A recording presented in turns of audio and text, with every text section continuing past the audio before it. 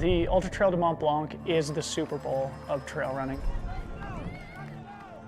I've had 4 attempts at getting to run UTMB. I mean, 4th place without a doubt feels unfulfilling. And failure is okay. The current fall is just one moment. The places where you really grow are the ones that keep kicking you in the teeth.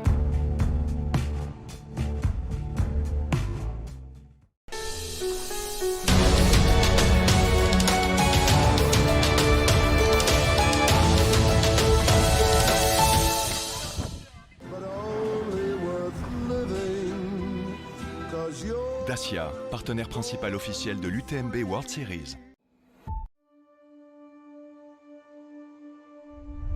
It is so emotional. On va vous laisser vivre ces images. 3, 2, 1.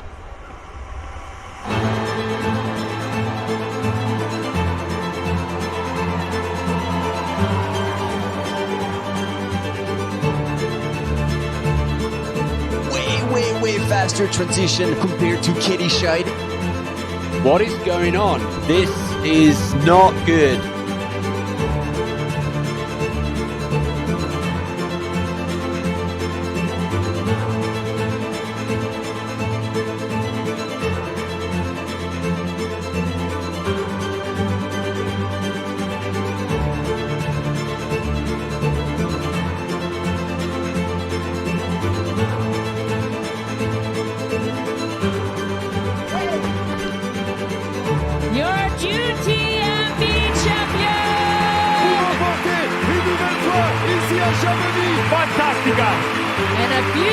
of victory. Going through the crowd.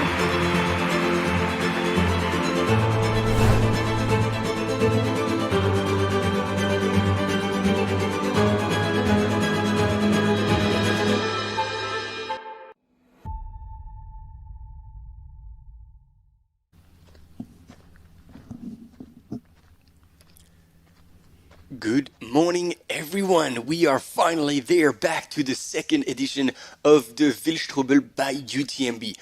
Welcome, everyone. It is a little bit more cloudy than we had last year in terms of weather conditions, but the runners still started this morning, local time 5 a.m. It is now 7:04, so we're 2 hours into the race, as you can see on the top left corner of your screen, for the Wild 110. So this is the 100-mile category, which is the red color code, and this is definitely one of the most beautiful events on the UTMB World Series circuit. It goes across, for those who are not familiar with the course, since we're not seeing any runners yet, I'm going to give you a little bit of a background on what's happening with this race. So it's across two cantons. This is the how we call the regions in Switzerland, between Valais, where it starts in Crans-Montana, and Bern. So across two different cantons, two different languages as well. In this race, which is called Queen Race of this event, 113 kilometers long with 6,600 meters of elevation gain. And the creator, Jean-Yves Ray, was the winner of the 2009 CCC. So as you can see, a weathered quality ultra runner. And it takes us through the famous renowned destinations Crans-Montana, Lökebad, Kandersteg, Adelboden, and Lenk. So the runners will also go through like several very well-known passes, Gemmi passes, Royal, and the Wildstrubel hut, which is new this year. The course has slightly changed compared to the first edition. So the runners will be delighted with all these passes. And as you can see here on the images again, it is more cloudy. It is more kind of mountain weather. So obviously, as per usual in the UTMB World Series races, runners have to carry mandatory equipment. So they are definitely ready to encounter any type of weather conditions. So that was filming from Lökebad, just to give you a little bit of an idea of where we are on the course. And the climb that you will see, well, these are the images from last year.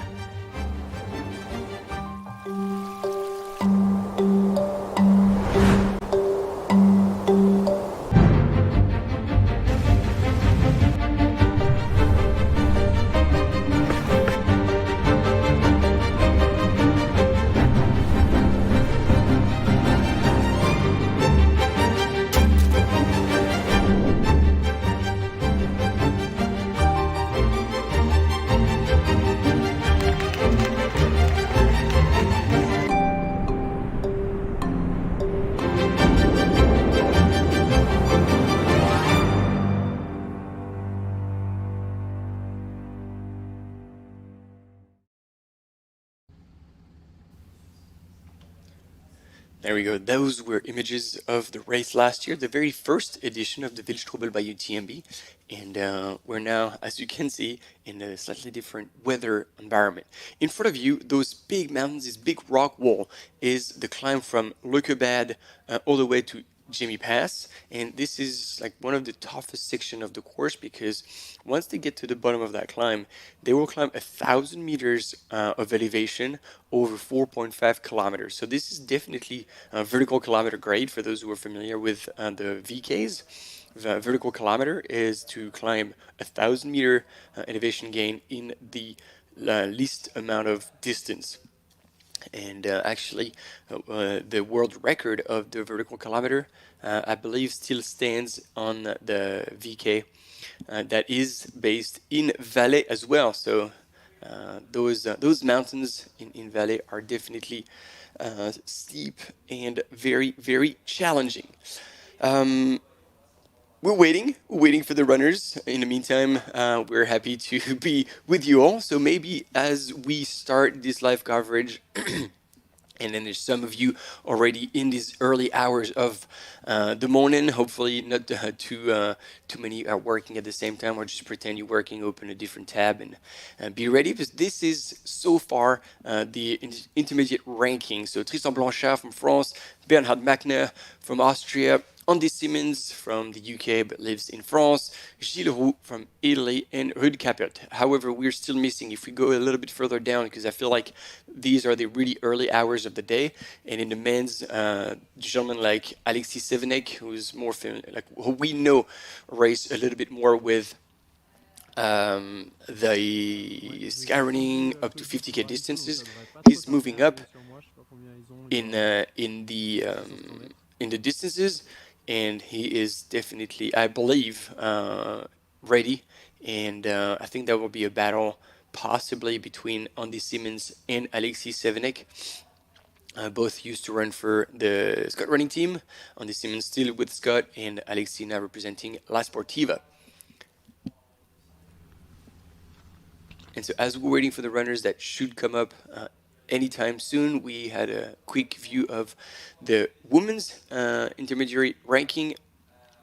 And Catherine Goeth, without any surprise, was leading the women's field. So that was the start with a gradual first climb from Crans-Montana, and then past Werner Halp all the way down to where we're going to find them. So they've gone through the aid station that is down in Leukerbad, and then they're going up in a solid climb. So Catherine Goeth, Sarah Escobar, another Swiss person, Charlotte d'Alençon, Marie Janot, and Margaret Lane from the US to round up the temporary top 5. And when they go over Gemmi Pass,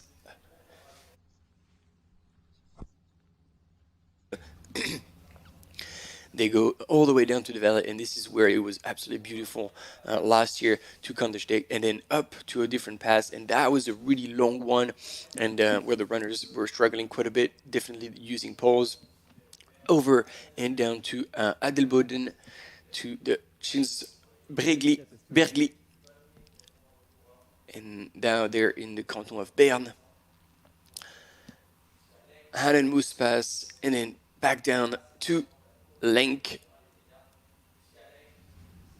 and that is the final and highest climb of the day.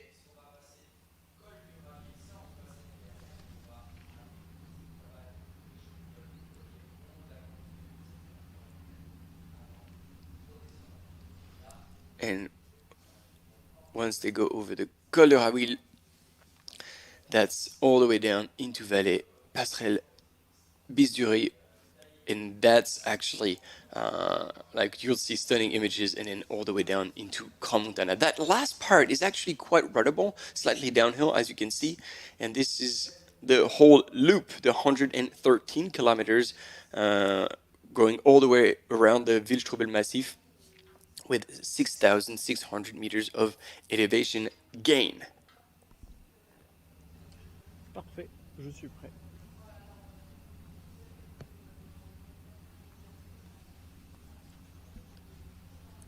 And I'm looking at the top 10, and they are within a minute 05. So that's the lead group, still running pretty much together. And there's already been a few changes since we told you the temporary top 5. So we've got Anastasia in the house, excited indeed to follow this race. Let us know where you're following from, and if you're following a specific runner, so we can look out for all the details. And if you are not already on the platform, the best way to follow this race live is the actual UTMB platform. It's live.utmb.world, and then you select the event Wildstrubel, and then the 110 kilometer, and then you'll have every single information you could be after: the profile, the live coverage, the temporary ranking, you can select one or several runners that you can put in favorite, so you find them very quickly. So yeah, you have all the details you could wish for to help you follow this race live, on top of what I am offering to you in the comments. Again, after 2 hours and almost 15 minutes, we're eagerly waiting for the runners to show up, and this is the temporary ranking in the women's. Catherine Gertz. I mean, if you don't know the name, then you've been hiding under a rock for a long time. As you can see. Je vais échauffer, ça va être sympa cette histoire. C'est vrai que ça va pas trop vite, j'espère. Polina Krosek as well. One of their runners to look out for. C'est la tête, ça, hein? Ouais.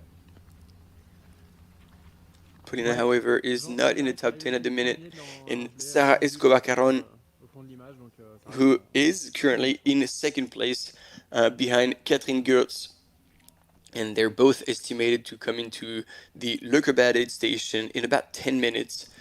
And then in third position is Charlotte d'Alençon, Marie Janot, Margaret Lane from the US, Morgane Creton from France, Clara Gasser from Switzerland, Nadège Capri from France, Mathilde Tiquet from France, and Elodie Guégan, also from France. And the top 10 women, however, it's a bit more spread out already, and that's one point earlier than the men's, because there's already 17 minutes between first and 10th woman. Now, in the men's, I was telling you about him, Andy Simmons, no surprise here. He will be pacing himself really well. He's passed on UTMB this year to possibly qualify for UTMB next year. Alexis Sevenek, and you see there's very few results there, because usually he races like shorter distances, as you can see, Trail des Hauts-Forts, but he is prepared. He is prepared to go hard and to increase the distance. And Vincent Viette, who we know has about a year ago now joined the Salomon team to take care of all the international athletes, and still running quite a bit himself.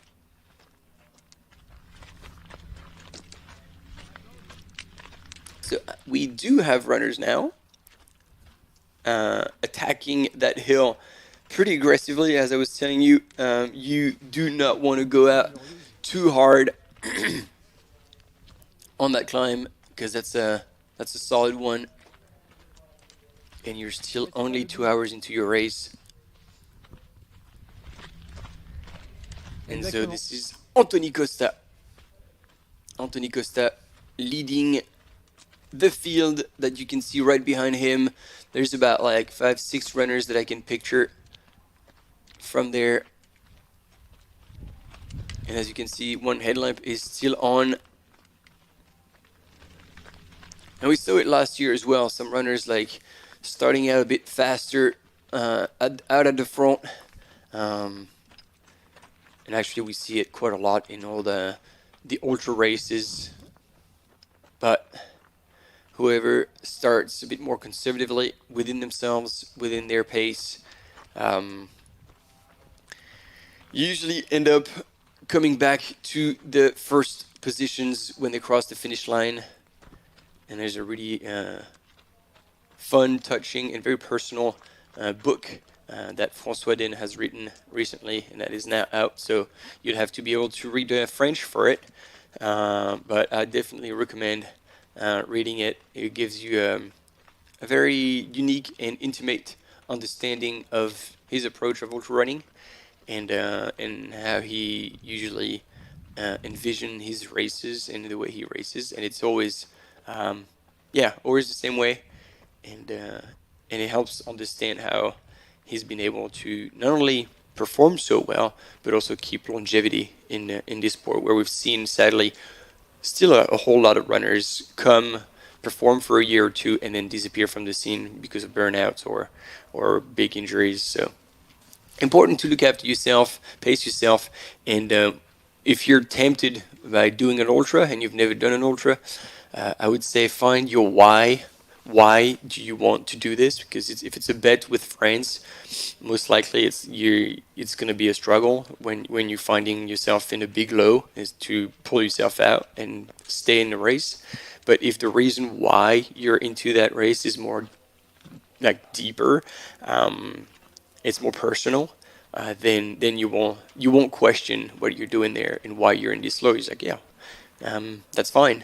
I'm in this because I chose to do that, and usually it's a much more powerful approach. So two ways to go up that track here. So we'll see how it goes. Still Anthony Costa leading from France, from Adelboden, and right behind him, I believe, is Tristan Blanchard, who was fourth here on the shorter version of the Wild. It was 108 kilometers last year, so slightly less. Ouais, ces gens, jonction du dossard numéro 8 en tête de course. Ils sont deux. Yeah, that's it. Tristan Blanchard. And Tristan Blanchard is actually now taking over the lead. The runner seemingly sponsored by Scott. So that's another Scott runner in the race, aside from Andy Simmons. And so Tristan will have the advantage of knowing the course or knowing how to pace himself. There's just a little difference because this year is 113 instead of 108. And I think it's another 800 meters of gain on top of what was last year. But Tristan, having finished fourth last year at the Wild 108, I feel like he'll know the course, he'll know how to pace himself to manage his effort. And so I think it wouldn't, like, I'm not surprised to see him here and make a move. At least it will be an educated move at that point.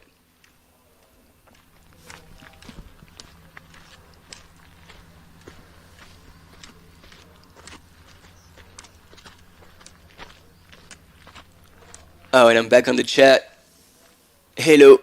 So hey, René Jorgensen, thank you for being a faithful listener, being part of the UTMB World Series lives and possibly other lives. Thank you. It's going to be a great day. I'm going to be on my own today. I'm hoping that perhaps still not giving up on having Corinne join me, Corinne Malcolm, who could join me remotely from the US. That'd be fantastic to have her.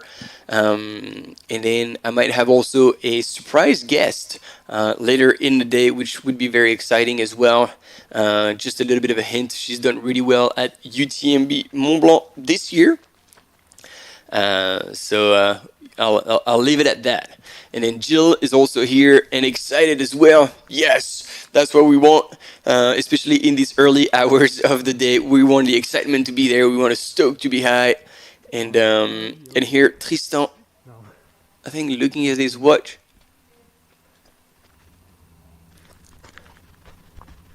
And yeah, you can see it going across that creek. Ici, là. Maybe a conversation going on.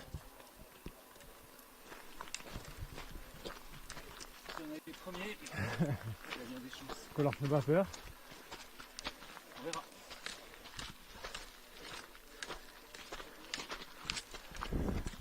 No, casual. De quoi? Jean. Tristan, c'est ça? There you go. They're getting to know each other because they might be sharing quite a few kilometers with one another during this race. So it's always good to have someone to chat with. And this is the start on the left part of your screen, on that split screen. The start this morning at 5 a.m. in Crans-Montana was under the rain. And it looks like now the rain has stopped, but the clouds are still there.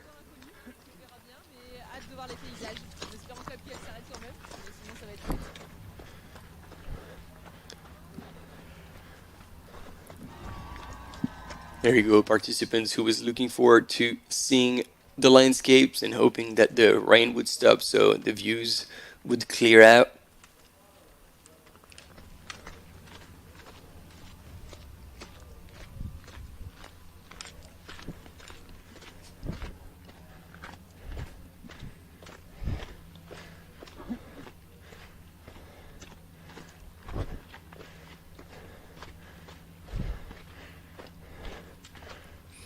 Good morning, Hybrid. Yes, I believe everybody will have a fantastic day today. Excited to follow this race all the way through, all the way around the Wildstrubel Massif. Started in Montana, going through Link and then back.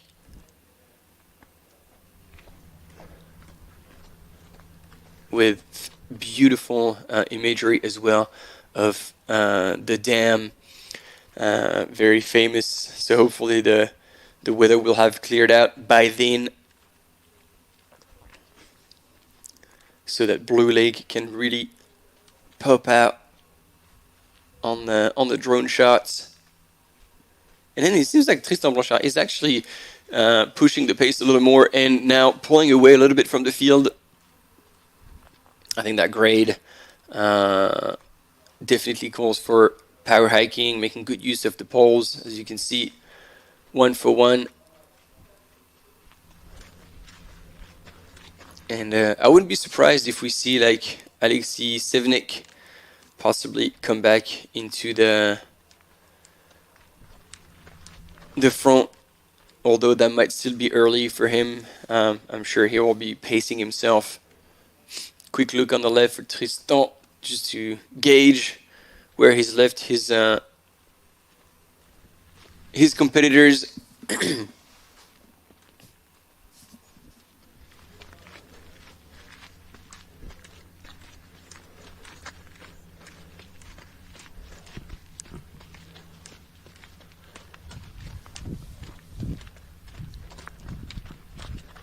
And so there's quite a few of you watching. So at the minute, I'm just wondering, has anybody participated in last year's edition?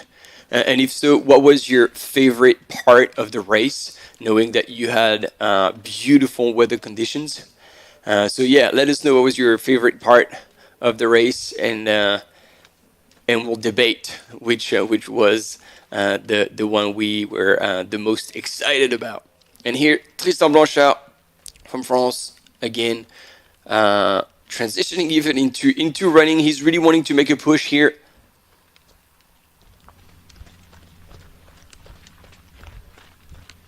And possibly break through, open a long enough gap so his competitors stop, like lose sight of him. And we keep saying that, out of sight, out of mind, so they would possibly forget about him a little bit. But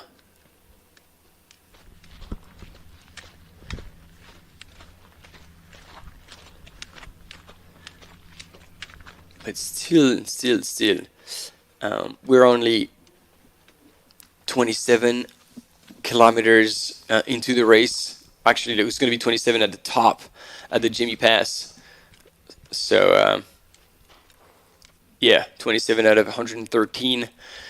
You don't want to get too excited either, and burning too many matches, going a bit hot on that climb, on that what's like literally a vertical kilometer. Could, yeah, you could pay the price. You could pay the price later on. But again, like Tristan Blanchard has been 4th last year on the Wild 108, so he knows the course, and so we can only assume that he's pacing himself the right way. Perhaps hungry for a podium place to better his 4th place last year. And yeah, he's got about 200 meters on his competitors, and it looks like there's a couple of them that I could catch a glimpse of. And as you can see, it is, I believe it's still raining, because yeah, it's back to raining. Oof.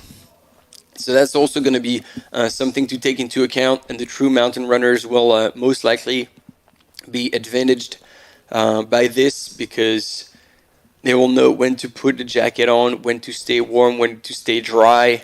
They're going to be over 2,000 meters for quite a lot of time. And as you see on your screen, 1, 2, 3, 4 big climbs.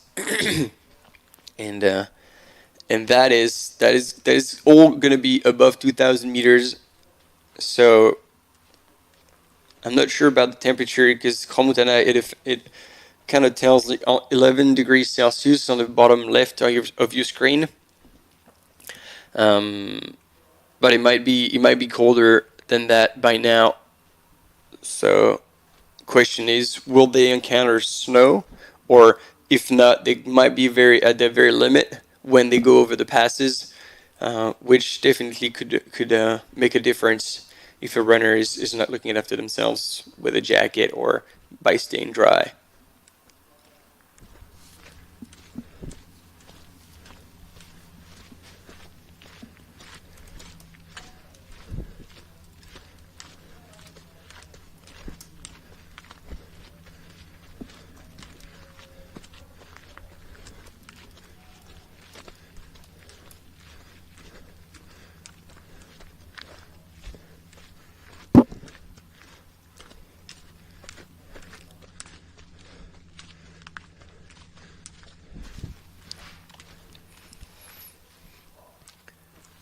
And as you see, the more they climb, the more Tristan is going to find himself on a steeper slope and on a narrow trail.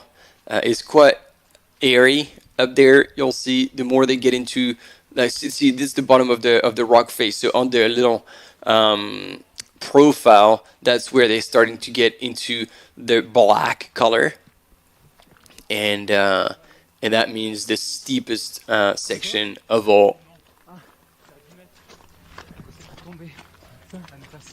Ici? Ouais, ouais.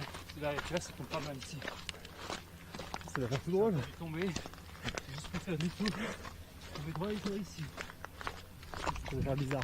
Ouais.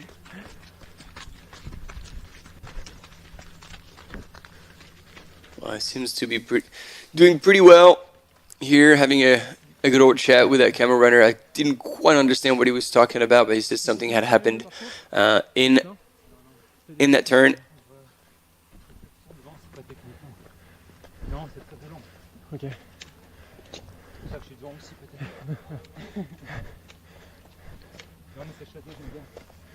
Il y a une immense descente de l'autre côté sur 16 km. Ok. Sur du chemin comme ça. Ok. Ah oui donc. Allez.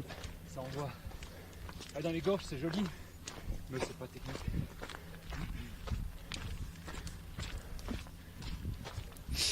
Yeah, so as explained, Tristan was actually telling our camera runner what was coming ahead, and he said, like, that's why I'm in front right now, because I wanna push a little bit on that section, because then when we tip over it's a 16K descent that is absolutely not technical. And so he says, like, that's gonna be pretty quick. So he says, like, that's beautiful, but definitely not technical. So he's expecting the pace to increase significantly.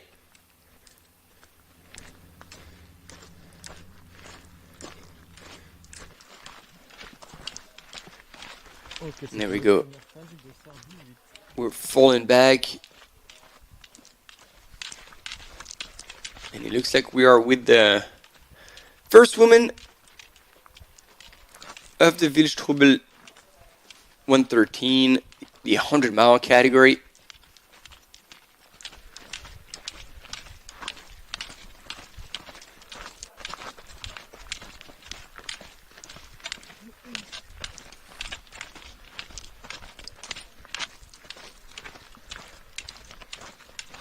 It would be Sarah Escobar-Caron, the Swiss runner representing ATRV.ch, who's made the move on Catherine Goeth, but maybe only for a little bit, because at the Look About It station, she was 16 seconds ahead of Catherine Goeth.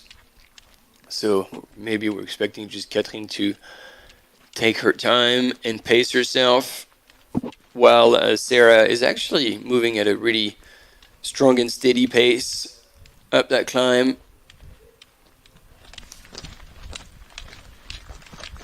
Oh, 218. And with a smile,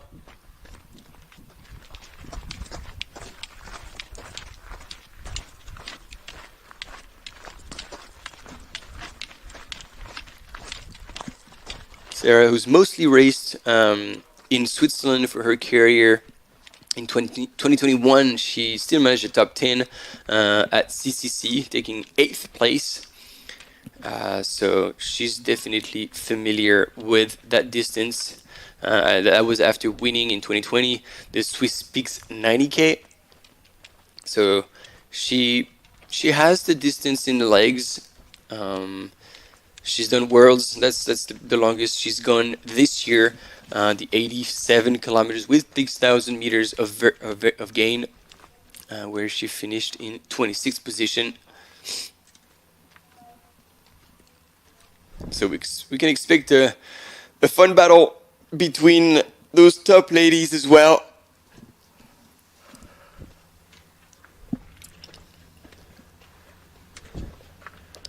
And I'm trying to go back and forth with the comments in the chat. It's like, Scott, yes, indeed, this is actually live right now. You have on your split screen, or you had top men and top women in the wild 113 kilometers and 6,600 meters of gain. A brand new, not brand new, like they're using essentially the same course as last year, except for a little bit of a loop and adding a section, which actually makes it really cool for the runners. And I will tell you a little more about it. But they go to the Wildstrubel Hütte, and that makes a big difference, because then they can get higher up, have 360-degree views.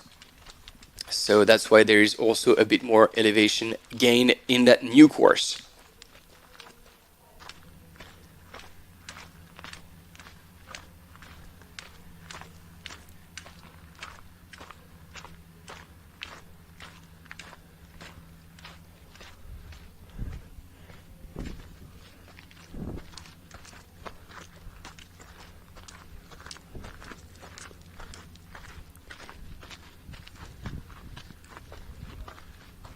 And so you see now they've transitioned into the black part of that climb. So black is above 20% grade, or Tristan Blanchard is now, and that's truly vertical kilometer grade, super steep.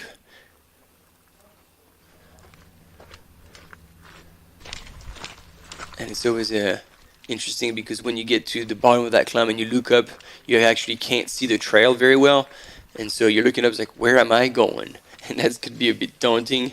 And once you're in it, you're like, whoa, okay, that is crazy, that is solid. And so that's quite a bit of a transition from everything that happened before, because this is a gradual climb coming out of Crans-Montana after the start, and then kind of a rolling descent into Le Cobat aid station, and from then on, like, it's that climb that just gets steeper and steeper and deeper and deeper into the mountain. As you can see, the trail is also pretty narrow with quite a bit of air on the side,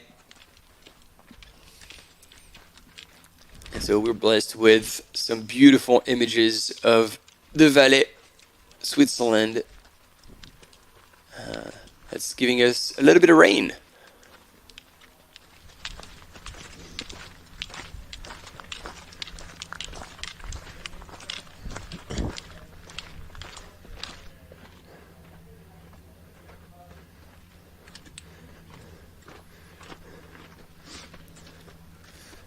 So that's a great question, René, about shoes that are mostly used in those races. You can have a wide variety of shoes in those races. The trend is definitely with more cushioning than less. So the minimalist trend has gone. Runners need cushioning on the foot to make sure their feet don't get too beat up, too damaged by the distance and the crazy amount of steps. We did the math and it's just like slightly under 250,000 steps for a 100-mile race. So that's quite insane. Obviously you do want a bit of protection because when you get tired, you end up banging your feet a little bit, and then so you don't want to have a black toenail or something from bumping into a stone, a rock, or here a step. Usually you want to be like 8 millimeter drop between forefoot and the back of your foot, so it kind of creates a little less stress on your calves and a bit more economy because you won't be running extremely fast. But then it's really down to personal preference. So this is really something you have to figure out for yourself. Try out different shoes, go in a store, look at your stride, look how far you're going in training during the week. And then the terrain you're going to be on, if it's super technical, you want a bit more traction. If it's going to be rolling the whole way, maybe you can go for a little bit lighter. So I'm going to end this shoe clinic. We're going to have a quick commercial break and we'll be back with the leaders in a second. Stay with us.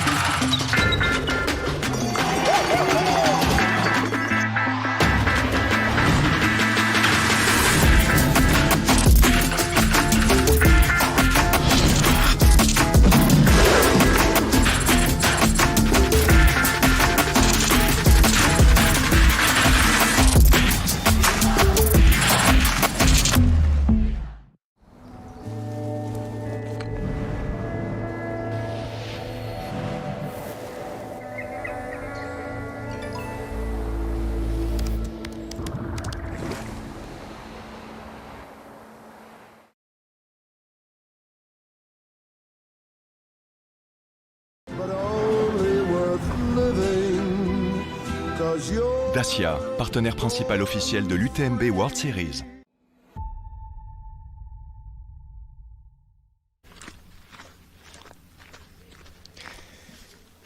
And it is still Tristan Blanchard in the front of the men's field on his way up to Gemmi Pass in the hardest part of the climb.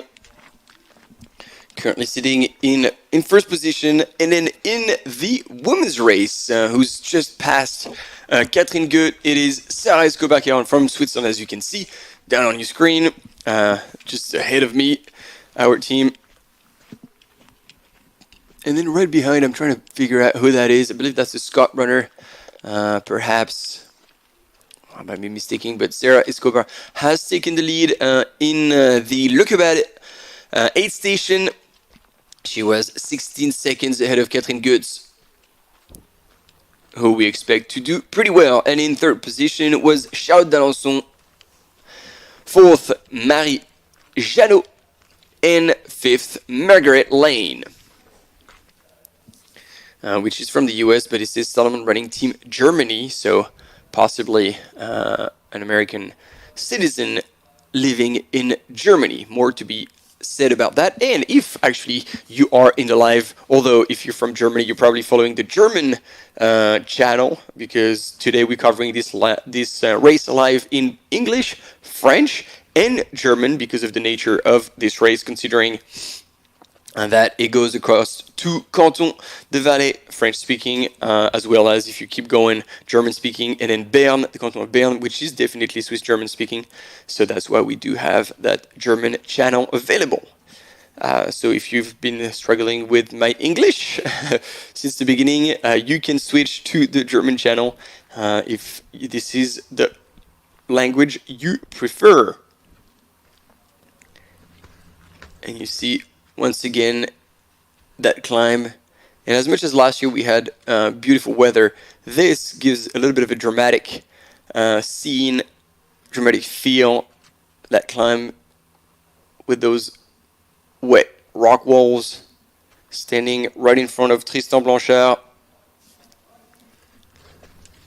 What a fun kickoff of the race.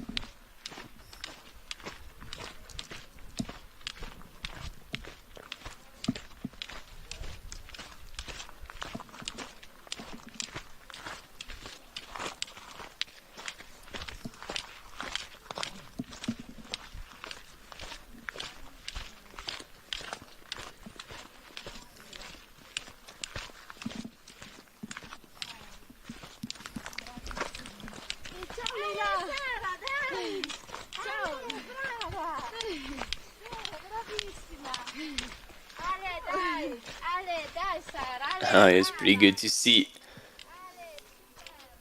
a few spectators here on the side of the trail, Italian by the sound of it, cheering our lead female runner in this wild 1:10, 2:47 elapsed.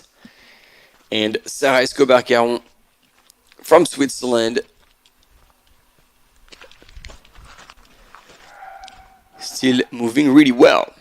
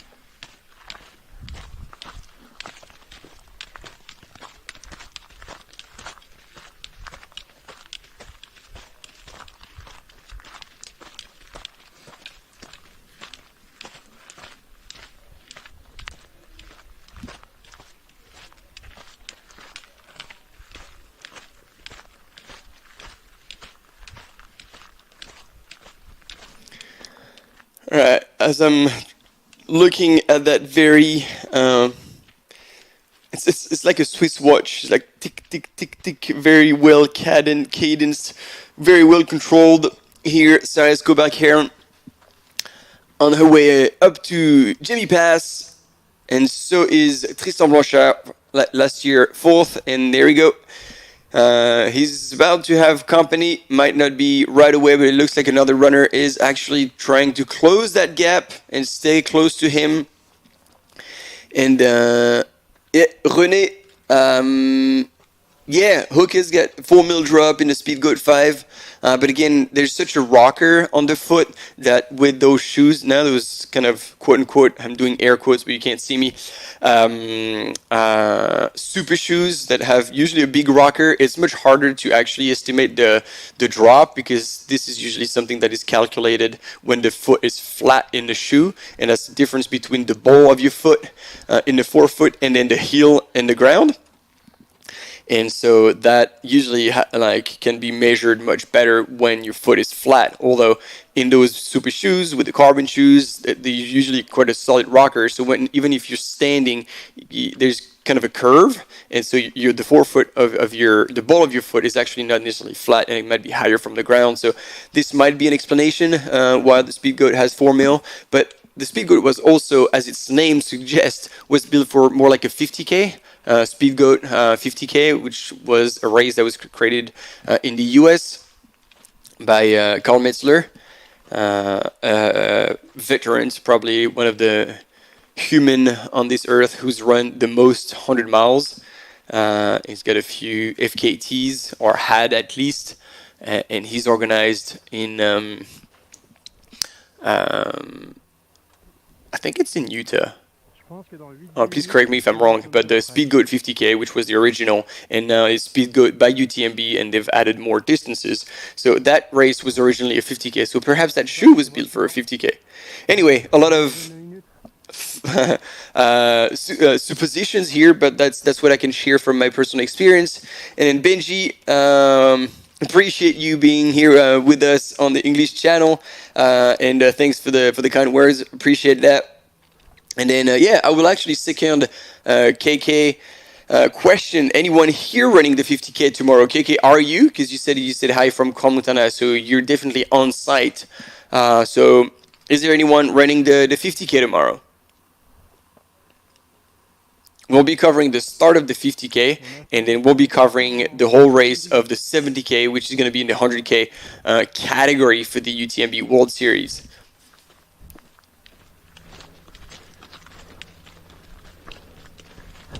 And so here on your screen, split screen with your first man, if you're joining us now, Tristan Blanchard, who's transitioning into a jogging pace.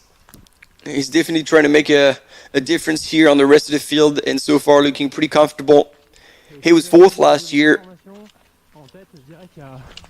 Une quinzaine de secondes entre le premier et le deuxième, et j'ai l'impression que c'est Alexis Sevenek. And there we go. So that's the confirmation. I'm glad, even on these early hours of the morning, that I wasn't telling you lies.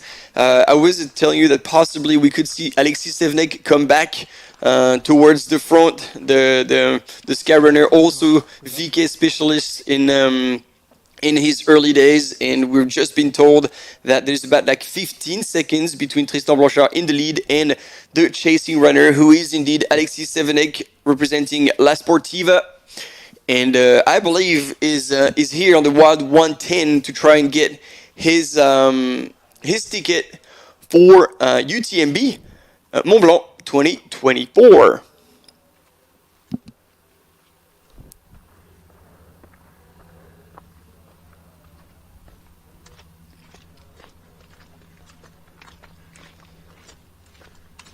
And really cool, yes, KK is running the 50K tomorrow, so good luck.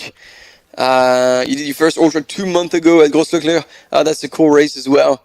And now you're starting to collect your running stones. Yes, I think this is a very good point, because the rules evolve as the race organization gains awareness, understanding, chats as well quite a bit with the PTRA, the Professional Trail Runner Association, that gathers like now over 200 of the top athletes in the world to try and, you know, preserve the sport, but as well like talk with the different entities to make sure that everything makes the most sense possible. So the UTMB World Series has been chatting with them quite a bit to adapt their policies.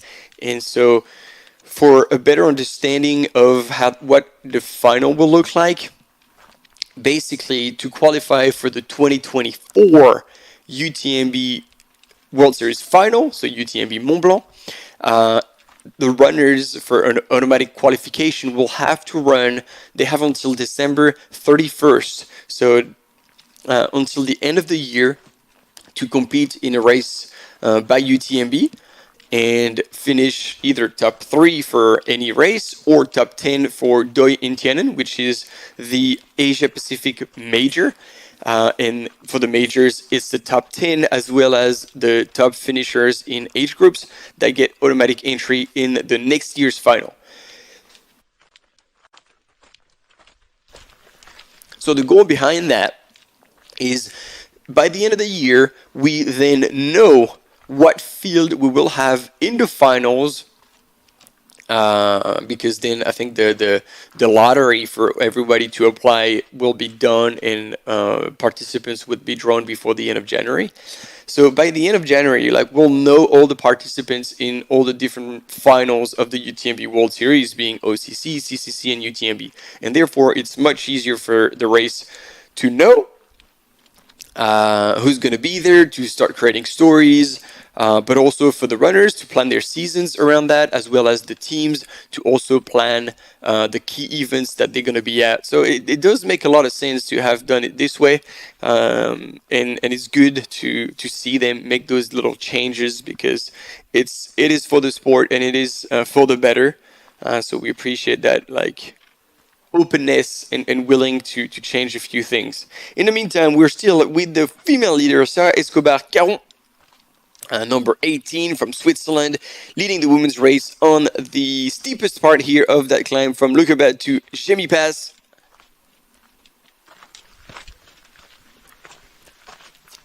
Followed by a few male competitors, so it was good to have company. And apologize for sometimes the little bit blurry images, but as you can imagine, on that rock wall, it's quite tricky to get really good reception. And then we are at the top of the climb on the plateau. Once they kind of pop out, it's nowhere near the highest altitude around. As you can see here, they're gonna tip over, and you might be able to see that there's gonna be 3D maps, 3D profiles. They're gonna go down for about, I think, 15-16 kilometers. So it's going to be a long descent, a little bit like we see at UTMB Mont-Blanc on the descent towards La Foulie. It's a long descent that you obviously want to move, but you don't want to murder yourself, or even more so murder your legs. So you want to go smooth, you want to go light,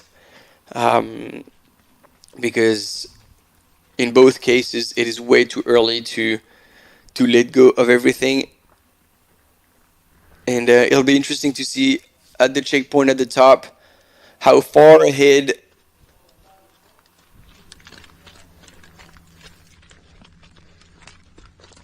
Tristan Blanchard will be from the rest of the field. And if indeed Alexis Sevenek will have had enough of that climb to close the gap, so both runners can start the descent together. Also important, because it's going to be a long descent, to stop and take care of yourself at the aid station. And you see Tristan here, very familiar with the course. He knows which way he needs to go, which are the quickest ways up.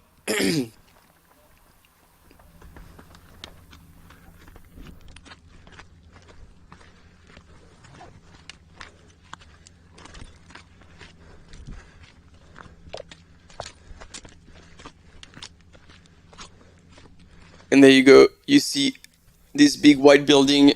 The aid station is going to be right behind that before, so it's going to be a kind of tiny out and back, or they're going to have to go towards the right, get to the aid station. That's going to be like right back against the building, which offered pretty good weather protection.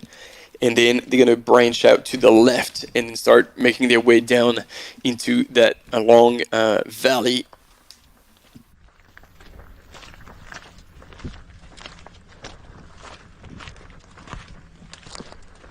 Ouais, ces gens, on va arriver au sommet du coup.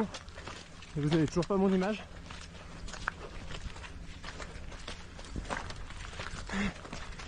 Aucun problème. Aucun problème. On arrive là.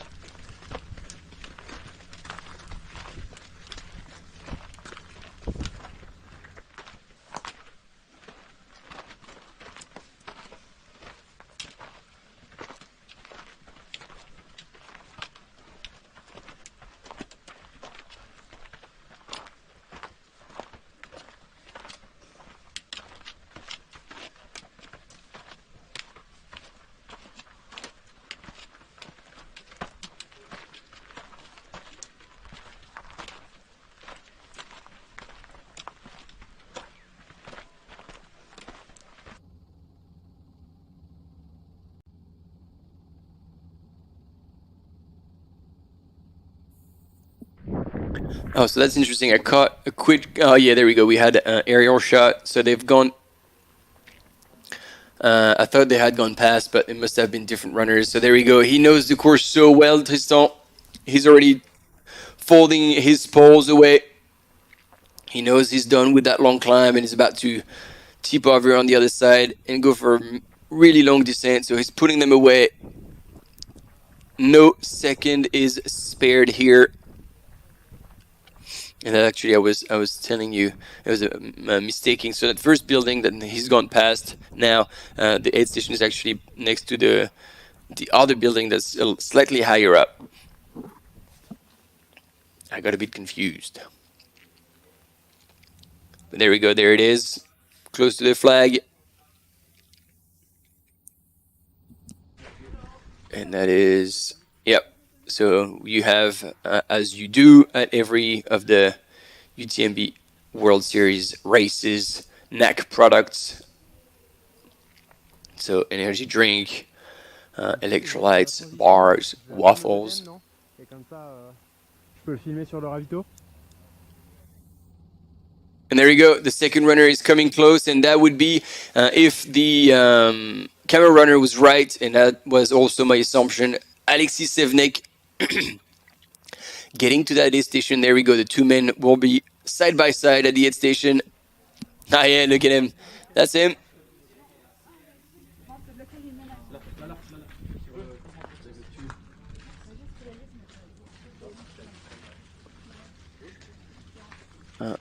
And so, yeah, he's putting his poles away.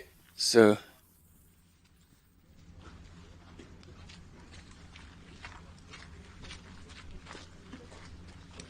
takes a bit more time here at the aid station for Tristan Blanchard.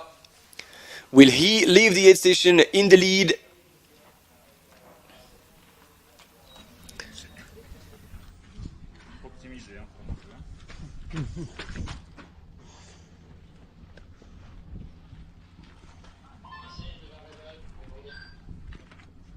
And who do we get in third place? Seemingly a Nike runner.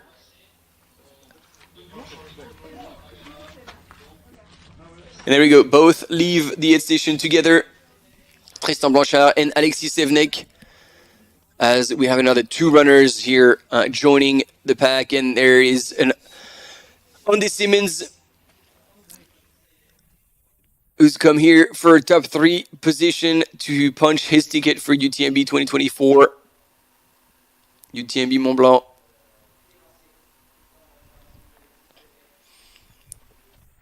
And so the pace is going to be very, very easy for Alexis Sevenek at this point. He's used to running much faster. The challenge for him will be the distance, managing his nutrition. But somebody told me that he had a really solid block of training. So we can certainly expect him to do well. The runner from Morzine Avoria.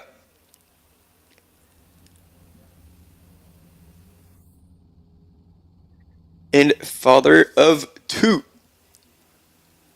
So if Jenny, who's probably doing the crowing for Alexis, is listening, shout out to you.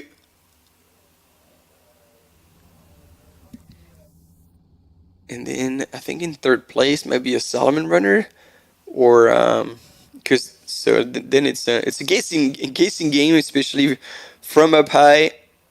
But in the mix, we had Vincent Viette, who could have closed the gap here, and I can't find that Nike runner who was head-to-toe Nike, so I'm gonna have to find out who that was.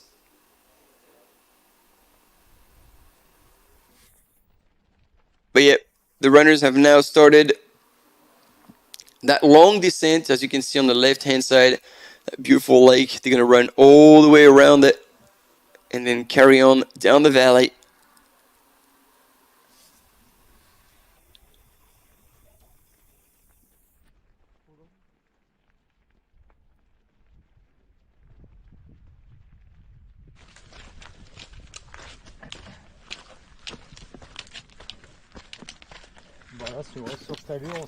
And in the meantime, quick update with the female leader, still Sarah Escobar-Caron from Switzerland, leading the way on her way up to Gemmi Pass.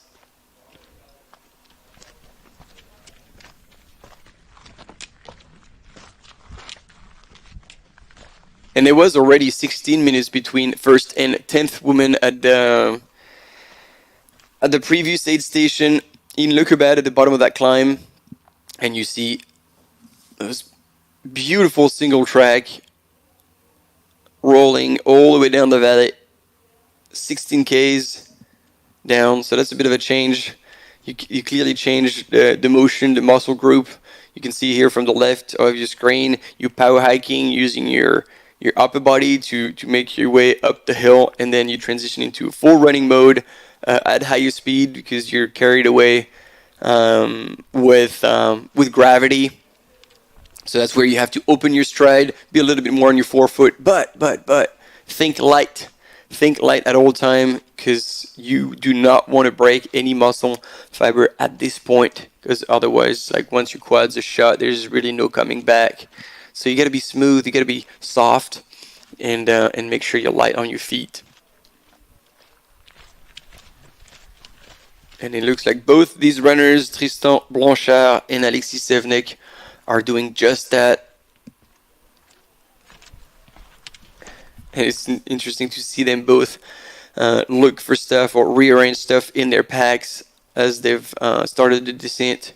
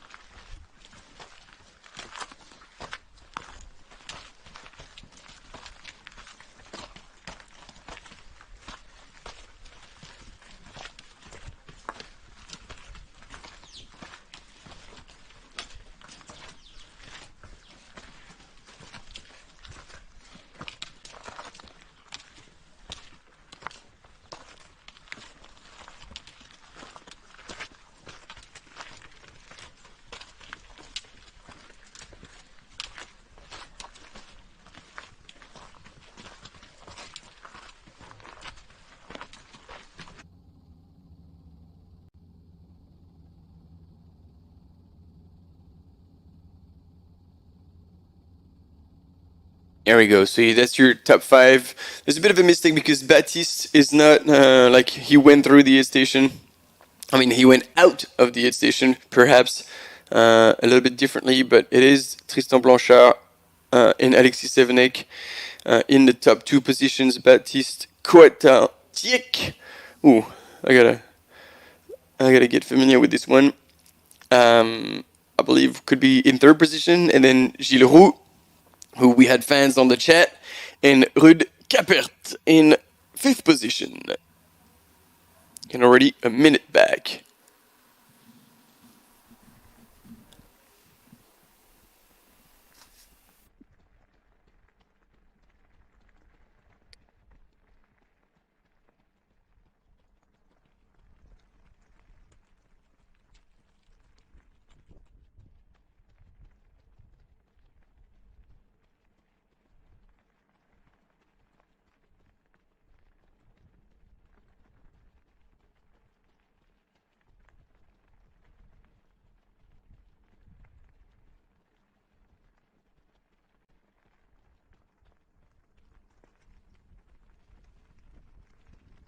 So yes, confirmed.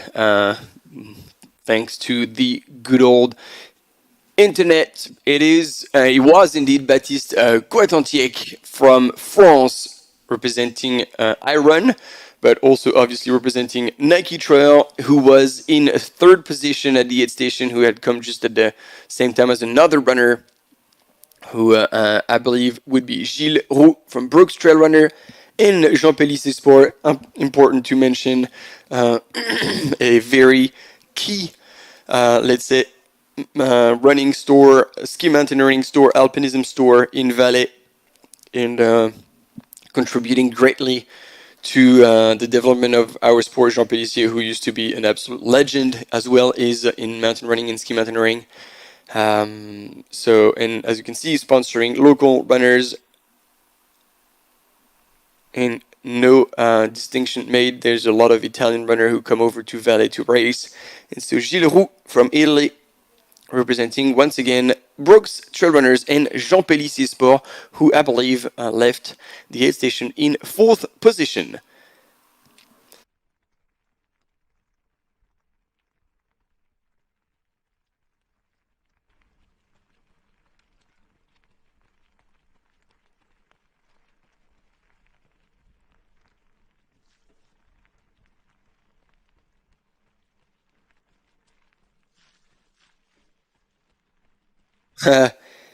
Hey Jill, yeah, it looks like we have people who have been with us for this whole UTMB Mont-Blanc races, and well, you know, when you're late for your dinner, you can get in trouble, but when you're so late that everybody's had dinner and left, you're like, oh, it's just more like a no-show. So I know I didn't get in trouble, and obviously everybody was very understanding that I was on the schedule.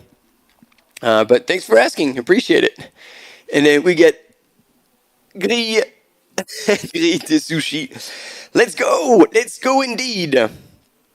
On that long descent, Tristan Blanchard still leading the men's field, followed probably a few, like 10-15 meters behind by Alexis Sevenek. And yeah, we're close to, no, we're dropping down a little bit, but we were close to about 4 minutes per K, 4:15 per K, so you can appreciate that those runners are moving at a decent pace here for 113-kilometer race with 6,600 meters of elevation gain and loss, actually, because this is a loop around the Wildstrubel Massif from and to Grand Montana.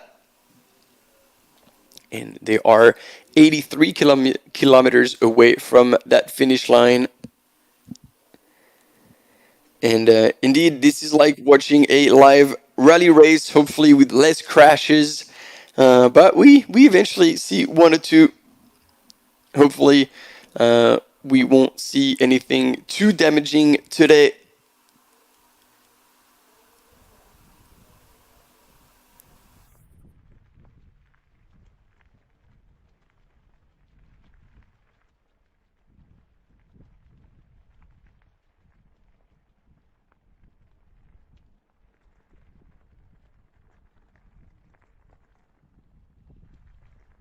And Tristan Blanchard, if you're joining us this morning,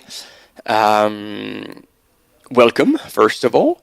And then Tristan Blanchard from France was 4th last year in the first edition of the Wild, so he's familiar with the course and he's most likely managing his effort perfectly. We got a quick commercial break coming up, but stay with us.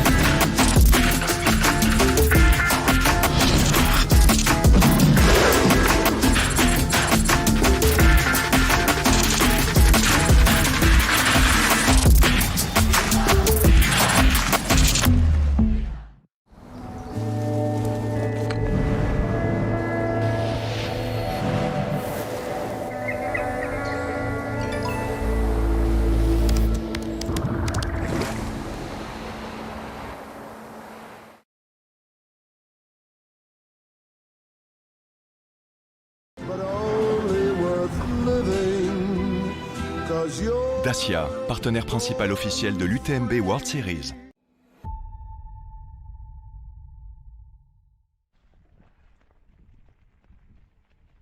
Alexis Sevnik still chasing in second position, the French runner, together with Tristan Blanchard, so they are both still within striking distance in these early hours, 3 hours in, 30 Ks in out of 113, but still another 4 solid climbs to go through after that long descent. And if I'm correct, they'll go down a little bit more and then back again and tackle a massive climb on the left-hand side of that valley. So once they've already gone past the lake, and they'll keep diving down as the grade becomes slightly steeper. And here we are with a camera mountain biker, because I mean it's downhill and it's not technical, so that makes it way easier for our team to capture those images. Sadly, the 4G is not something we can actually manage as well, but we transition into that aerial shot at the top of Gemmi Pass on the way up to the aid station. And there we go. We're back with a drone shot. Oh, yeah. And so, actually, our third place runner, Baptiste Coatan-Titiek, is right behind Alexis Sevnik and Tristan Blanchard. It's been a long time I've been training for this. This is my first race after the COVID-19 is over. Yeah. So I'm very excited about it. Yeah. Yes, definitely excited. Yeah. So I just want to get going, and then we'll see what happens. C'est un peu le grand saut dans l'inconnu, donc on verra bien, mais hâte de voir les paysages, en espérant que la pluie elle s'arrête quand même, mais sinon ça va être chouette.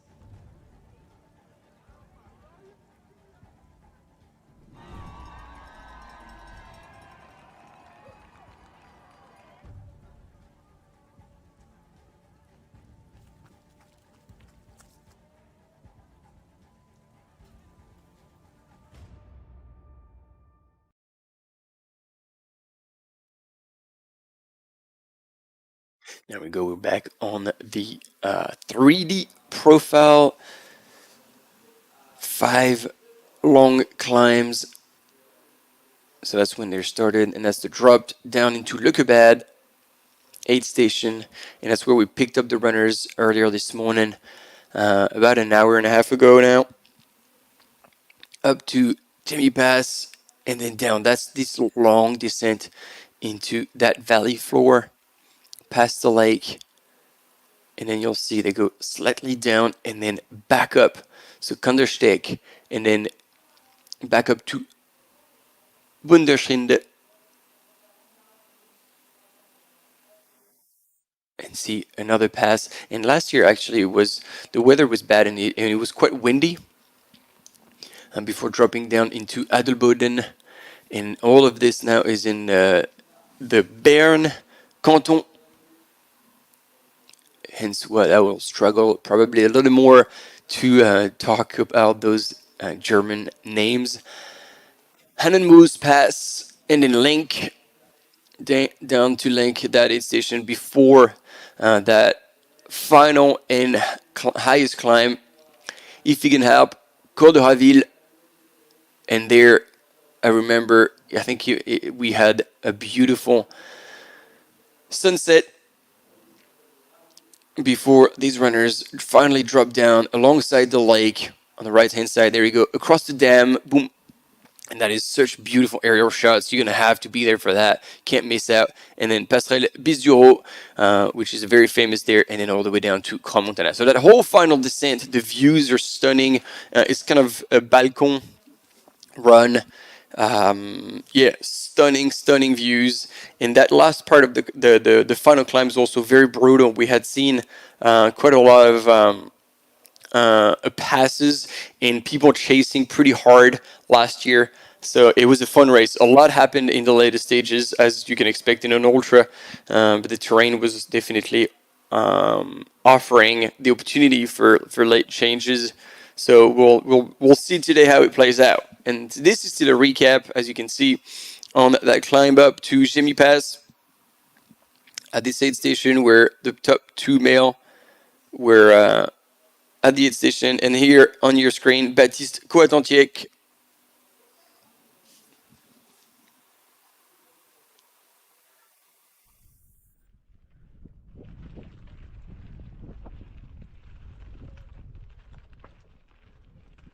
on their way to Kandersteg.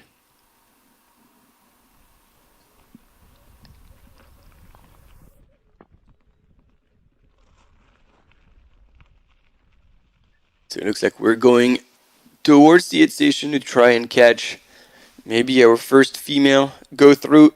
Sarah Escobar-Caron, number 18.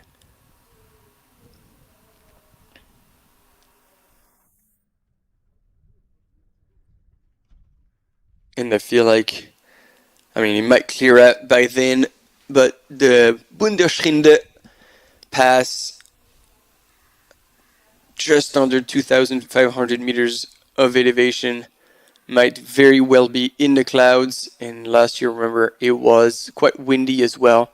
So runners might have to put on a jacket once they tip over, or even shortly before. But that might be a bit of a faff, knowing that they will have their poles on, pushing. Do I stop to put the jacket on? Do I not stop? Do I wait until I'm on the other side and have gotten rid of my poles? There is a whole like strategy to think about and to go around those different moves. When you have your poles, then you pull them away, but then when you put them away, you put them on your pack, so then it's less accessible. And if you have to put on a jacket, you put your jacket over your pack and everything, so then it's possibly harder to reach out to your poles again, or maybe with the poles the jacket doesn't fit. You can't leave things to chance if you want to be competitive. And this is always the fun part of ultra running. And if you were with us during UTMB Mont-Blanc, it was quite actually interesting to talk with the crew at the Courmayeur aid station, and the likes of it was with Tom Evans. So sadly Tom had come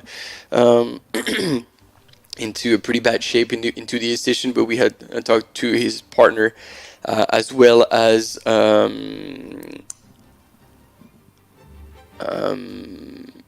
I've lost Jessica from like Jim Wormsley's partner, and she had explained that they had even rehearsed those aid station moves to be sure that nothing is left to chance.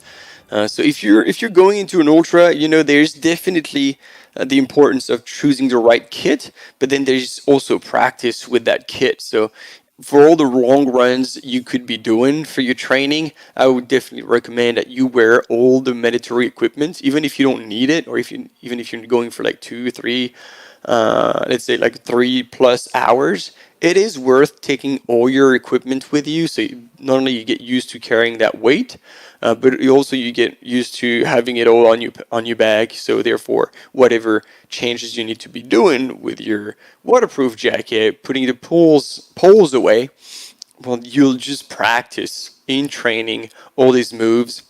So then they become natural, and you don't end up like Tristan Blanchard had to do getting to the aid station. He was ready, he had these poles folded, but then he had to essentially like take out his pack and then put the poles in, put his pack back on, and all this, like that's a bit of time that you lose, and that allowed Alexis Sevnek to just do what he needed to do at the aid station and leave back together with Tristan.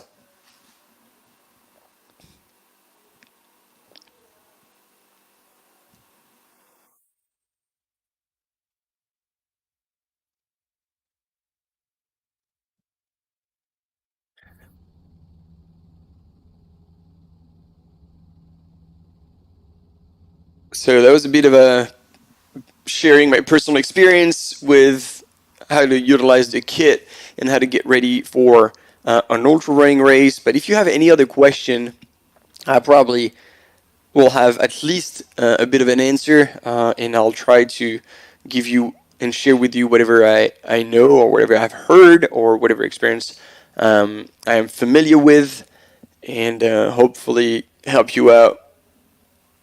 So you can try yourself at trail running, because trail running, I mean, those mountains can look scary right now, but everything can be done with measure, and you can always start with a 10K, and a 10K on the trails is trail running, and there's absolutely nothing wrong with that, especially when you're young or when you're starting, like trying to jump into an ultra very quickly.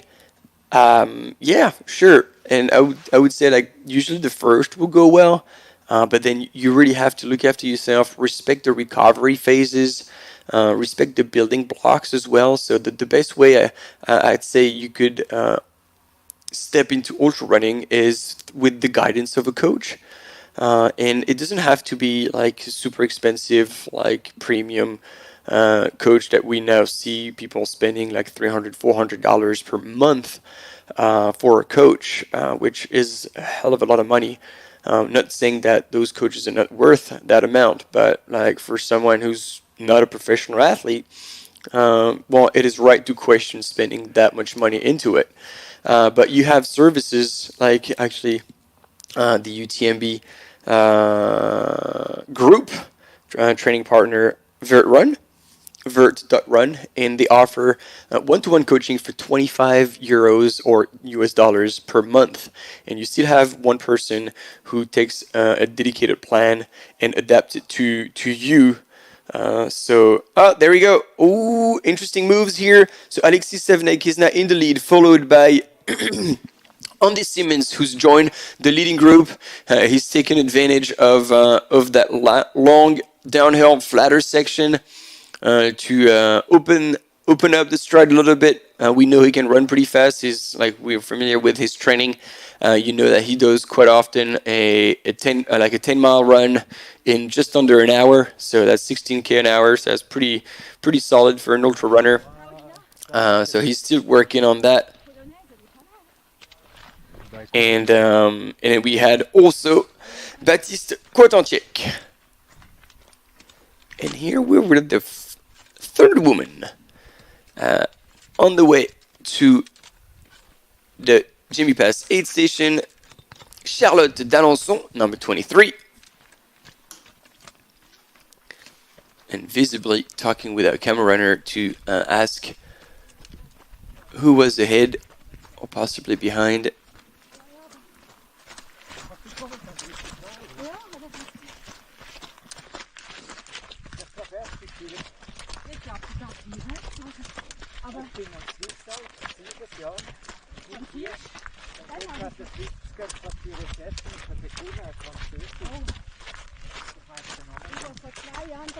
Visibly pretty chatty, Charlotte.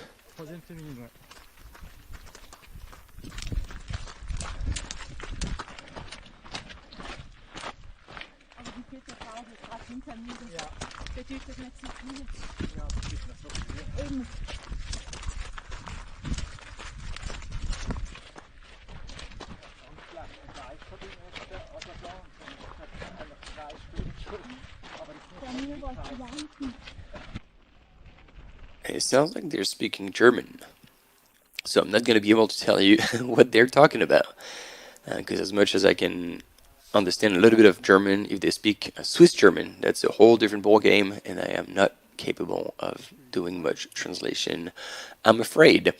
Back to the female leader, Sarah Escobar-Caron from Switzerland, who's climbed all the way to Gemmi Pass from Lökebad in the lead, and now she's transitioned into that long descent all the way to Kandersteg, 16 kilometers, where things can change, as we've seen now. Excuse me. You see runners like Andy Simmons and that gentleman with the orange jacket, who I don't know who he is. And then right behind in 5th position, but just right there, is Baptiste Cotentic.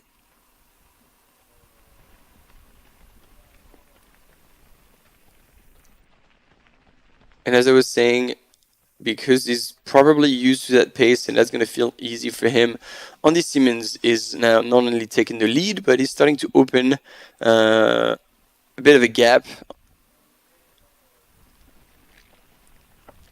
on the rest of the field. Everybody's kind of pacing themselves, it looks. So if anyone knows the person who's with that orange jacket, I would love to know for sure, because I mean, we know he was in the mix at the top, so that could be Ruud Kappert from the Netherlands, but I'm not entirely sure. And with that jacket, we're not going to be able to see the bib number, which is not going to help.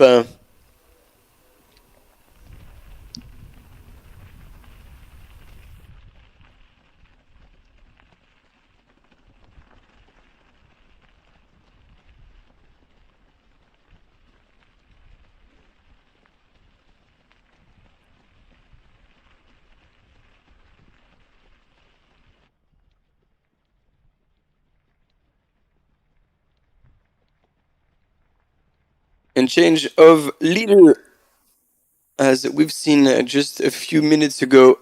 Andy Simmons has now taken the lead, and in true British form is wearing just a singlet regardless of the weather.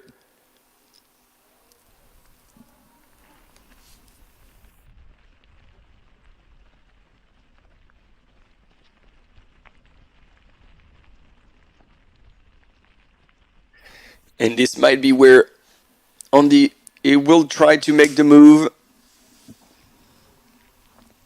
although only probably 33 Ks into the race, which means another 70 to go.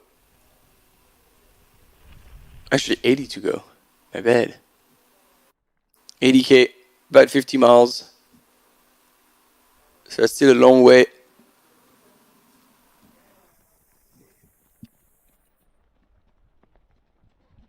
But this is not done, and Tristan Blanchard and Alexis Sevenek are not giving up.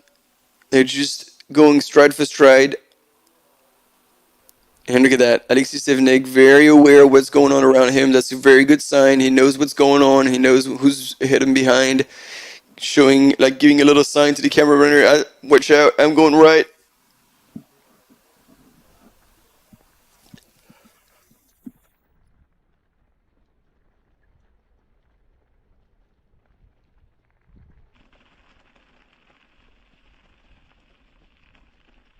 So will the same scenario happen in the women's field? Will Catherine Goeth reel in Sarah Escobar-Caron on that long descent? Will she take advantage of that to close the gap?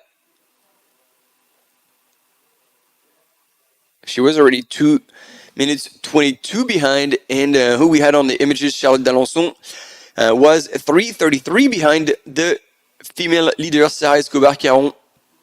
So we might not see actually Catherine Goeth come back in.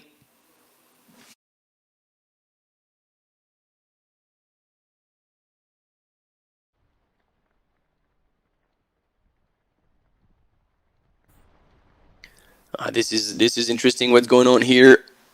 Tristan Blanchard taking back the lead. So perhaps those three gentlemen will start working together.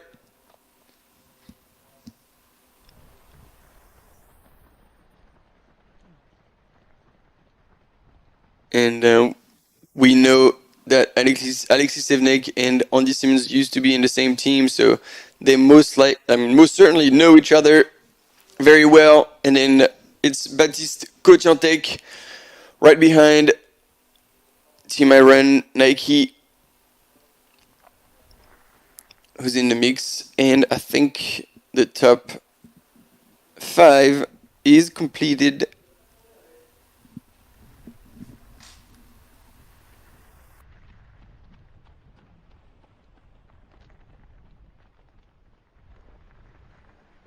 Which I believe is Ruud Keppert from the Netherlands. Can anybody confirm that? Ah, there you go. Would it be Marcin Svirek? Damien is telling us that. Number 14. Thank you, Damien, out there. So, yeah, Lillian was thinking it might be Gilles Roux from Brooks. And yeah, Damien seemed pretty confident about number 14, Marcin Svirek.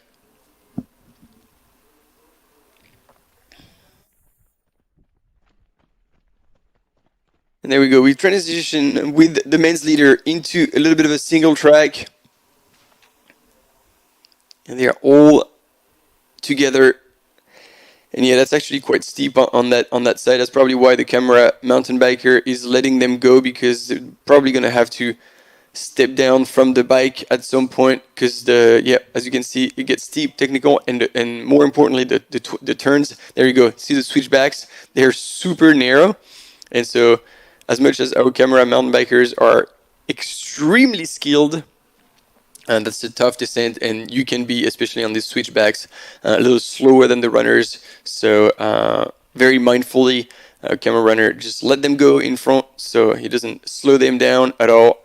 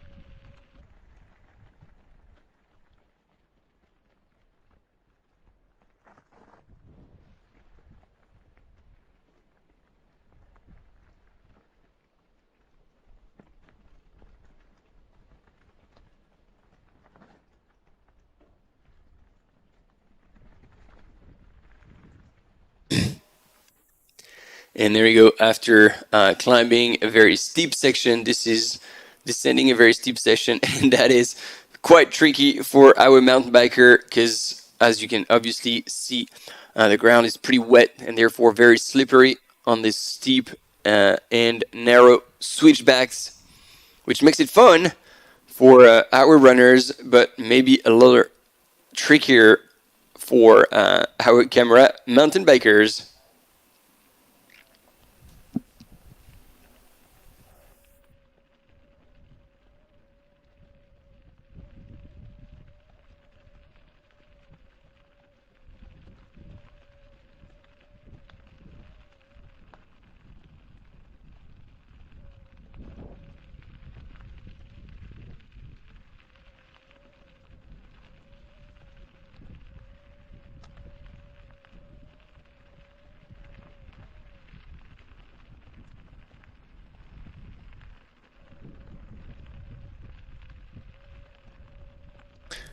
I've got more people showing up in the live, and it is good to see. I actually was counting the usual suspects, and I was like, well, we're missing one of them, and Nuts is back in the house. Salut mec! Hey everyone! We're for almost 3 hours and 40 minutes into the race. They started this morning local time 5 a.m. from Crans-Montana. And they've covered already for the men's some 35 kilometers and 30 kilometers for the lead woman, Sarah Escobar-Caron from Switzerland.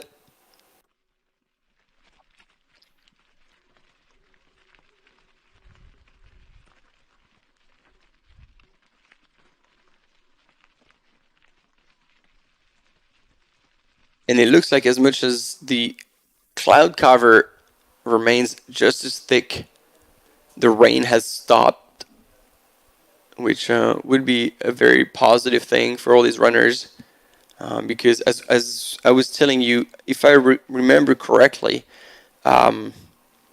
last year on the next path, so from Kandersteg to Bunderschrinde, getting to the top of that pass was very, very windy. And so if the runners are wet and then there's still a cloud cover, which will make the temperatures stay rather cold, and then if there's wind on top of that, that's going to be a bit of a challenge for the runners. So we'll see how things go and how the day evolves for all these runners. But so far, we've got Sarah Escobar-Caron leading the women's field, followed by Catherine Goetz and Charlotte d'Alençon, who was... she looked like she was pushing hard on that final climb up to Gemmi Pass and chatting away with her fellow competitors.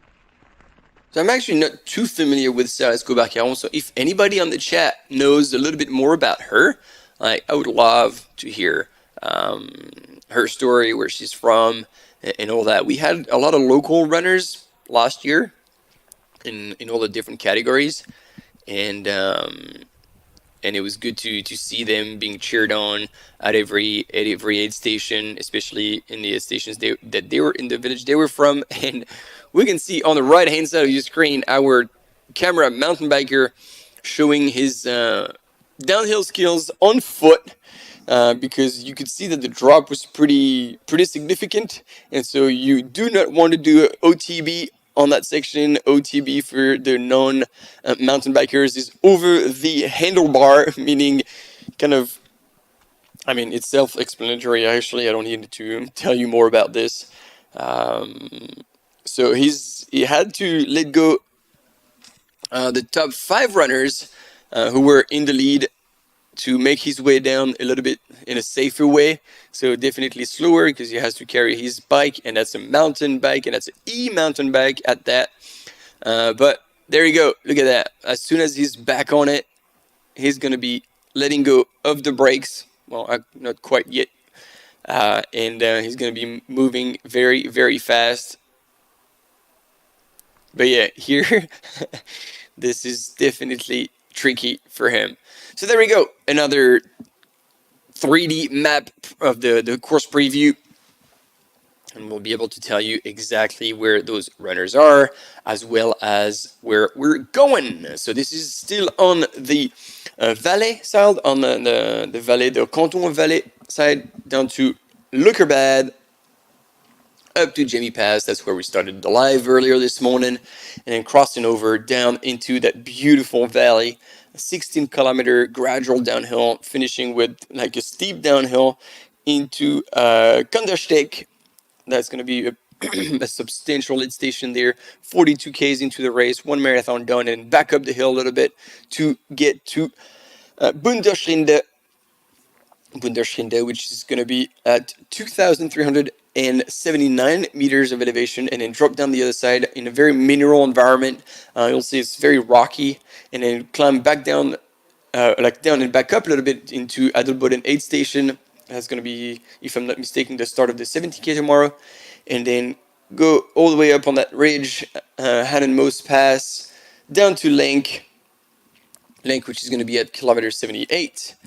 And that is the last part of, like the last big climb all the way up to Cabane Wildstrubel. That's the new part of the course. So they used to go straight right to Côte de Raville, but now they take a left to go to Wildstrubelhütte, which is definitely the highest point in this whole course at 2,788 meters, and that beautiful downhill, hopefully before dawn, alongside the lake, across the dam, down across the passerelle, and into Crans-Montana, closing this fantastic loop around the Wildstrubel Massif.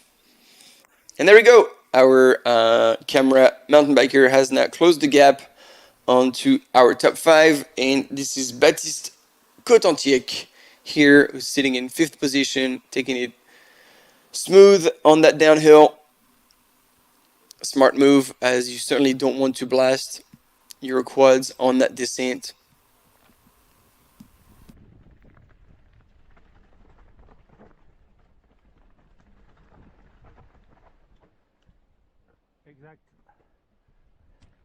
And as you can see, still quite tricky to maneuver for our mountain biker, who's making very good progress.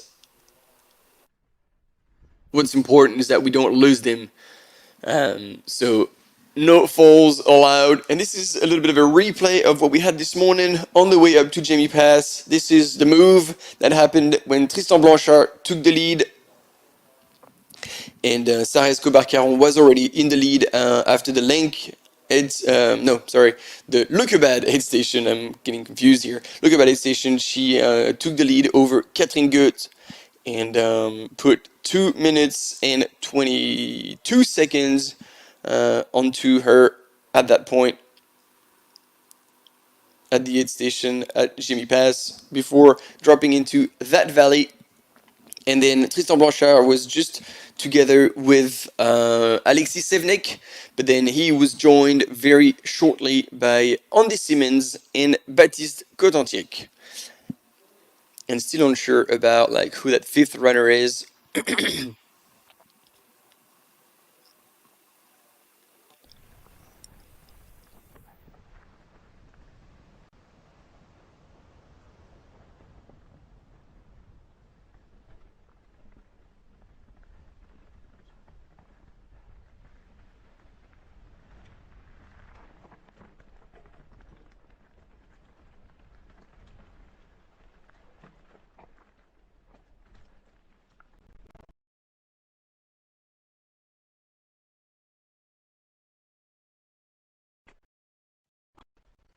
And I'm back to the chat for a second as the images are still not quite ready for us.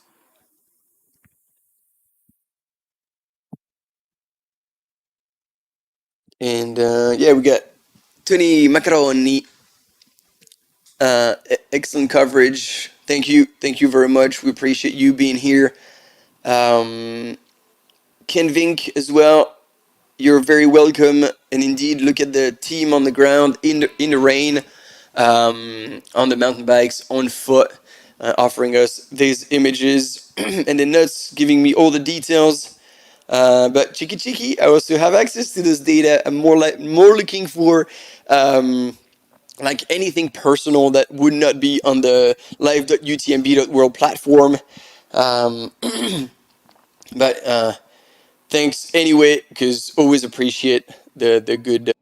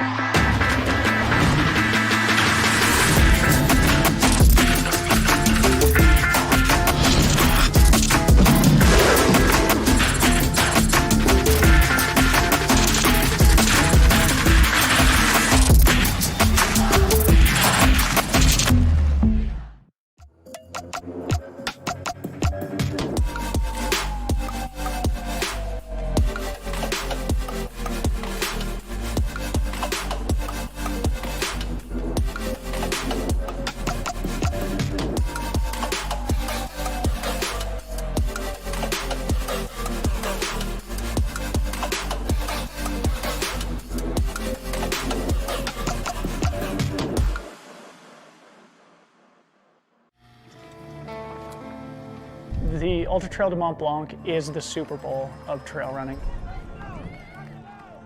I've had 4 attempts at getting to run UTMB. I mean, 4th place without a doubt feels unfulfilling. And failure is okay. The current fall is just one moment.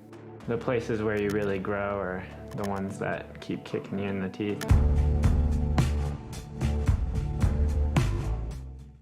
Yeah, you better.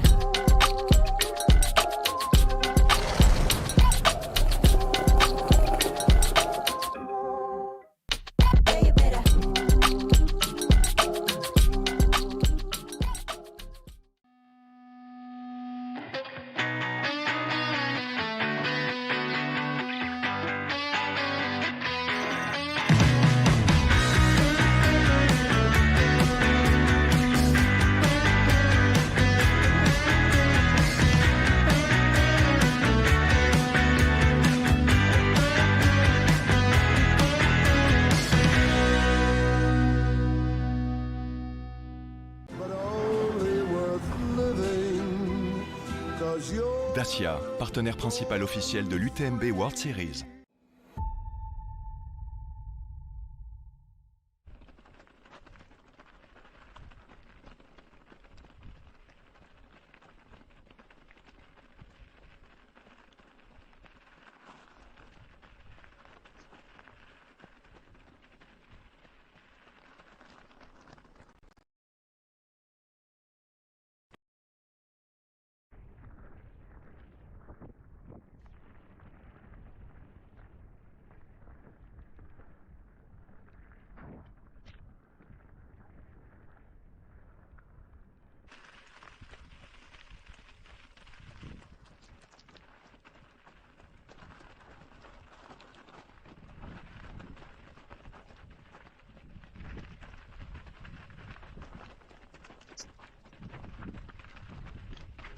All right, I'm still here. Quick pit stop at the station for me. About 2 hours into the live, I need to refuel the engine, put a bit of fuel in the in the tank. But I am with you, and it looks like our mountain biker was going full gas, death grip on that descent to reel in the top 5 male runner, as we are now with the female leader, if you're joining us, Sarah Escobar-Caron, number 18 from Switzerland. And as we heard on the chat, I'm going to repeat all of this. I had shared some of it as well. Like, she was 26th at World Champs. This is the longest race she's done this year, which will give us an indication, because as much as Worlds was 86 Ks, and this is 113. Worlds had 6,000 meters of vert, and this is 6,600. So quite a similar approach. So we'll see how she pulls it off today. But also in the women's field, Catherine Goetz, bib number 5 from Switzerland, obviously very strong on those distances. So we can expect a battle to take place between these two women. And then I was talking with the French commentator, Alexis, who was asking if Charlotte d'Alençon was the female runner who was at Nice by UTMB last year, with a substantial pack with quite a lot of things in it, and that she had taken everything out at an aid station because she needed to pick up some sort of jacket or long sleeve, which had impressed everyone by considering the amount of gear she was carrying with her. So it has yet to be confirmed if that was it. If you are watching and you remember that part from last year, give us a shout so we can confirm or not whether that was Charlotte d'Alençon who was indeed that female runner who had kind of made a lot of people talk and impressed again by the amount of gear she had with her.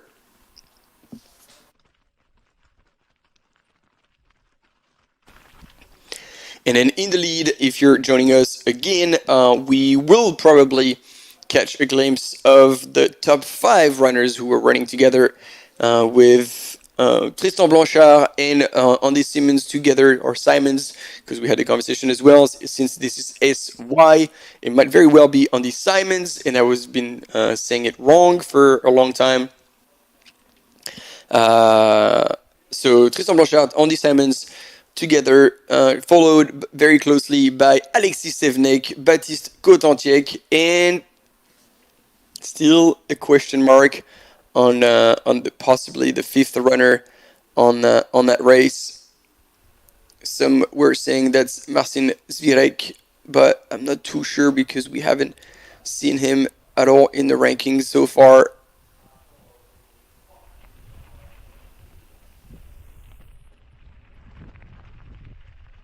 So hard to tell, but I would put my money on Ruud Kappert from the Netherlands.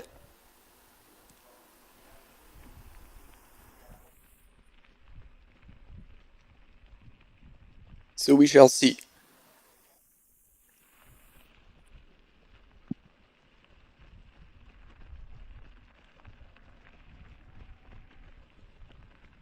And you see, once again, that portion is extremely runnable. This is where Andy Simons had reeled in the lead. Oh, and you can win stuff. Who doesn't like swag? Extraordinary contest. Get your phone out, scan the QR code, and you can get involved to get a Camelback pack, your entry to a race, and some Hoka shoes. So now is the time. Scan and play. I am part of the UTMB organization, so I am not allowed to play. So, play for me. Play for me. Do it for me. Oh man, we're only 2 hours in and I'm already starting to lose it. That's going to be a fun live coverage, ladies and gentlemen.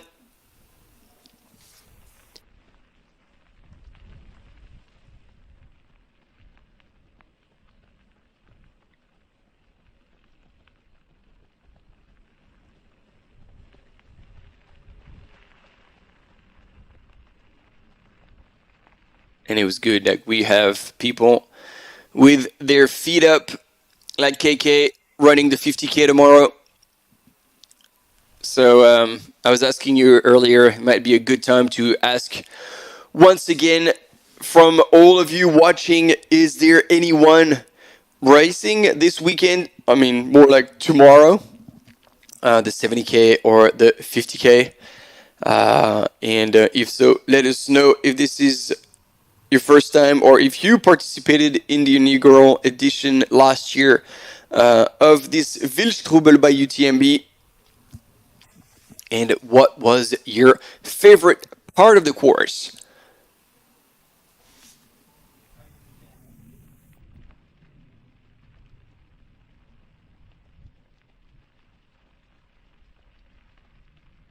And there we go. 9 a.m. local time, 4 hours into the race, 35, almost 35 Ks covered. So another 80 Ks to go for Sarah Escobar-Caron.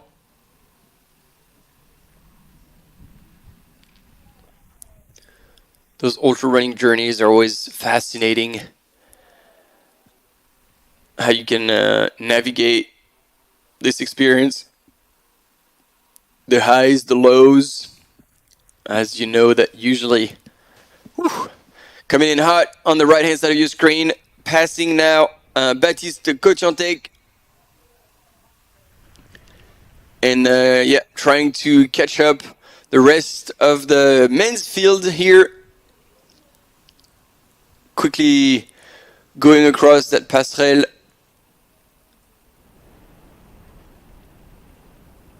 Down the steps on one hand. Look at that. Man, the skills that these mountain bikers have are insane. I'm glad we got to see those images on a split screen to bring a little bit of action. But yeah, I was telling you how the ultra running journey can be with highs and lows. And it'd be interesting if there are women on the chat watching and they are doing ultra running races. Is having male runners around you, because obviously you all take the start at the same time, and female usually are a little further back in the pack and creeping as the race goes on. Is this a positive thing or a negative thing, and why? Because it's, from my perspective, always good to have company in an ultra, especially when, like here, the weather is turning and now it's starting to rain. So just to keep you in check, even if there's the language barrier that stops you from having a proper conversation, you just know that there are people around you, like covering the same ground with the same goals of reaching the finish line. Is that helping you?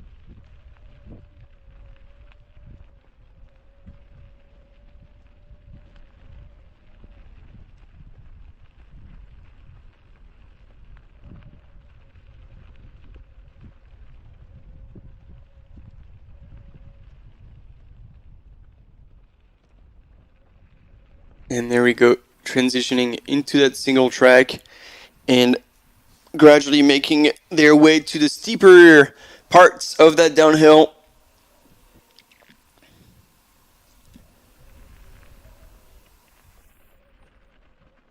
And you see Sarah's pack, quite a bit of volume in there. And obviously there is a whole lot of mandatory equipment, and when you see the weather conditions, you understand why. Then there's always various ways to share the load or spread the load, if I can say, and not have it all like in the back pocket, because then, as you can see, like it's bouncing a little bit, and you want to try and avoid as much as possible all this bouncing or this momentum on your back that forces you to work a little bit more on your core. I don't know, like, I don't know if you have any tricks out there. Personally, I really like to put all my kit like in a Ziploc bag. Like, you take those thicker like Ziploc bag for frozen stuff, which is usually pretty good. It seals everything, so you can just really remove all the air, and so it keeps quite compact against your back. And then spread usually with the belt when you have other things that you want quick access to. And again, there's been a study proving like what is the most efficient way for a human to carry weight, and there was the comparison between handhelds, between backpack, between belt, and the belt was actually the more efficient way to carry weight. However, obviously you cannot put all the military equipment in your belt, or it becomes like a big fat sausage around you that could be bouncing as well, so it's definitely not recommended either. and so combining possibly the belt and the pack always helps. I think we're gonna have a video clip that you need to know about, and there you go. On a affaire à des gens ordinaires qui réalisent l'extraordinaire. Passe la barrière, plus possible de faire marche arrière. Like Chamonix fever. All the runners are here. You can feel it. I don't Talking about some of the top athletes. She's a rising talent in the trail running scene right now. And to be able to give something to the world, which can be small or big or something in between.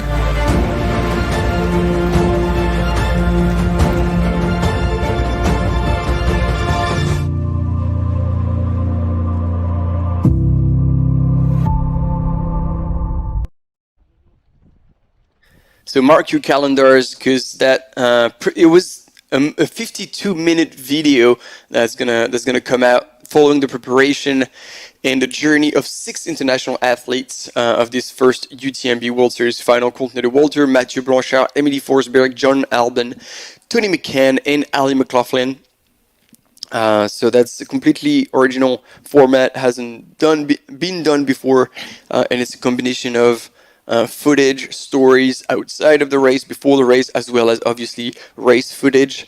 So I, for one, I'm pretty excited about like seeing it come out very soon. Now, our mountain biker who had gone rogue indeed has not reeled in the front pack, and the top 5 men are running all together.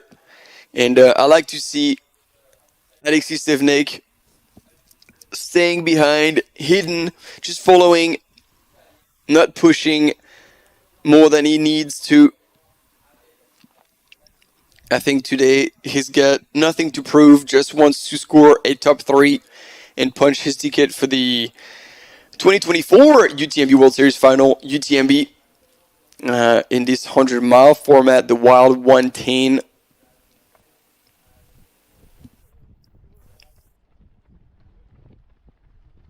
And so now they are into town, which means they will be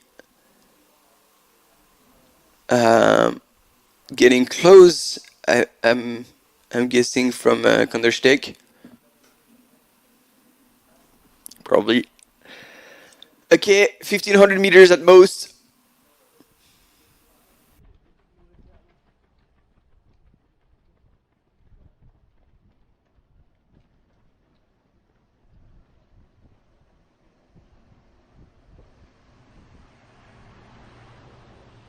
And it seems that the rain is still coming down pretty strong on those runners. And we see 2 different strategies for Alexis. our fifth mystery runner, and Tristan Blanchard, long sleeves, quite covered, staying warm. And for Baptiste Cotantiec and Andy Simmons, more like the traditional race singlet. So going down into the valley, and it'll probably be quite warm. However, getting higher up, this is where you need to pay attention to the cold and making sure you're not burning too much energy trying to stay warm.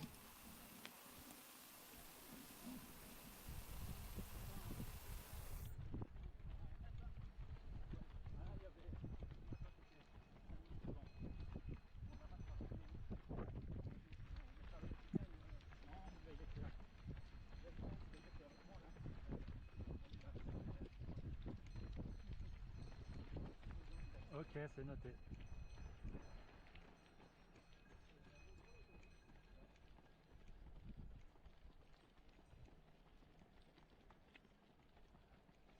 Ouais, c'est tout bon. Merci pour la précision.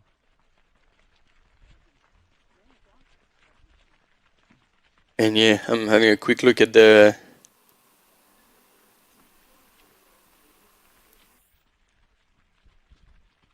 chat.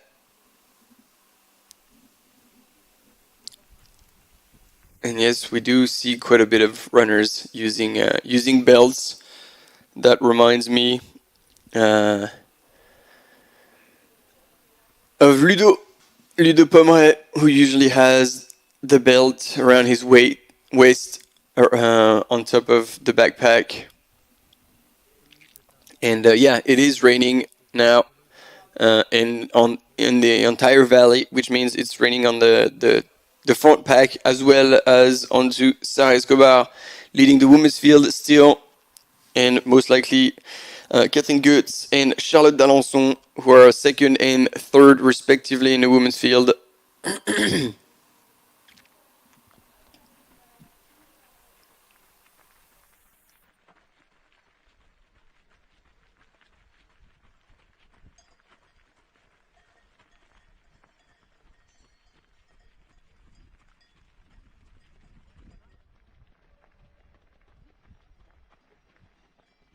It looks like everybody is looking at everybody, having a wee chat, scaring away the cows.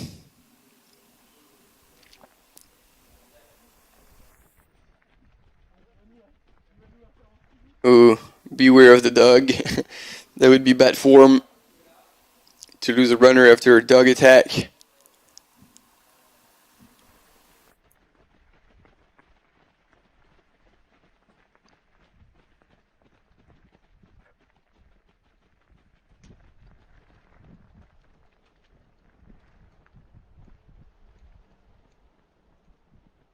All right, they're getting now pretty close to the Kandersteg aid station. Let's see if the Swiss crowds are out, regardless of the weather, to cheer on those runners.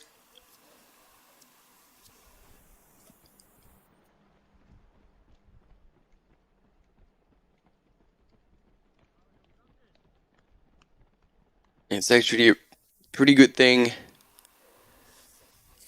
that they're all together. That's going to be very helpful to not only pace themselves, but look after themselves.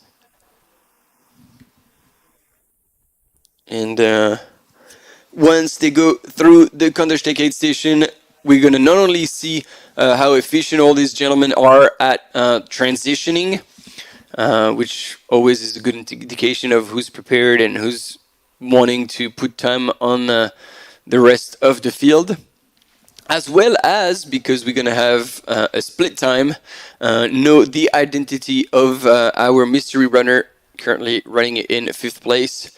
So as a reminder, in the lead with the singlet is Andy Simons from the UK, and chatting away with his fellow Scott runner Tristan Blanchard, followed by Frenchman Baptiste Cotantiec, Alexis Sevenek, and our mystery runner once again.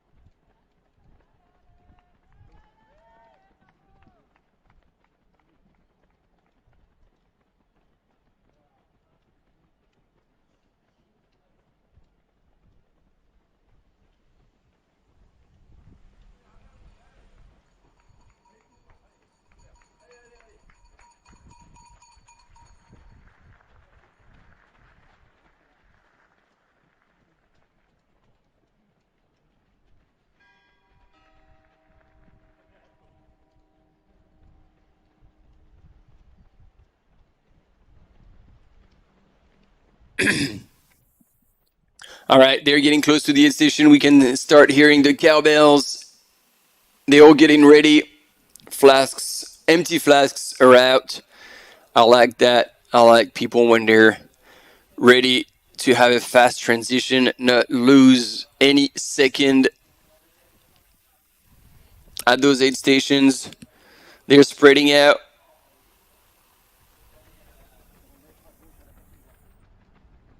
And you see different choice of footwear you were asking earlier.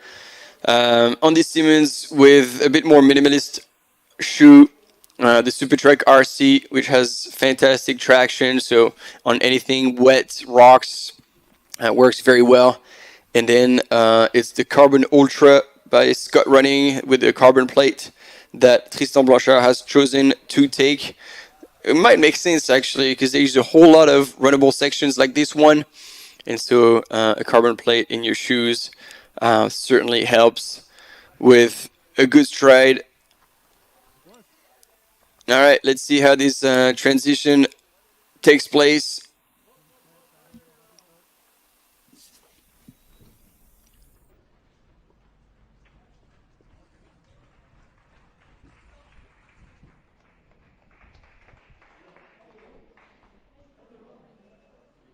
So they're 43 Ks into the race, and they have access to their crew. And it's Andy Simmons who's the fastest at this transition.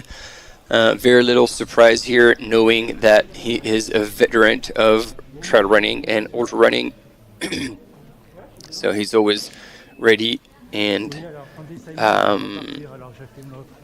it is Gilles Roux from Brooks Trail Runner. And so someone in the chat, I'm going to find that person. It was Liliane Fleury, who was absolutely right. Thank you, Liliane. You were correct. It was Gilles Roux from the Brooks team.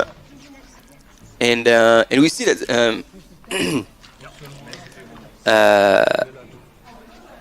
Jenny here with the yellow and blue jacket helping Alexis Sevnek. Looks like he's taking out the long sleeves.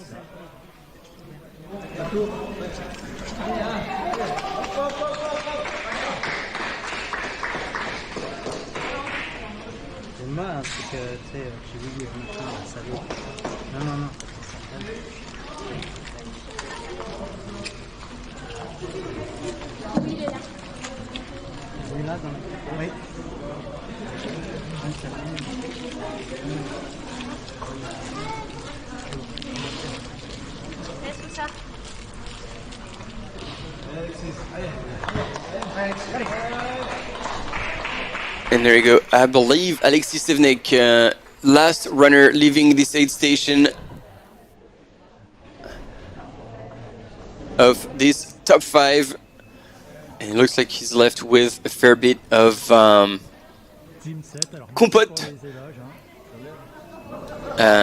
which is like applesauce, kind of baby food type thing, fruit puree, which is always good. And for knowing Alexis personally, like he uses a lot of those, and he had also refilled with what looked like bars more than gels, and he finished a flasks that he chucked just before leaving the aid station. And that was that was the longest transition for Alexis Sevnek. So now we'll see what happens next. I'm being told that we're gonna follow, hopefully catch the first lady coming into this aid station of Kandersteg, while the studios that told the camera mountain biker to, after all, stay with the first man for now. So we're gonna reel them in pretty quickly, especially on that road, and we'll see how much of a difference there is between now all these top runners: Tristan Blanchard, Baptiste, Andy,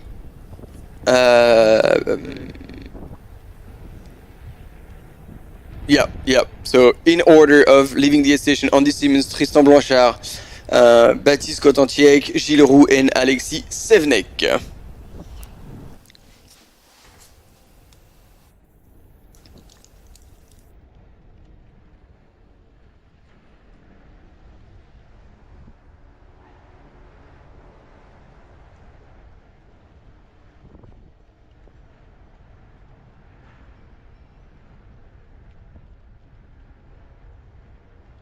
So there we go, we're catching up. Alexis Sevenek should be the first runner that we catch up with. And he might have to push the pace a little bit to close the gap with the other runners. Yep, there he is.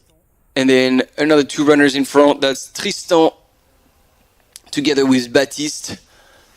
And so you see how important it is to have quick transitions at aid stations, because these gentlemen were just all running at the same pace coming into the aid station, and all of a sudden you see there's several hundred meters in between all of these competitors, and that's just free time that you can make. And Andy Simmons certainly was the best at this game.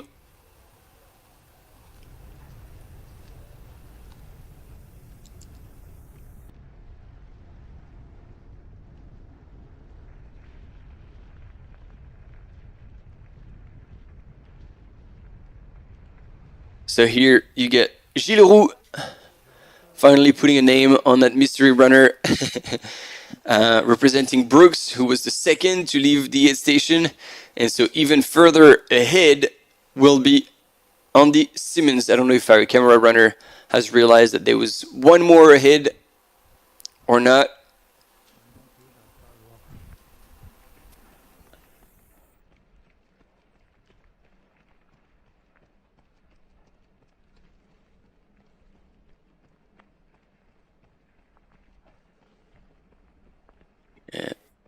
It looks like he hasn't been told, probably yet, that Andy Simmons is the actual leader of the men's field, probably a couple hundred meters ahead of Gilles.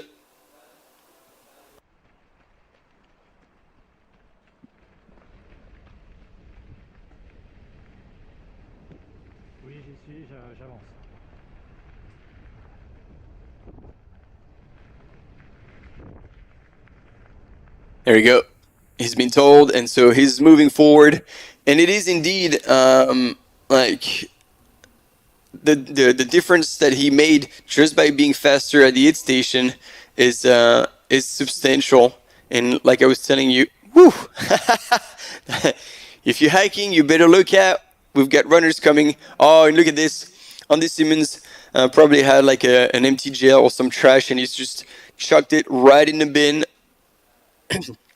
He's been caught doing something very good, Andy, and I think at this point he might just carry on his own, unless nope, yeah, that's not Gilles Roux, that's Andy Simmons. There you go. Unless the runners are making a bigger effort to try and reel him in. It looks like Andy Simmons is on for a bit of a solo run at this point. And so that is still going down a little bit.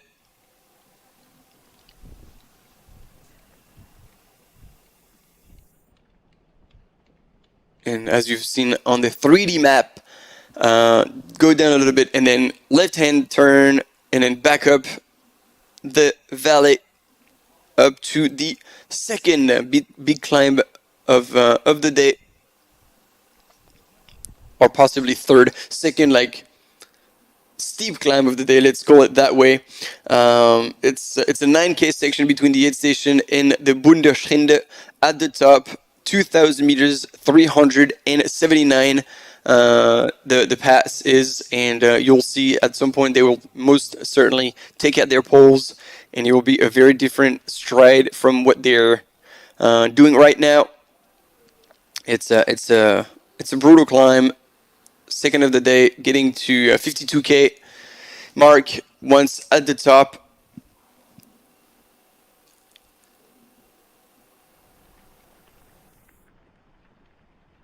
And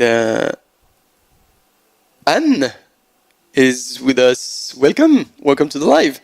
Oh, you haven't missed half of it. These gentlemen will run definitely more than 9 hours for this race, so you haven't missed too much. The exciting part has yet to arrive, as I was explaining, at least based on last year's experience. The climb up to Ifengalp, and then the new part this year all the way to Wildstrubel Hütte at 2,788 meters of elevation.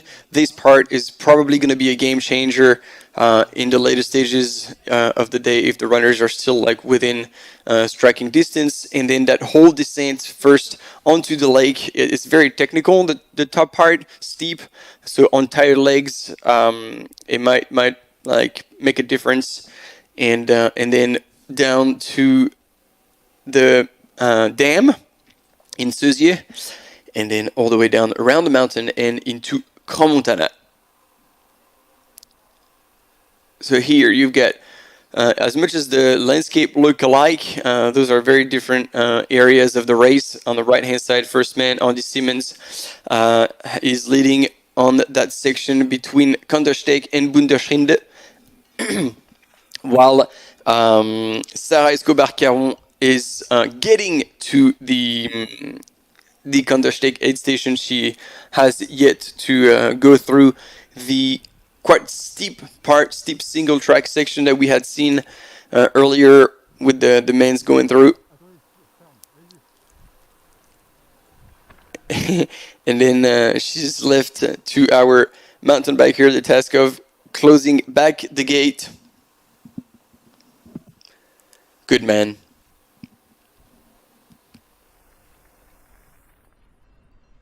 And so you see the course well marked with arrows and flags at every crossing, just to make sure that all athletes stay on the right course.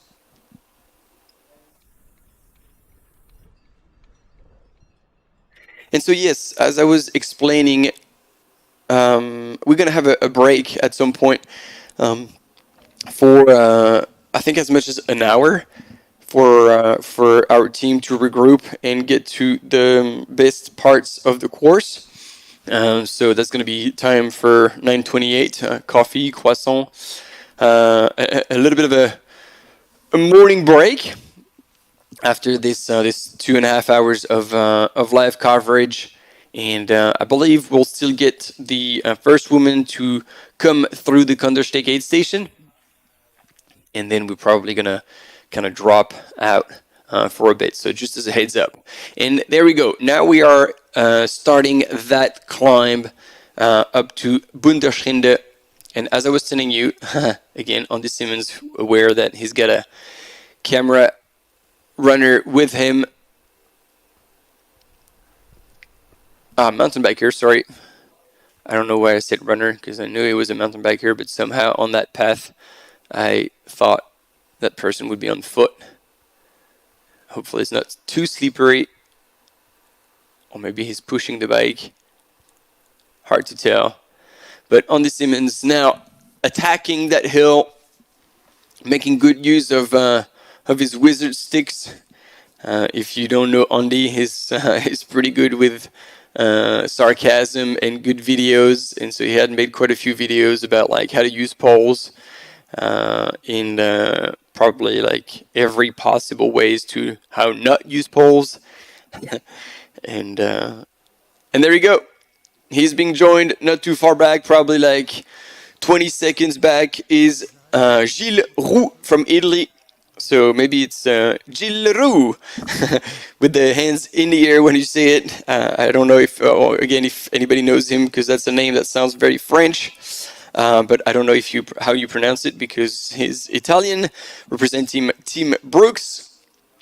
And then we will see going into that hill if the rest of the runners are coming. But no, we have a quick commercial break.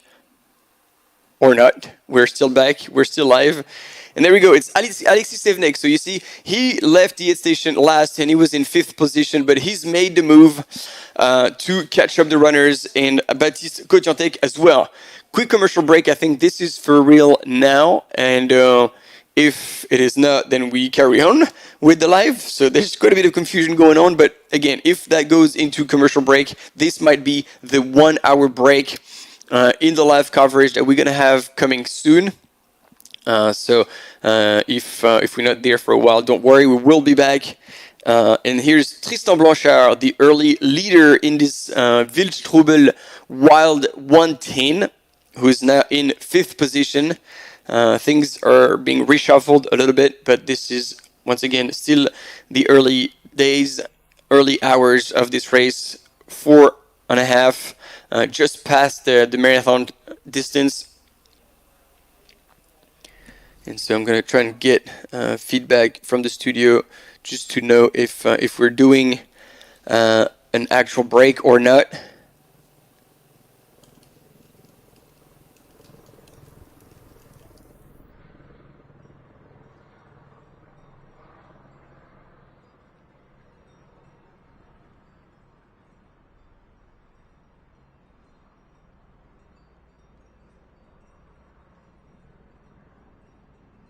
So in the women's that we haven't seen for a while, it is still Sarah Escobar-Caron, number 18 from Switzerland, who's leading the women's field, followed at the last checkpoint by Catherine Goetz, who we know very well in ultra running, and she was about 2.5 minutes behind at Gemmi Pass, like 2:22 precisely, and then followed by Charlotte d'Alençon, who was another minute 10 behind Catherine Goetz. So there we go with Sarah Escobar-Caron on her way down into the Kandersteg aid station, and she's still expected to reach the aid station in 17 minutes. So there's still a wee while until we will see her get to the aid station, catch up with her crew.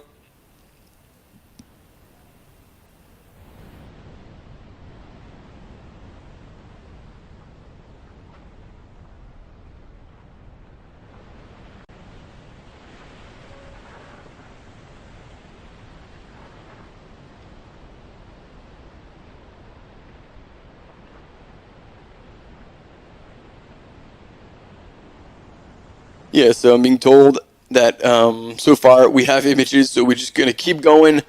Of course, because we're covering this race live, we do want as much images as we can from the men's field, from the women's field, to see what's going on. And I mean, look at this. As much as, yes, it is raining, so not quite as exciting or picturesque as it was last year, but I mean, look at this. Like, they're going over this little bridge, over a pretty raging creek, actually, from all the water that has come down higher up, right alongside the mountain path. It is quintessential Switzerland path.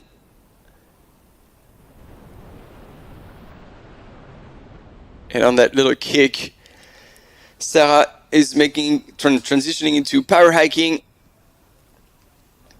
before dropping down onto the other side, and then I believe getting to that very steep section that's gonna make once again our camera mountain biker struggle a little bit on those switchbacks.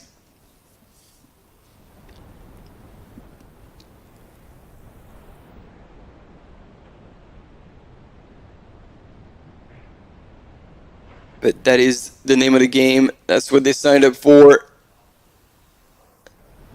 Nothing good comes easy, as we say. And to offer you those images, well, we send our team into tricky terrain. Hopefully they won't swear too much.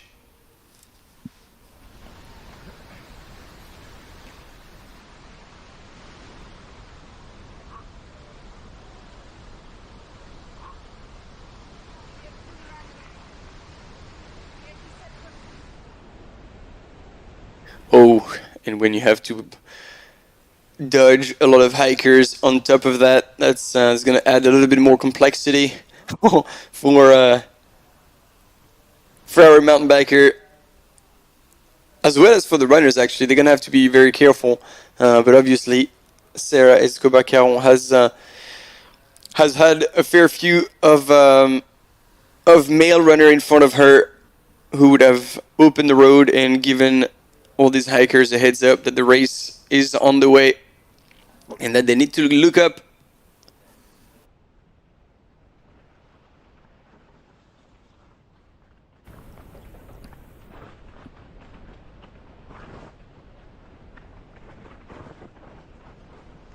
And I think as our mountain biker, we'll try to catch up with Sarah Escobar-Caron, currently leading the women's field in the Wild 110, the Wildstrubel by UTMB second edition.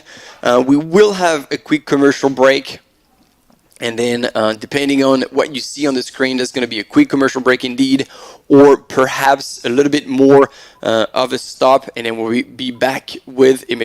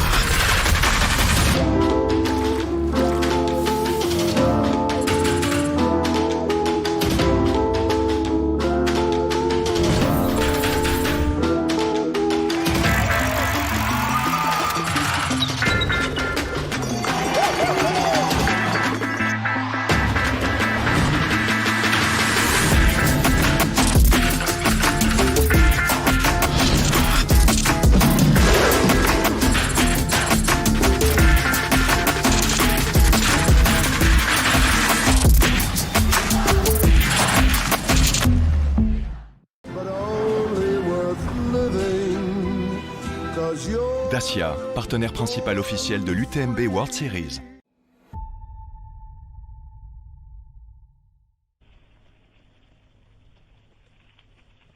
And this is still Sarah Escobar-Caron leading the women's field on her way down. Finally, our mountain bike camera has caught up with her, and will definitely be with her. It's been confirmed all the way until she makes it to the aid station of Kandersteg in most likely what will be less than 10 minutes.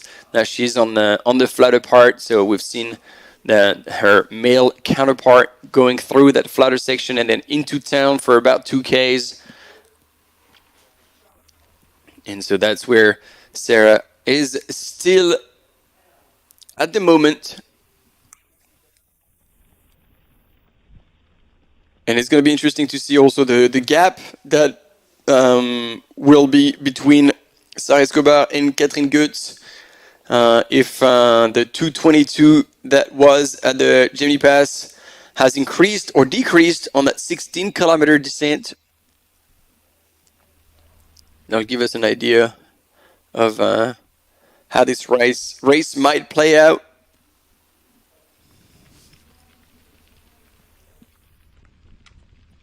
In the meantime, our male leader, we're almost all together.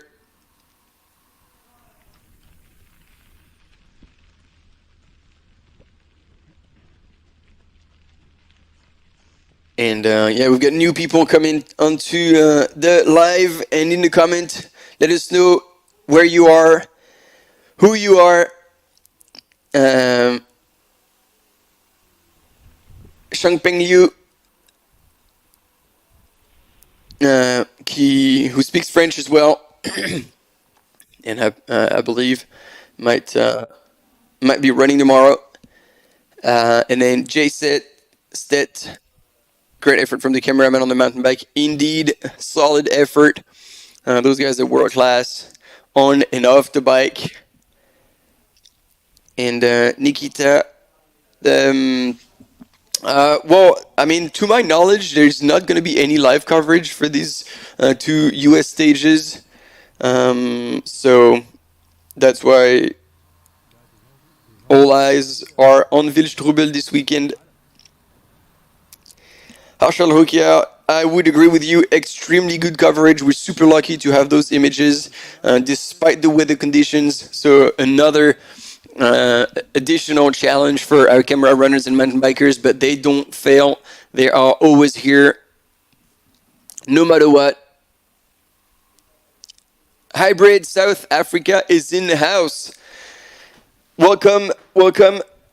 Good to have you now. And then Adam Müller from Germany, having had breakfast and adoring some people running in the bad weather. Yeah, once you commit to doing a race, especially in the mountains, especially up high at altitude, at this time of the year, you know you can expect any type of weather. But this is the stats we've noticed in the past few years in all the 20 editions of the UTMB Mont-Blanc, is that the drop rate of runners is actually higher when the weather conditions are good and sunny and warm versus bad weather, rain, and even cold, because especially at the mid-pack, back of the pack, well, if it's cold or rainy, it's fine. Like, they put on the layers, they put on the waterproof pants, waterproof jacket, and they just keep going. And I would even be tempted to say, like, you know, they're less likely to hang out at the aid station or stay for a while because it's cold. So they just keep going. And so we see more people finishing when the weather is bad. So I guess that's the trade-off. You don't get as beautiful views as you would have seen if you followed last year. But on the positive side, possibly more runners won't get the chance to cross the finish line and be back in Crans-Montana after that loop of 113 kilometers and 6,600 meters of elevation gain.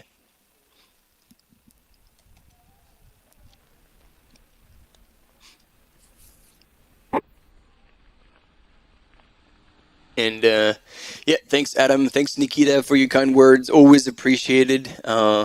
It's always fun to share those live coverage with you. and whichever knowledge I might have. But it's always good because there's always somebody in the chat who also has knowledge about one specific point or another, and I love that we can share that with everyone and help all of us become better runners, extend our knowledge about trail running, ultra running, for a sport that is our passion.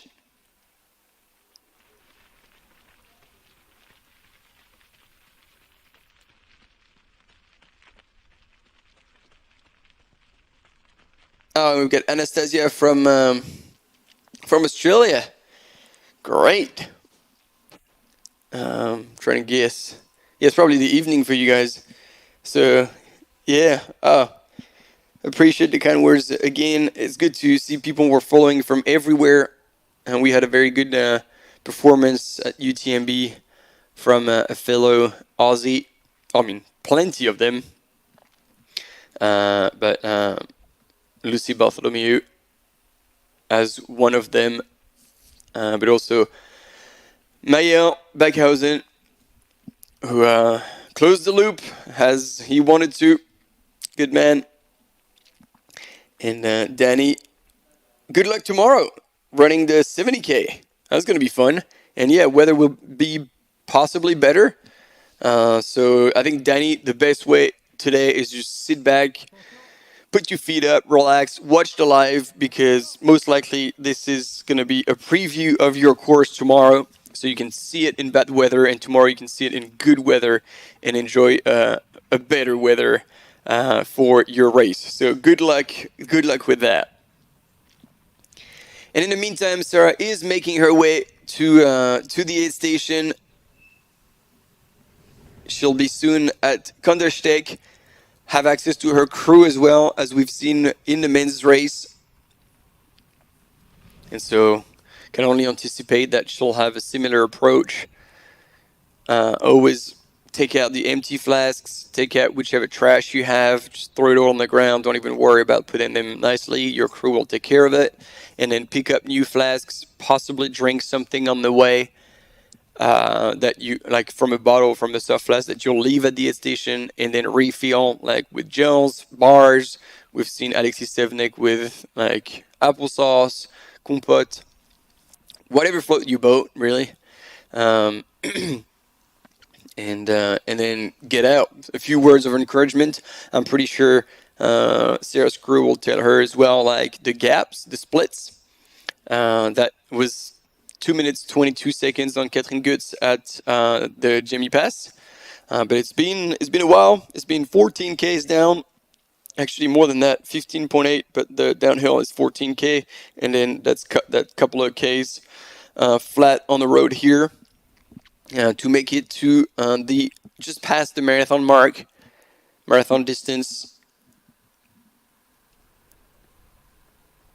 and before another couple of Ks on the flat after the aid station, and then start climbing up on the way to Bunderschrinde. Oh, interesting here. Like, she's grabbing water, probably to. Oh yeah, and then she was washing her hands. So then the question is, I originally thought, like, you know, when you reach out for like a water thrust like this, it's because you want to cool yourself down. But maybe she just wanted to wash off her hands. So two possible options here as she's going through the little village of Kandersteg.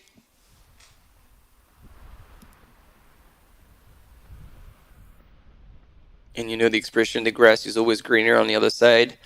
Well, for today we can change it to the grass is always greener in Switzerland, because that's one thing they know how to do, is keep clean grass. And probably that's how they get their cows to produce such good milk, rich milk, to make all this fantastic cheese. And up there, it's the flag from the Bern canton, if I'm correct, with the bear.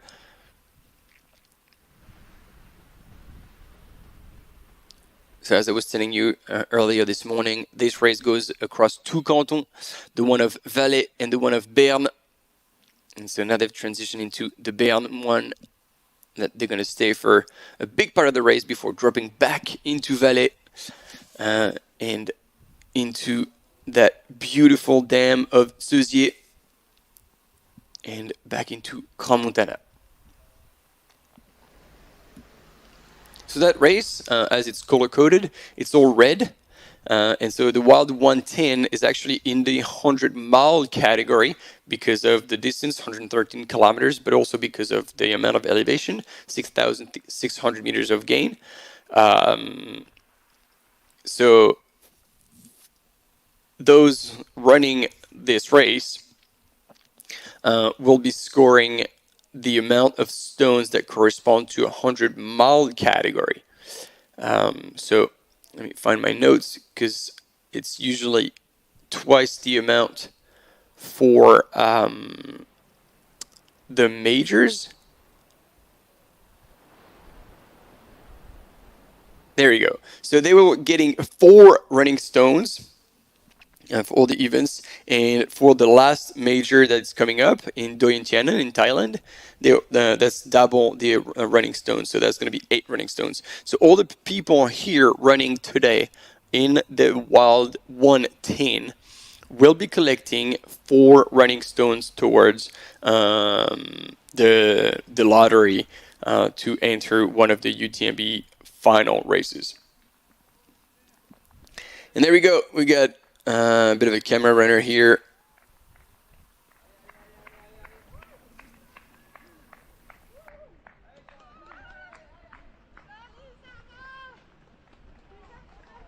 And there we go.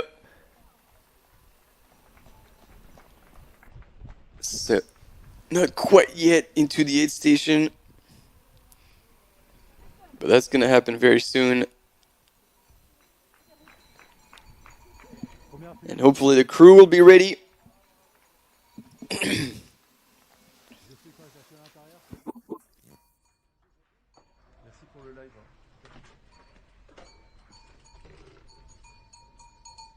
There you go. Putting the bike down and coming in.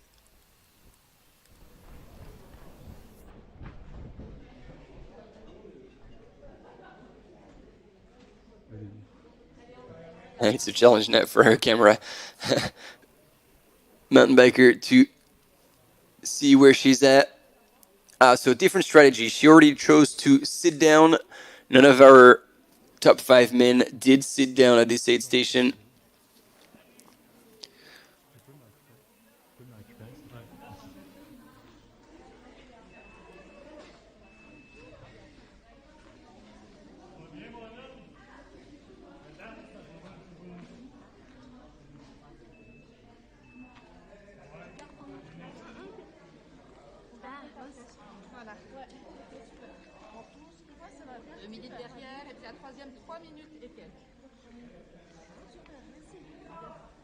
Yeah, so they're giving her the splits, but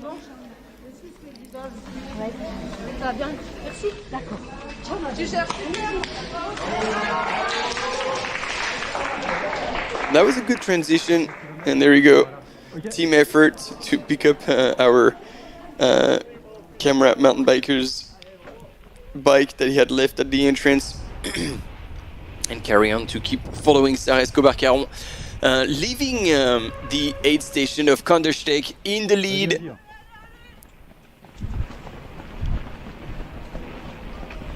Oh, Alexis il gère là-dessus.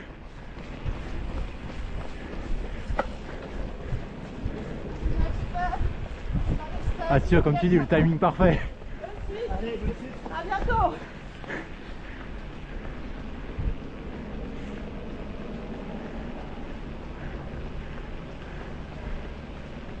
Est-ce que le runner est arrivé ou pas?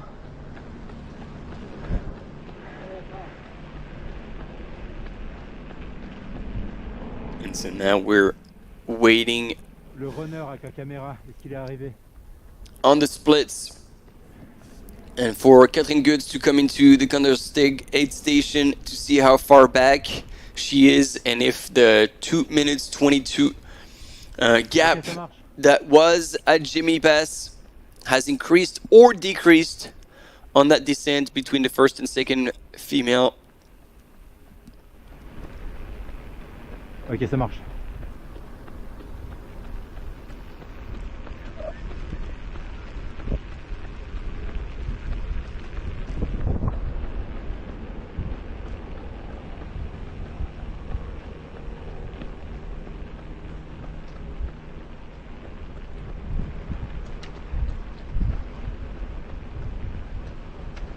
Oh wow, I had missed quite a lot going on in the chat.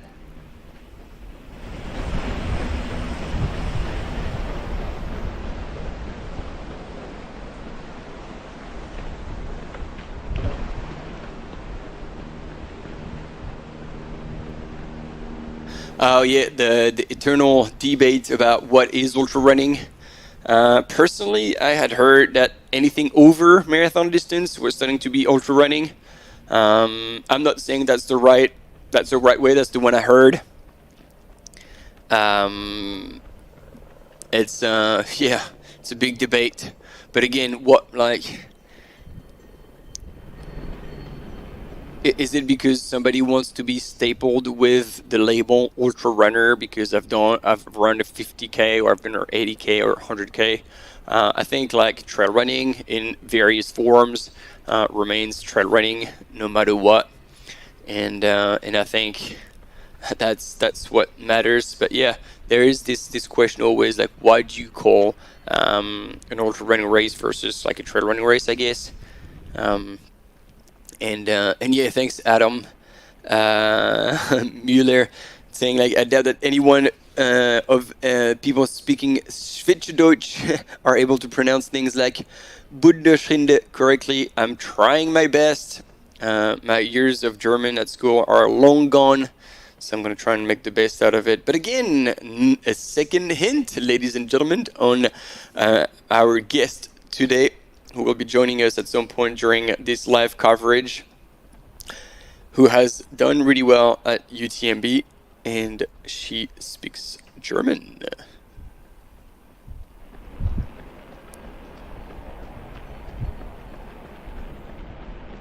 No, I think I give it away, so y'all will know who's gonna be with us. And actually, she is already with us, except she's in the next cabin in the German live coverage. But she promised that she would come and join us on the English channel at some point. And I'm not sure what's going on here. We're blocked back on Sarah Escobar aid station. That was a quick replay.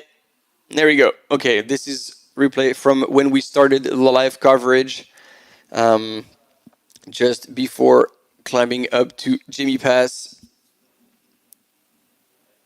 And at that point, we already had our leader, Tristan Blanchard, who had made a move and started to kind of pull away from the rest of the field, while Sarah Escobar had just moved in front of Catherine Goetz. And that's the top of Gemmi Pass here at the aid station. They were all together. Tristan and Alexis Stevenik here on your images had left the aid station a little bit earlier. However, Andy Simons, Gilles Roux, and Baptiste Kotiantek reeled them in. And then here, Charlotte d'Alençon was chatting with a camera runner sitting in third place in the women's field.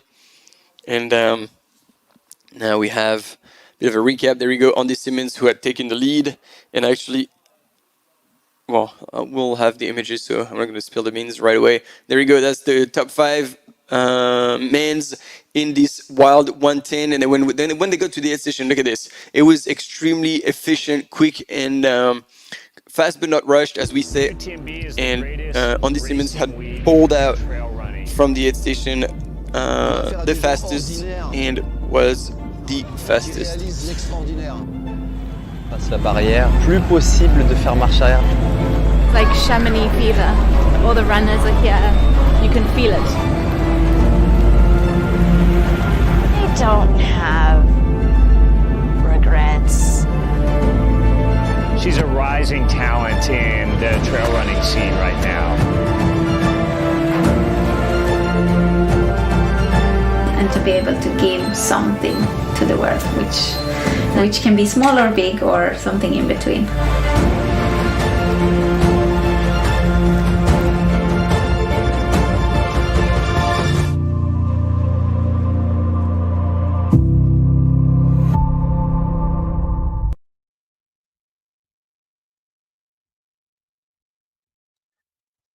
And there we go. I got a little bit cut because like that teaser came right in the middle of a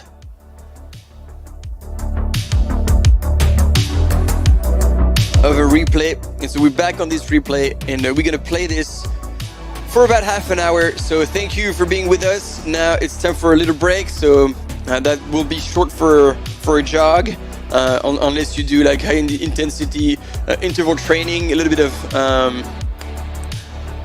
high speed. Otherwise, you know, go back to work as you were pretending while in the office that you were working it, but truly you were following this live.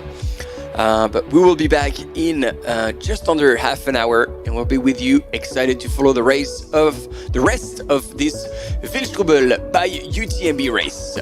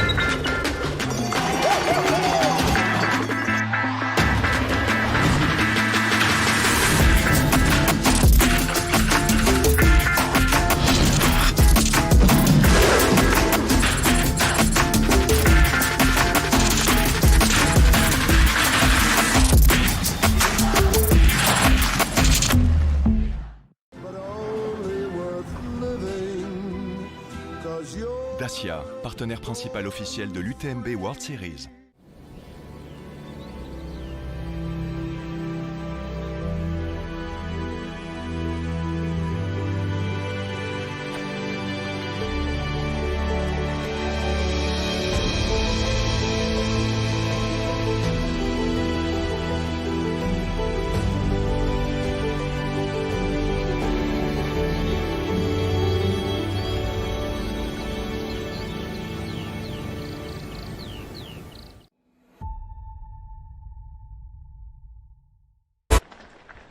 C'est fait.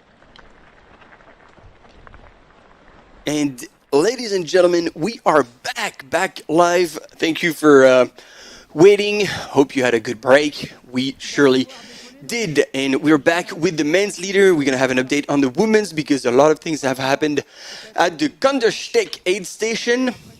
We had seen Sarah Escobar-Caron go through in first place, but then we were expecting Catherine Goetz coming into second place, but she didn't.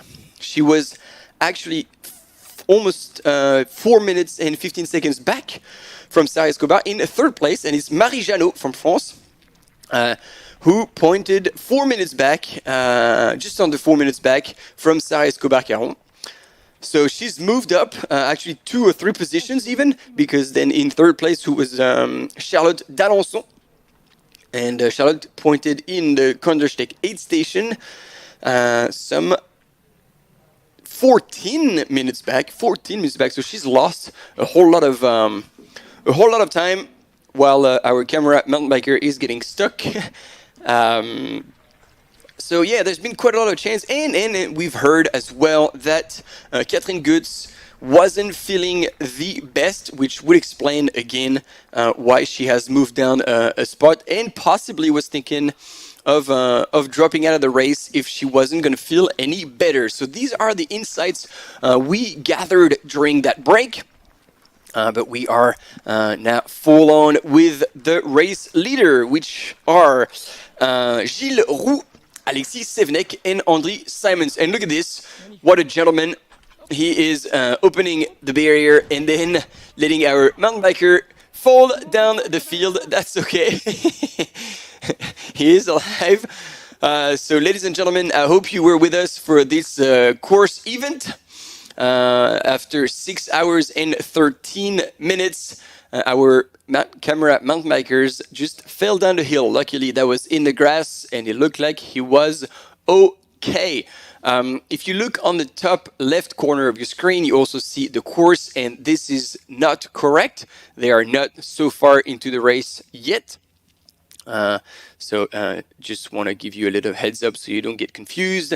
They are on their way up to still the Bundersrinde for the women, and the gentlemen are on their way to Adelboden, which will be just before the 60k mark on the course. So 60k out of 113 kilometers with some 6,600 meters of elevation gain. So hopefully our cameraman is okay. And I see no comment in the chat, so it looks like not everybody is back yet, and you guys have missed out on a solid crash. Luckily, not a runner, and it looked like it was a grass field. So hopefully a camera runner is okay. A mountain biker.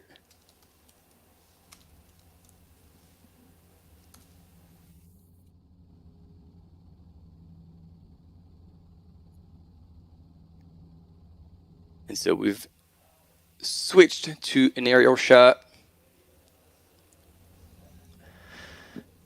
But then, yes, if you're joining us after this short break, Là, ça doit être bon. C'est les joies du métier. We are back, and it's good news. Je vais éviter de tomber. Cameraman biker is. C'est le pire, c'est que c'était en live.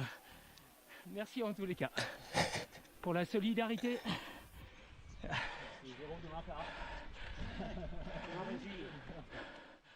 Ok, je suis à l'antenne, j'entends. So I have the feeling that all three runners stopped and came down to help out the mountain biker.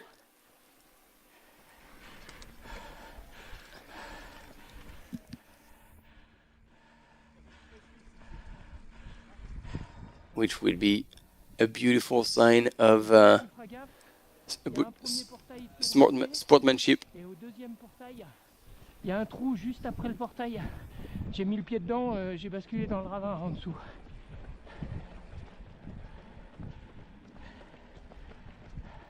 And that sounds. Non, non, ça va. Et j'ai été aidé par les runners à sortir le vélo parce que là, je pouvais pas. Tout seul, j'aurais pas pu.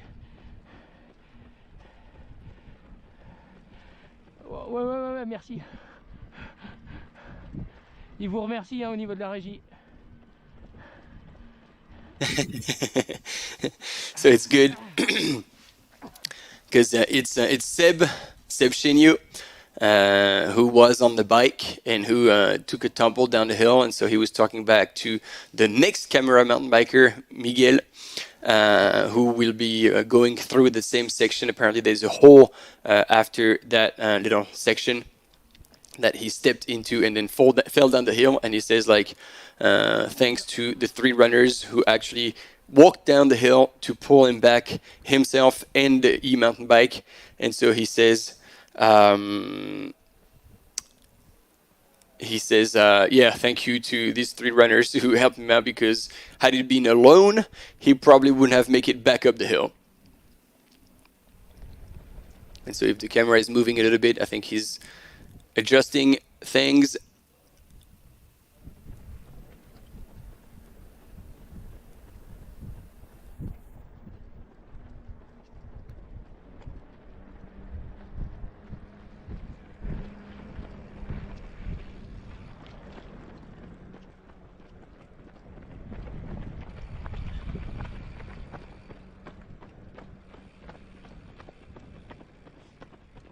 And then always interesting to see the dynamic of this little group of three. Once again, Alexis Sevenek, Andy Simons, and Gilles Roux.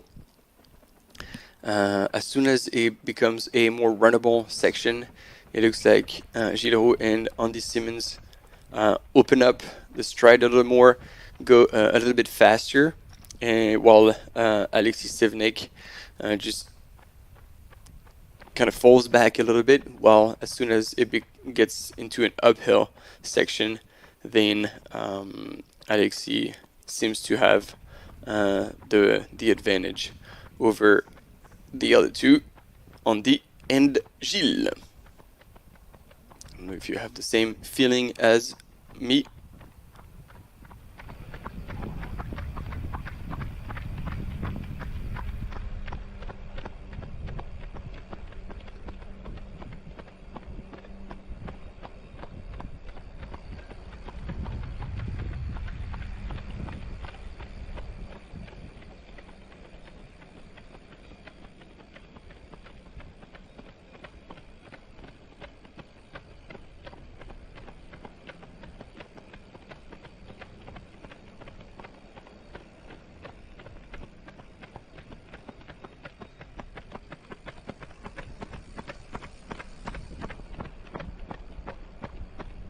Yeah, it's good to see you guys back with us. And I don't know if you can scroll back a little bit to find that tumble of Seb Chenio. I don't know if we've left it on the live or if we've cut it. But yeah, it was special. And yeah, we can confirm that the 3 leaders in the men's stopped and went down the hill to pick him up, which was once again very good sportsmanship.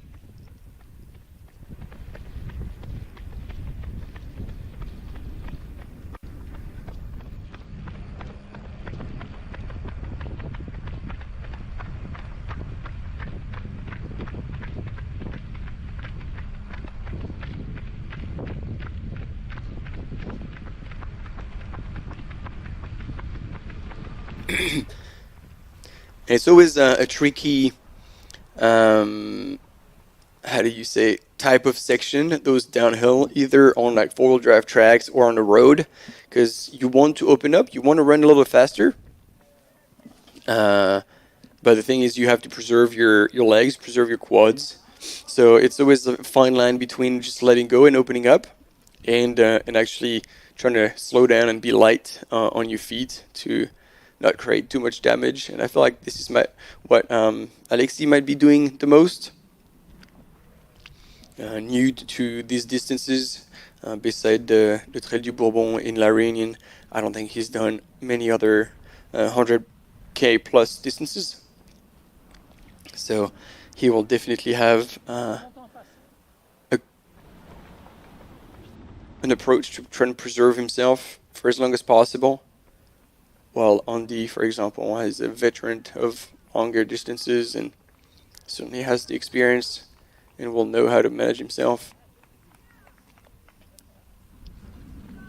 with the right conditioning.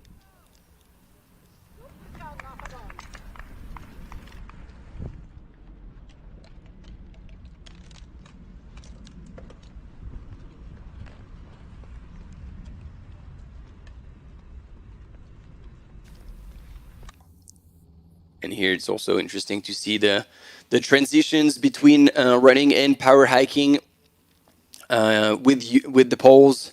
And we saw both Gilles and Andy pulling out their poles right away on the road, and Alexis like waiting a little longer before he started power hiking up that climb.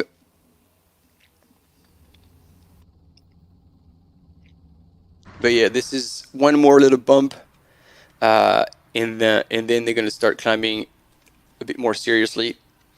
So at this point, you can see Alexis Sevnek chooses to just power hike and not take the poles out just yet.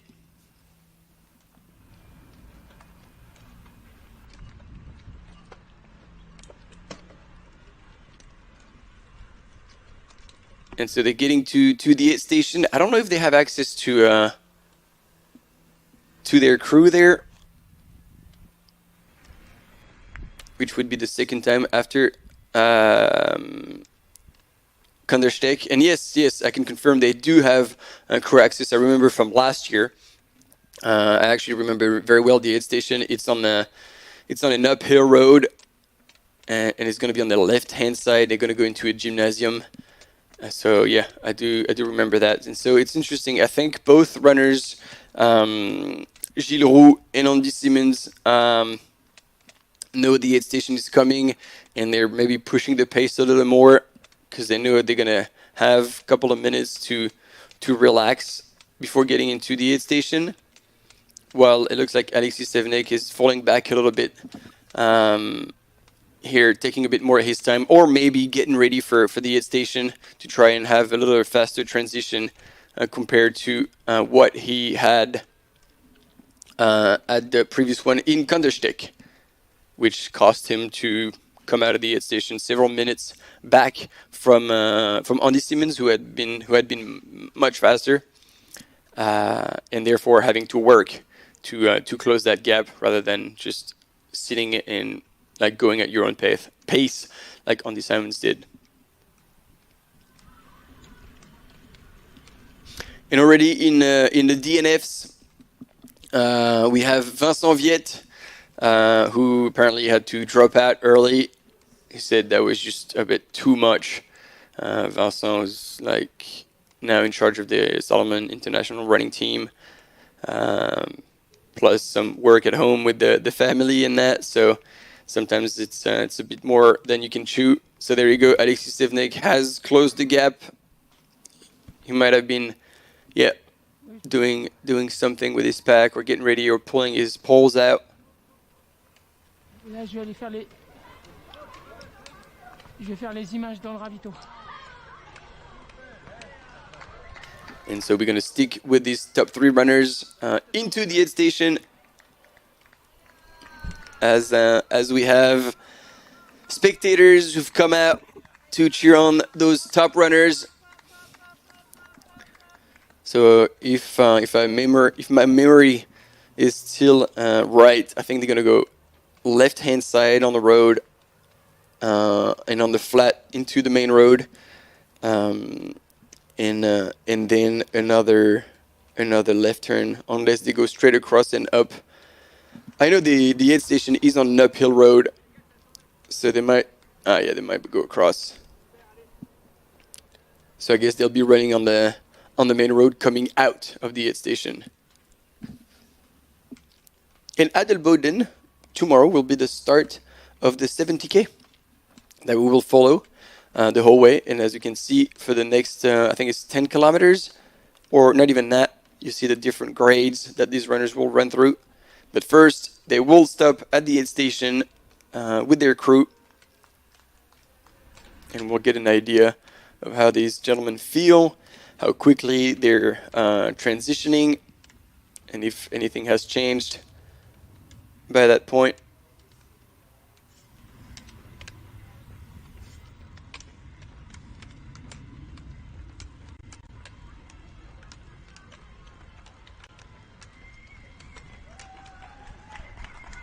And you see very different pole techniques. And as much as Alexis seems to have the poles but not really use them too much, Alexis is like an advanced ski mountaineering athlete. And so using poles is definitely something that is familiar to him and very natural. So we can expect that whenever he's going to be wanting to take the benefits. Okay, so they're doing, like, there's a mandatory gear check. So pulled out the rain jacket.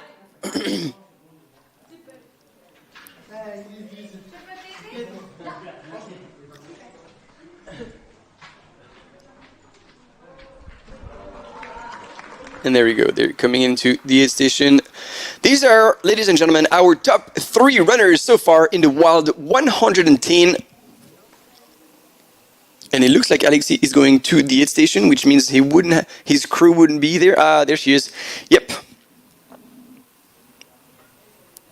Yeah, Jenny, his wife, is here to help. And we have Baptiste. Baptiste is in the house. So far, we only had seen the top 3, but Baptiste sitting in 4th position might very well leave back the aid station. And so they're doing the gear check a little later with him, but they're still doing it.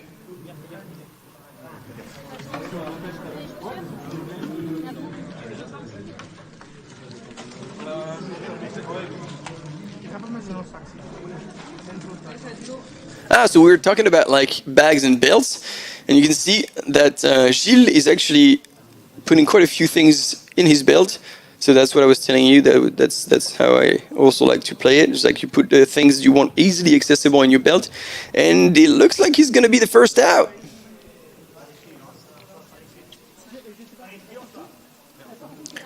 You're going to be efficient but not rushed.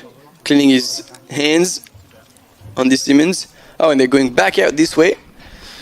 So Gilles Roux will be the faster to transition. It's written there, exit. So you get out of the gymnasium and on the other side.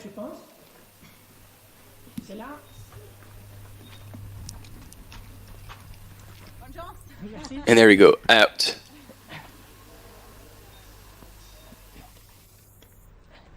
So you see, once again, like if you can be quick at the aid station, and again, I'm going to quote Corinne Malcolm here, you want to be efficient but not rushed, because you don't want to miss out on something you were supposed to pick up, or like eating the right amount of calories that you had planned to take on. But you don't want to faff around either. You want, like, every second counts, and see, now he's out of the aid station, and he starts moving at his own pace. But just like that, he's probably opened up of like 100, 200, 300 meters on his competitors, and this is how much they're going to have to work to catch back up with him. So it's always good to have those transitioned kind of prepared, dialed in.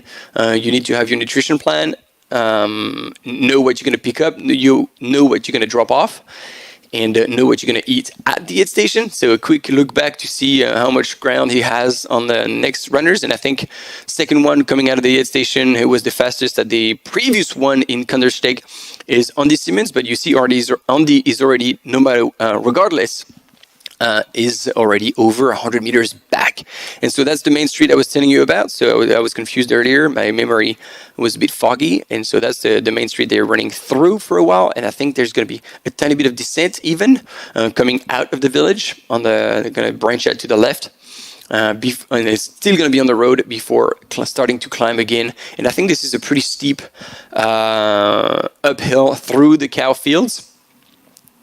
It's all coming back to me now, before another descent, and then a climb into Zillerbull. So far, and that's coming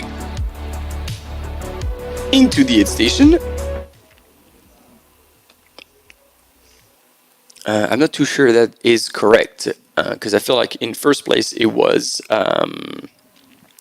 Baptiste Kotiantek. No, he was in third.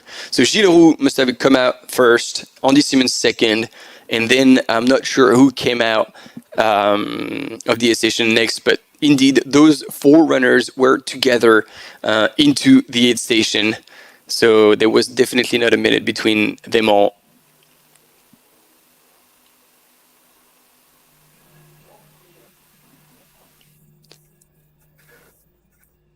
And it's Tristan Blanchard, therefore, who was the fifth runner in that group that we haven't seen at the aid station. So maybe at this point has fallen back a little. And there we go. See, branching out on the left and into a road.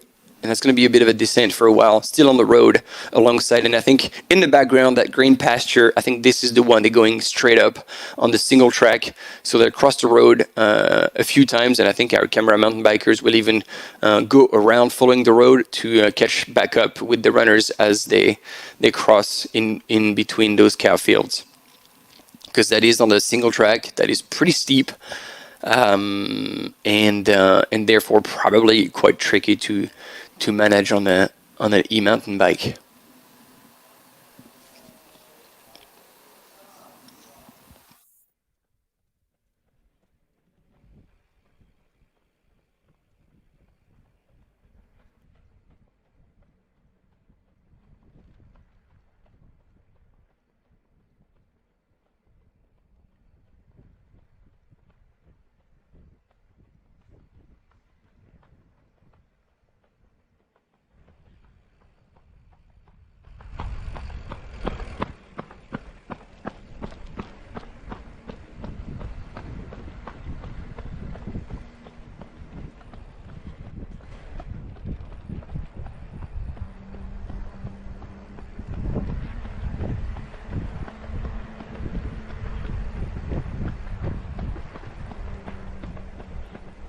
And I had the time to get back a little bit onto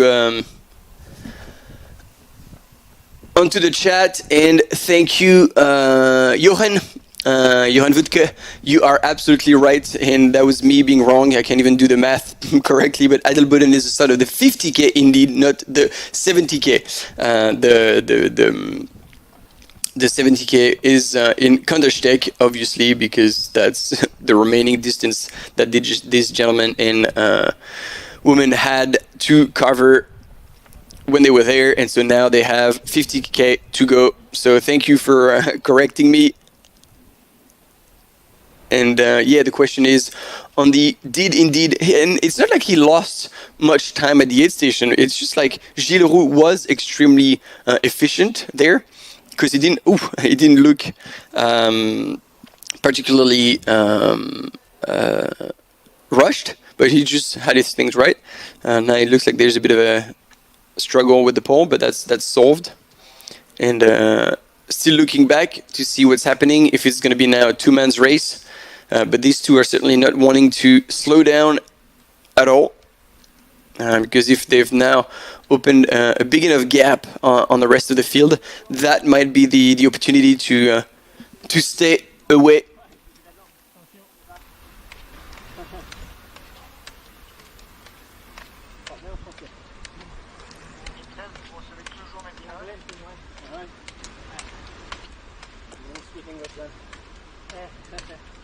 Team 13, on a pris ton image, mais on l'a.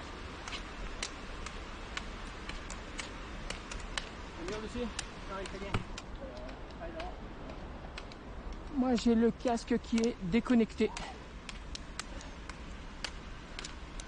Ah ça fait longtemps. Ouais. And so Andy is talking to Seb, say how you doing? I haven't seen you in a while.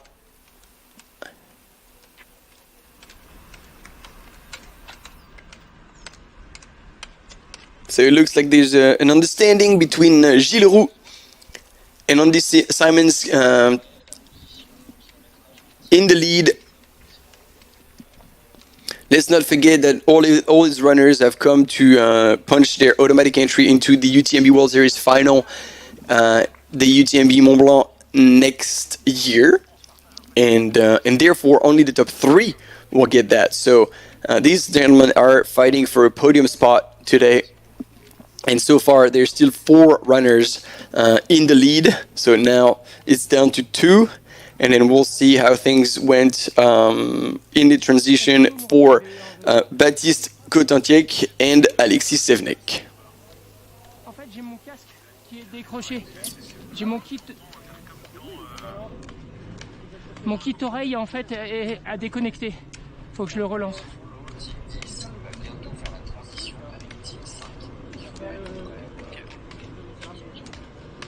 Il y a encore un petit moment, Tom. Hein. Team 5, est-ce que tu peux allumer ton on-air, s'il te plaît, et le paramétrer, merci. Ça revient. Parce que là, on entend tout ce qui se passe dans l'intercom dans la caméra 10, ouais. Eh bien, ça fait quand même plus mal avant de... Alors, je dis plus rien. Ah ouais. Ça va bien. Oui, mais...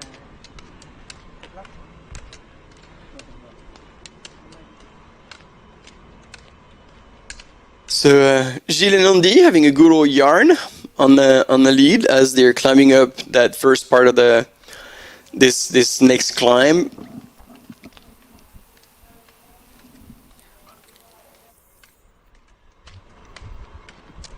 And indeed, it looks like Andy did wait for Gilles when Gilles had a bit of a faff with his poles.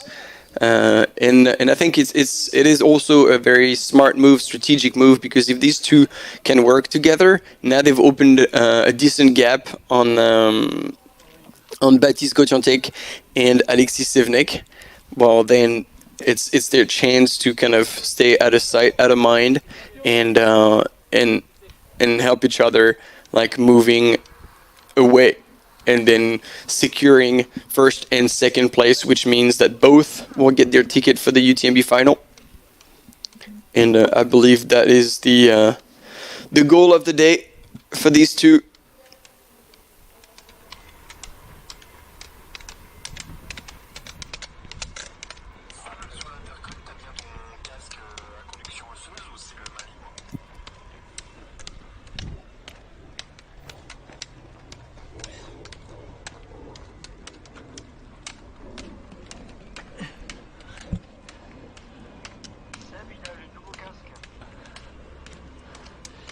Ouais, là tu me reçois, Flo?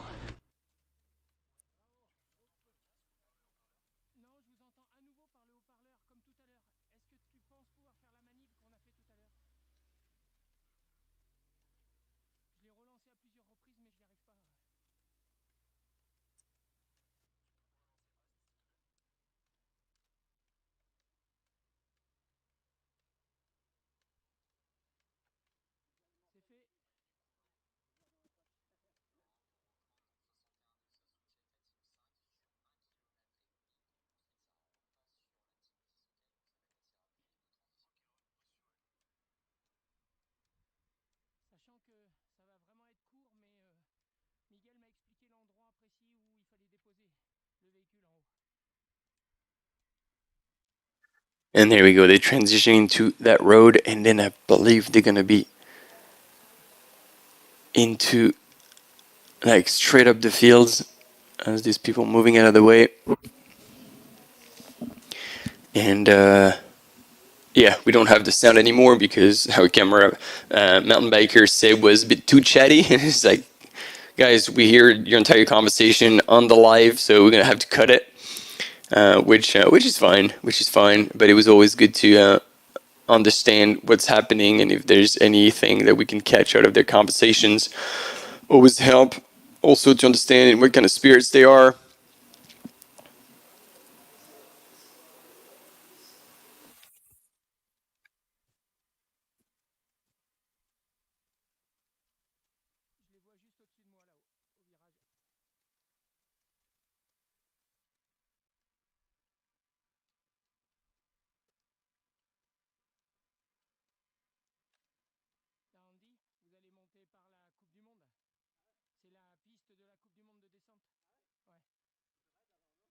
So just like that, these two have gone through the last aid station and therefore past the halfway point. With 50k to go, you're starting to like feel like you're closer to the finish than to the start, which is ironic because in this case it's the same place.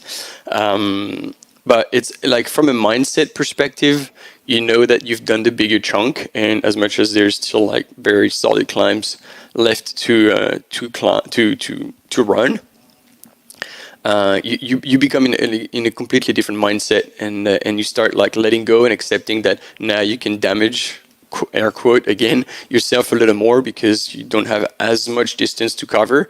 And depending on, like, I don't know the course well enough to tell you exactly when the race would start, but like Western States, the race starts at Forest Hill. A lot of people agree to say that for the UTMB Mont-Blanc, the race truly starts at Champelag when you have 50k to go, because these are extremely hard 50k with 3 monster climbs that like can really set you back if you're cooked. So in this race, like, I'm just assuming that once you pass the halfway point, this is when things are starting to get a bit more racing oriented, and I think that's possibly while Gilles Roux managed to have like a really quick transition and try to pull away from the rest of the field, starting to kind of stretch a little more the top 4 group and put themselves in a much safer situation once again, so they can be in positions that guarantee them a UTMB Mont-Blanc spot next year, because again, top 3 will get their automatic entry into UTMB Mont-Blanc. So there we go, and we see definitely Gilles Roux now looking back to gauge how much of a gap they have opened, and I think it's going to be, yeah, there you go, on the left. And so that's why we alternate. We have a camera runner who's going to stay with these 2 gentlemen up that very steep section, so it's almost like steps. Look at how well done this is done. And then you can see on the right corner of your screen, disappearing now, our mountain bikers following them on the road, and I think they're going to take over shortly after. The course is going to cross the road, I think, at least one more time, if not a couple, before they start branching into a 4-wheel drive track where our mountain bikers will most likely follow them. So it really looks like Gilles Roux is now pushing the pace a little more. But look at this, Alexis Sevenek, I believe, with the white backpack, that's my guess from this aerial shot, is now trying to close the gap, and knowing how strong he is on the uphill, I think by the time they cross the second road, so not the next one, but probably the one after, he might have managed to close the gap, hopefully not burning too many matches to close that gap. But that's probably going to be a lesson for Alexis Sevenek. He will have to manage his transition a little faster, a little better, so he doesn't have to actually work so hard to close the gap And you see, this is a different mindset here. This is a different goal. Now, these runners who used to turn around and wait for the camera runner to let them pass, help them open the gate. Now we saw Gilles Roux not look back, not look at Andy. He's pressing up the slope, and we can see Andy having to work as well to keep up. Something is happening in the men's race right now. And you'll see them cross the road and then carry on straight up the hill.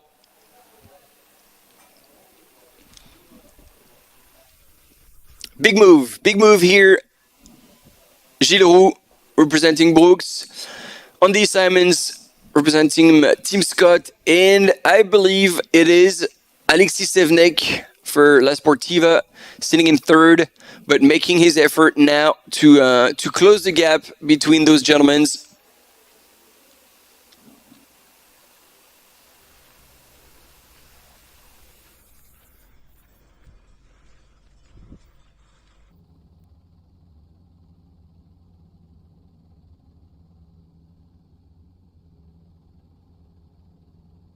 And then once again, big shout out to the realization, the studio, mixing up all the images. You can see the transition between the camera mountain biker, the camera runner right now, and the drone to have aerial shots of that. At the start of the 50K, sorry, tomorrow we'll see the first 5K, and so we'll most likely have drone shots, but then not with only a few runners spread out, but with the whole pack as one single snake, living snake even, going up the field.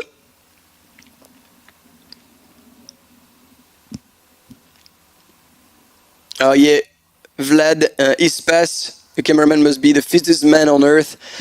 You would not believe, like, the camera runners, the team we have. We have, I mean, if you followed many races for a while, Fleury Roux, who's was, if I'm correct, third at MCC. So definitely a world-class athlete.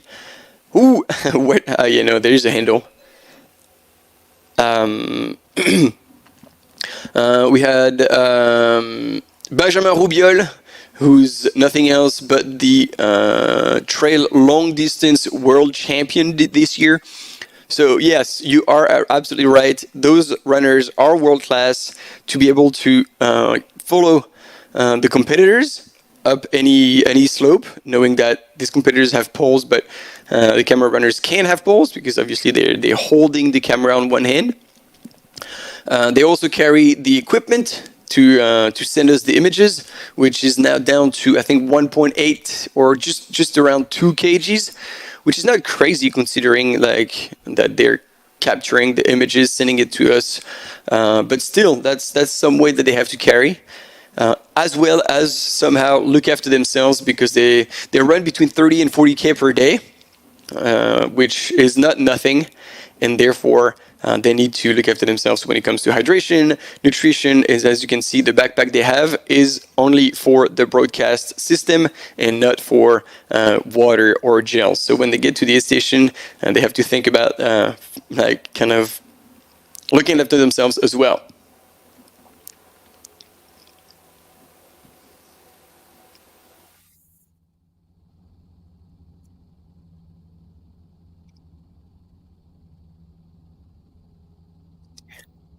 Oh, and Jay said, "What's up with this calf?" It's nothing. It's just mud.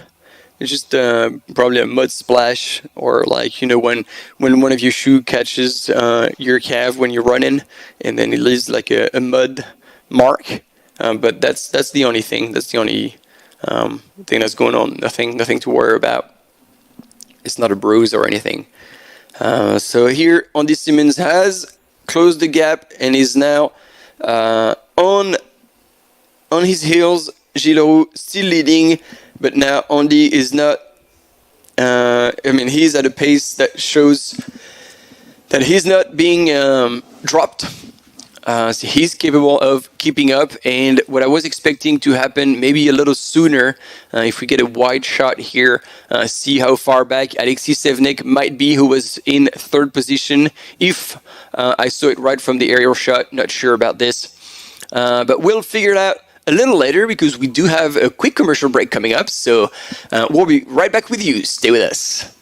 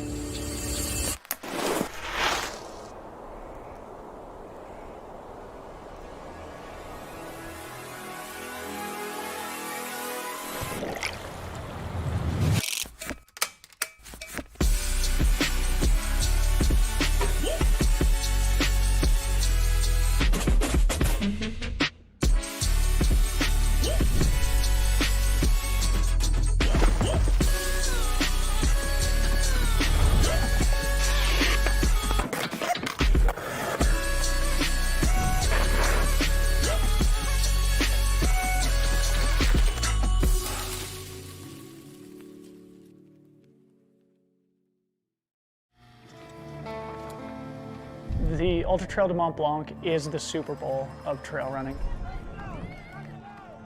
I've had 4 attempts at getting to run UTMB. I mean, 4th place without a doubt feels unfulfilling. And failure is okay. The current fall is just one moment. The places where you really grow are the ones that keep kicking you in the teeth.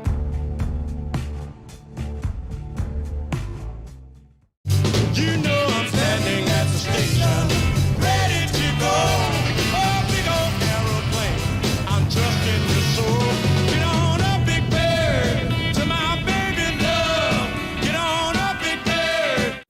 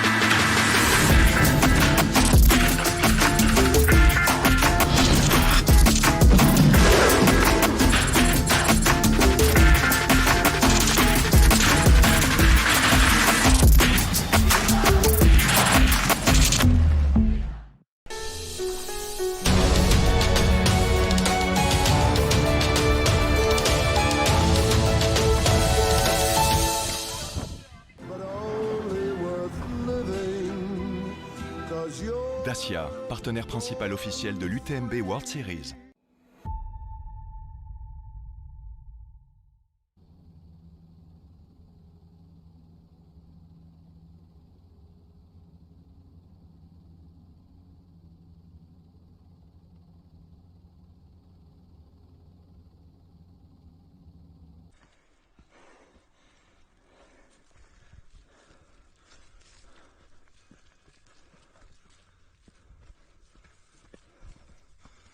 There you go, back live with the images and still the duel in front of the men's race in this wild 110. Just under 7 hours elapsed, and it's Andy Simmons chasing Gilles Roux in the lead so far. And there's been quite a lot going on, although the top 5 men always kind of remains the same, but we don't have a true update of who's chasing now. From the last aerial shot, I do believe it was Alexis Sevnek who was trying to close the gap, but with no guarantee.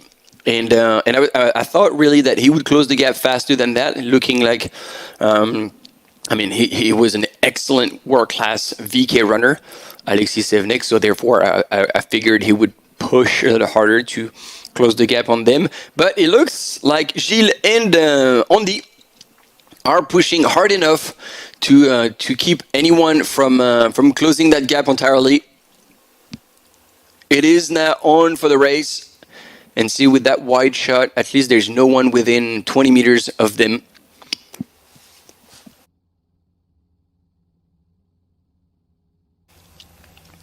within now 50 meters of him. The wider the shot, the more we will be able to know how far back the other runners are. And I think now is the time to share a fun fact that was reminded to me by a dear friend who's everywhere, about Andy Simmons.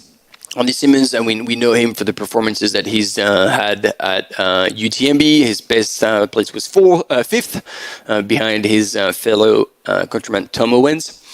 And he's done heaps of different races, Transvolcania, and the thing that he's done a lot recently was flying.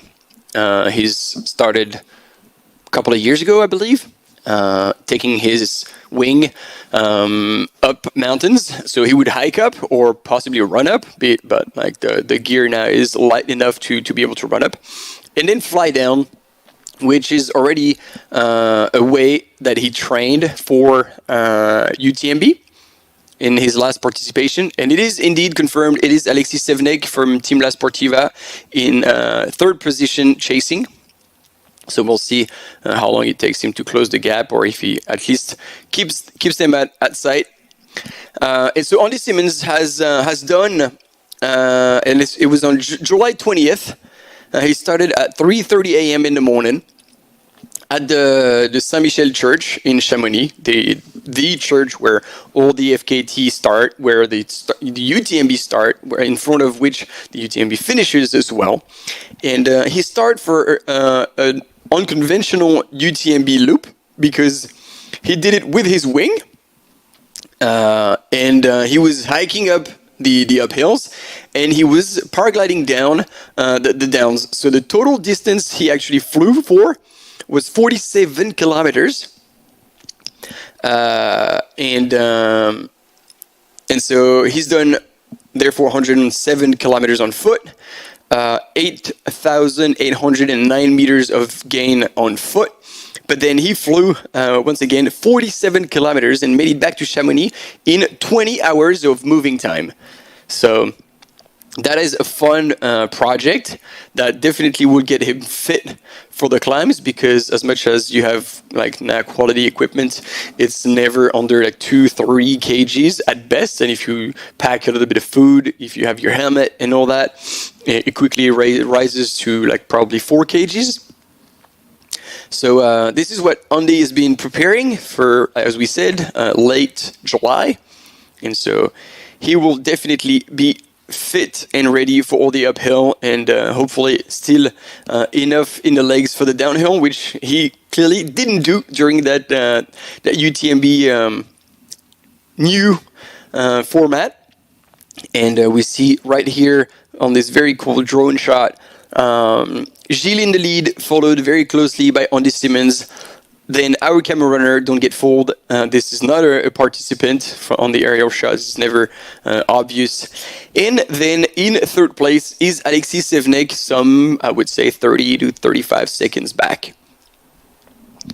So I anticipate Alexis to possibly close the gap a little more. I think that would be the place where he would need to do that. Unless there is a sizable gap between Alexis and, I believe, Baptiste Cotentic from France.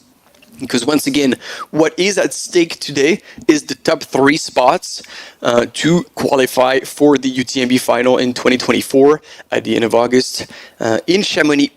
And therefore, these gentlemen are trying to punch their ticket because of the rules. If you're listening, even if you weren't with us earlier this morning, the rules are that you have until December 31st if you want an automatic qualification. So there's still quite a few races all across the world in the UTMB World Series that take place between now and December 31st. So if you're shooting for a top 3 position or top 10 position in the last major that remains in Doi Yên Thien in Thailand, then these are your options. But the thing is, it used to be anytime before the UTMB final, but now it has changed, and I think it has changed for the better, because then it allows the race to know which runners will be participating in the final. So they can anticipate a whole lot of things, content creation, organizing all the communication around that, but also for the athletes themselves and even the teams when they need to organize a little bit like who's going to be where and make some races, key events for various teams. So these are the changes. So if you're hoping to qualify automatically to the UTMB World Series final next year, then you have until December 31st.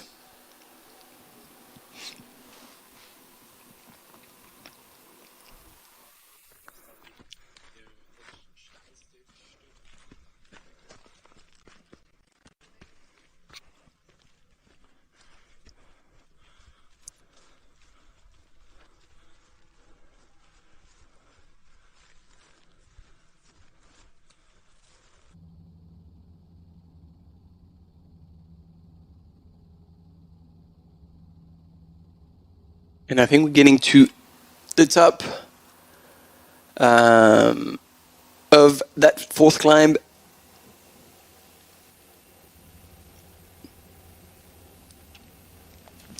And once now that they've gone up on that ridge, transitioning even into running, you see that the grade is not going. It's not as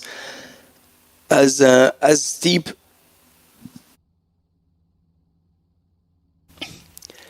And then they're gonna branch into, once again, if my memory is not failing me, into like a little bit of a single track in the trees, dropping down before climbing up to Swiss Alps.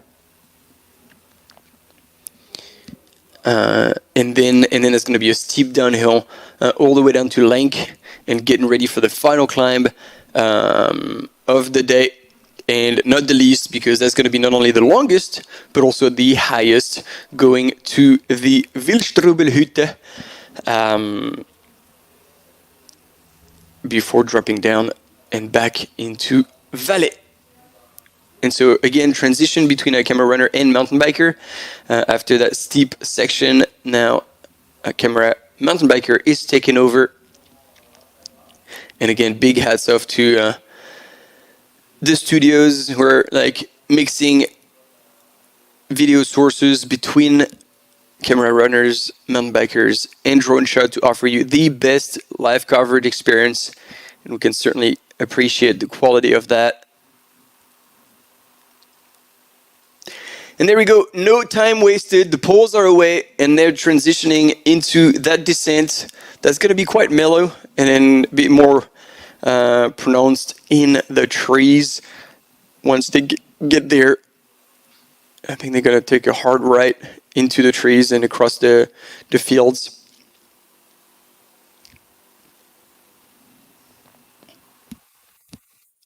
And I don't know if there was a mat up there to give us an update, but I don't think there was. So we're still on the splits from Adelboden. And actually, speaking of that, let's have a look. So we're still quite a ways before Adelboden for the women. However, ladies and gentlemen, I am pleased to announce that Catherine Goetz is back in second place. Some 10 minutes back, however, from Sarah Escobar-Caron. So she has passed again Marie Janot from France, who's another 6 minutes back. So Catherine Goetz is not fading. We're a bit worried. We had gotten word from the German channel here on our left, physically here at the studio, that Catherine Goetz was not feeling the greatest and possibly was even thinking about dropping. So it is fantastic news to see her back in the game in second place. 10 minutes off the lead, where Sarah Escobar-Caron is still holding on to. And then Marie Janot has now given up, some 6 minutes from Catherine Goetz, and 16 minutes back from Sarah Escobar. So it looks like things are starting to settle for the women's field, but again, it's these women are about halfway point. Not even at the halfway point yet. Adelboden will be around that point. So there's still a lot going on, because Charlotte d'Alençon, that we had on the images, is another 2 minutes back from third place. And as we know, they're all fighting for the top 3 spots. So we might still see a little bit of a fight going on between Charlotte d'Alençon and Marie Janot, the 2 French female runners currently sitting in 4th and 3rd respectively. And there we go. We've seen at the bottom of the screen as well Alexis Sevnek. Nope, that is not Alexis Sevnek. So I think we've missed him, or there has been a change. But here on the images is most definitely.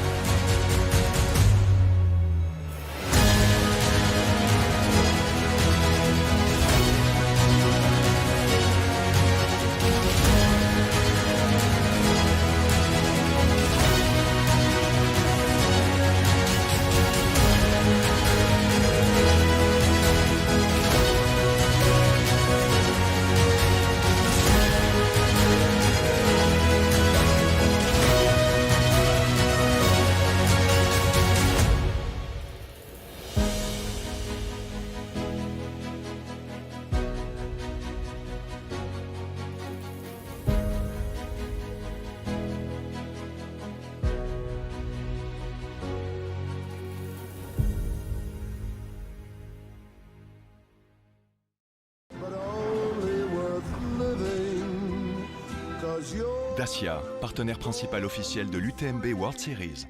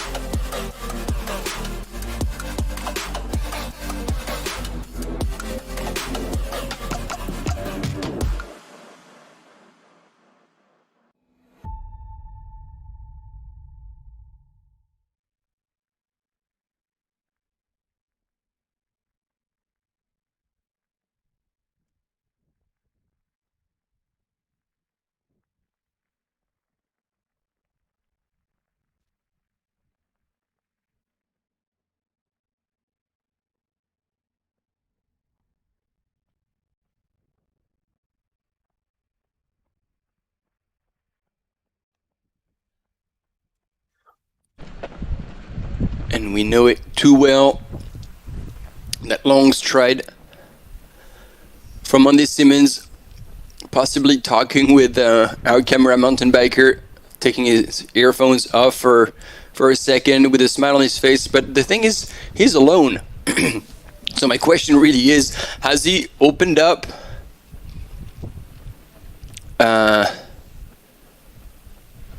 his stride so much that he's actually completely pulled away from Gilles Roux? And yeah, big question. Anyway, we are with the women's leader, Sarah Escobar-Caron, and sitting now in the comfortable lead of 10 minutes over Catherine Goetz. And she's still moving just as well, just as fine. On that single track. So if I try to make the comparison, she's on her way to the Adelboden aid station. So there's still a bit of a downhill to go through, and then she'll hit the road and gradually climb up to the aid station, where she'll be able to catch up with her crew and get an update of what's going on behind her, which she already did. We noticed that with there were 2 people with her at the previous aid station in Kandersteg. And get your phones out, and you can scan the QR code that's right at the bottom. It's going to go bigger, and you can get a discount for neck, bib number, and a running vest, a running pack from Hydropack. And yeah, it won't take you long to participate, and that's your shot. Who doesn't like free stuff? And there we go. Quick update, say on the top 5 women. And Switzerland is in the lead with Sarah Escobar-Caron and Catherine Goetz. Like I said, with about 10 minutes lead for Sarah Escobar over Catherine Goetz, who's coming back because she had fallen back into 3rd place, with Marie Janot, who had moved up into 2nd. But it looks like she has responded very well, because she's put over 5 minutes on 3rd place, Marie Janot. So good effort, and it's good to see Catherine Goetz back in the game. This is what we see really in ultra running. You have highs, you have lows, and it's often, unless it's an injury, it's often down to how you can manage in your head those lows, and know why you're in this, why you've chosen to put yourself in those situations that are like a lot of the time uncomfortable. And if you have a true why you're doing this, then you're gonna get yourself out of it very, very quickly. We had a tiny transition with our men's leader, apparently Andy Simmons, but we're back now with Sarah Escobar, followed by a male participant, kind of going back and forth here on their way down to Adelboden.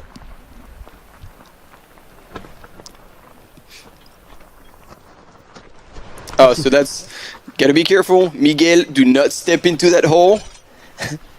There you go, stay on the right, because this is where we had lost our first camera mountain biker, Seb.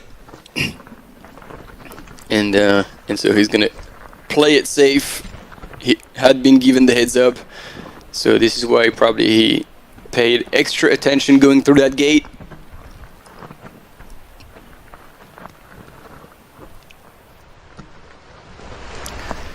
Miguel Martinez, if you are familiar with the name, if you've been watching the Mountain Bike World Cup a few years back, Miguel Martinez also still doing I think this year, like, winning some classic in road cycling, and always super stoked to be able to contribute to these live coverages and offer his mountain bike skills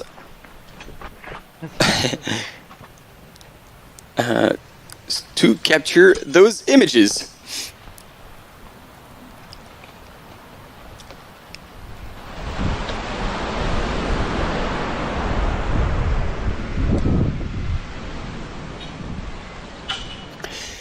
And yeah, as a reminder, like, conquer the Mont Blanc on the path to UTMB is the 52-minute video that will be released tomorrow at 2 p.m. on YouTube. This video edit is kind of a recap that has never been done before, with the combination of both race images as well as images shot before the race took place. And the people that are involved in this are Courtney de Walter, Mathieu Blanchard, Emily Forsberg, Jonathan Alban, Tony McCann, and Ali McLaughlin. And telling their story of their journey, essentially, is a better way to describe it, towards UTMB, as well as how their UTMB journey in itself took place. So that's dropping tomorrow, 2 p.m. Don't miss out. That's going to be super cool. And it's also very interesting here, between the first woman and the first man, after some... C'est quand même un niveau assez expert en VTT quand même là. We're hearing the conversation, so I'm getting a bit confused. But yeah, there's a significant difference here between men and women after 7 hours, like just over 7 hours of racing. And then people are cheering for the runners here on their scooters. And Miguel Martinez was saying in the mic, was like, hey Seb, don't feel bad, because where you took a tumble down the hill, it was really advanced mountain biking. So don't feel bad. It like, I said, like a whole lot of people would have had the same struggle.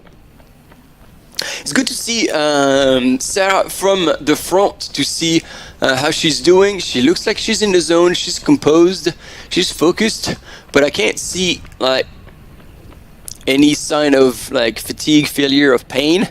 So that's a good sign. That's very good. She's in the lead, but she's not overreaching, which is good, because she's getting to about halfway point now from a distance perspective.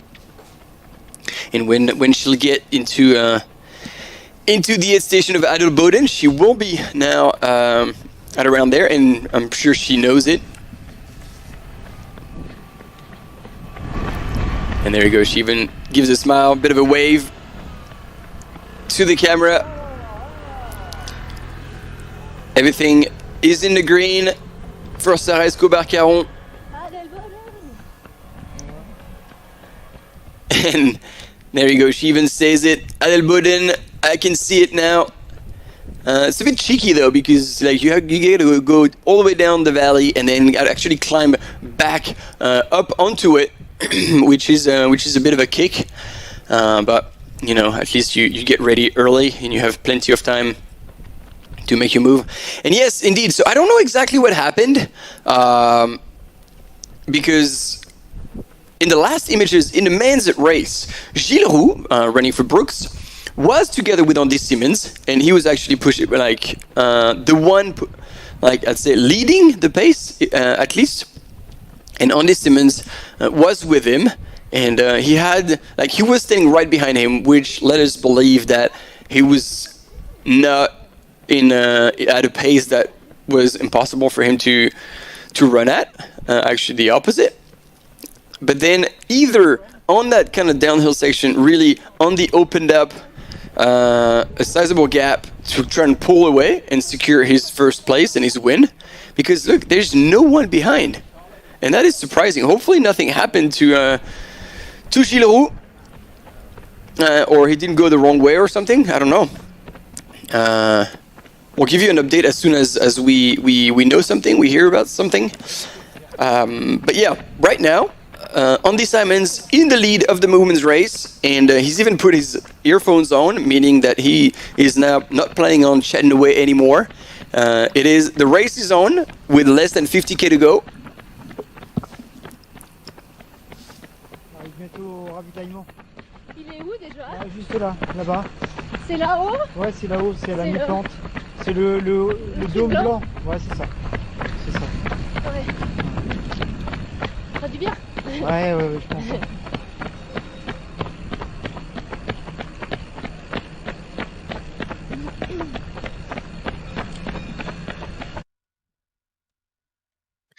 Yeah, so Sarah's first time on this course, she was asking our camera mountain biker where the aid station was, and Miguel was telling her it was up on the other side of the hill, just in the white dome that they could see in the distance. And she was like, "Ça va faire du bien. It will feel good." So now you can see like a beautiful demonstration of how to use poles. That could be an extract for a pole clinic delivered by our beloved Andy Simons. I hope that if he watches the replay, he knows I'm pulling his leg. But yeah, like I was saying earlier, he's been excellent at creating tutorial videos on how to use poles. And if you can dig these out, they are worth it.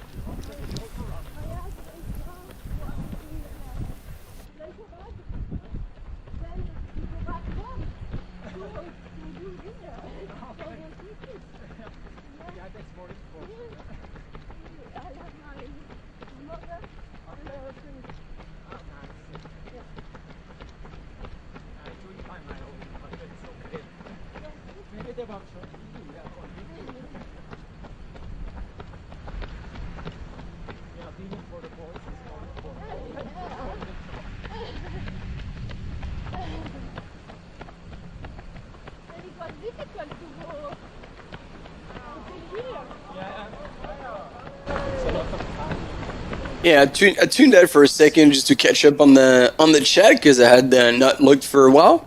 So, welcome everyone who's joining. It's a pleasure to have you here on this live coverage of the Wildstrubel by UTMB, second edition this year. Yes, conditions are actually now close to perfect for racing. Not too hot, not too sunny. Earlier this morning there was quite a bit of rain, so runners had to actually take cover, except Andy Simons, like I was saying, in true Brit fashion. He was only sporting his top, his singlet as a top and no jacket. But yeah, now conditions are close to perfect, and the views indeed are absolutely breathtaking, regardless of whether there's a cloud or not.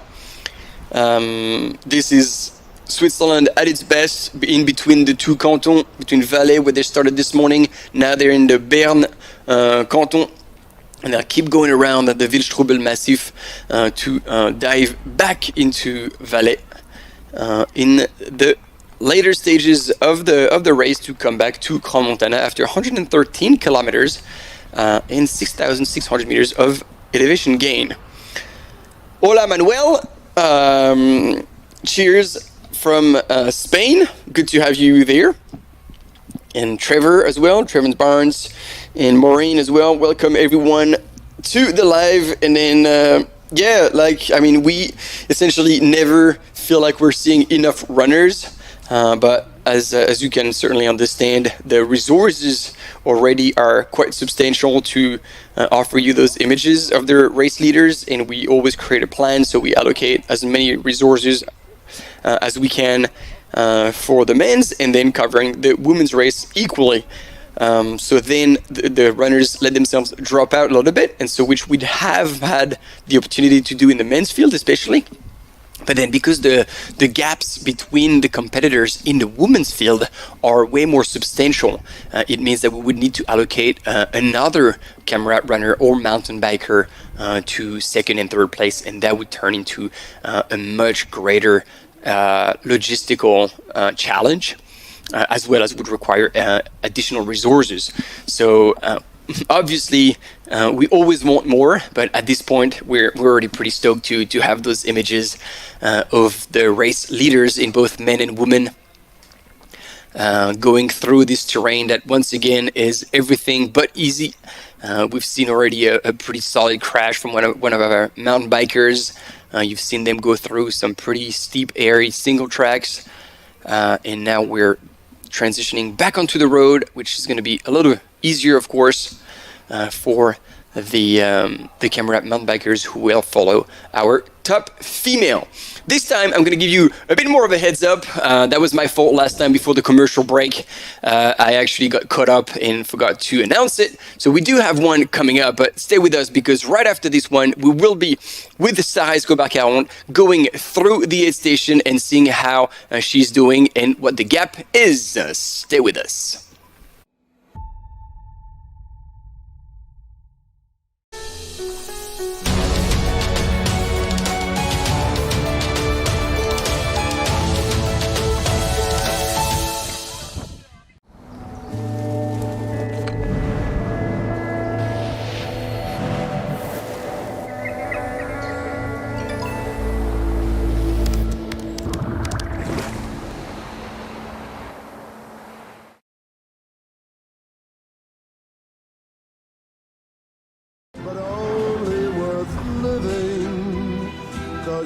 Dacia, partenaire principal officiel de l'UTMB World Series. You know I'm standing at the station, ready to go. Oh, big old aeroplane, I'm trusting your soul. Get on up, big bird, to my baby love. Get on up, big bird.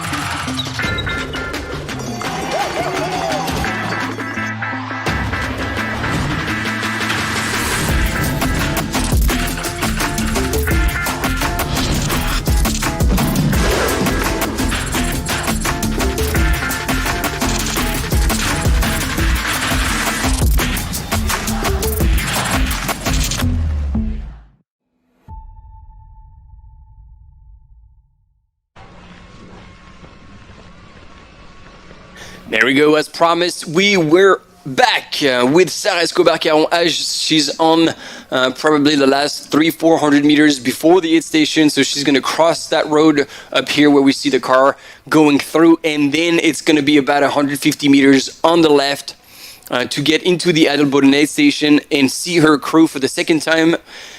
And yeah, see how she feels. First time she sat down for about a minute, but still, as much as we think, you know, sitting down you can lose a bit of time, but she was very efficient and she was very quickly in and out. So I believe the transition will be made as quickly, and there we go, as we can. She's already anticipating the aid station, finishing her flasks, holding them onto her hand so she can just drop them on the floor very quickly, pick up new ones, get an update on how things are going behind her. So she knows a little bit more what's going on and she can manage her effort accordingly. There's no need to go to the well if you're not being challenged, because it's still a long way to the finish. So burning too many matches for no reason would be a shame. So that's why you need your crew to be able to tell you a little bit also what's going on. And there you go, she's waving to people. So probably familiar faces who have come down a little bit before the aid station. And actually it was the case.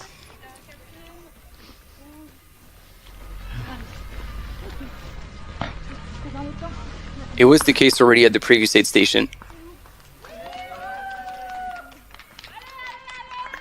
And knowing that you're going to stop a little bit at the aid station, you can push a little more on that climb, because you're going to be able to recover while standing and doing the transition.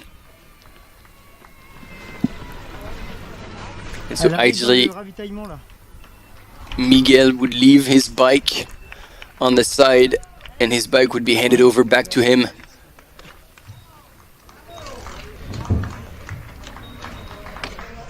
And he's gonna walk in.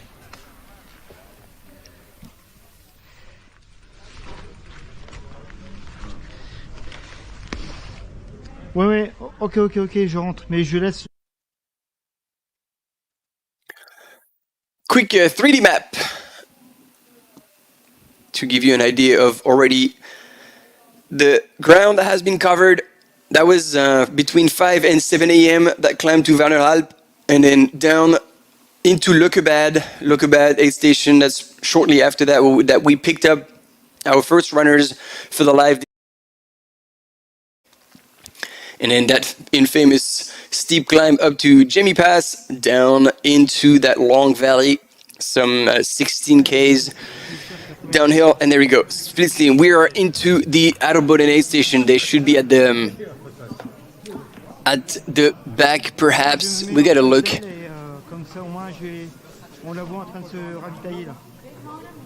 Yeah, we gotta see how things are going. So again, same strategy. She's sitting down, eating a bunch of stuff.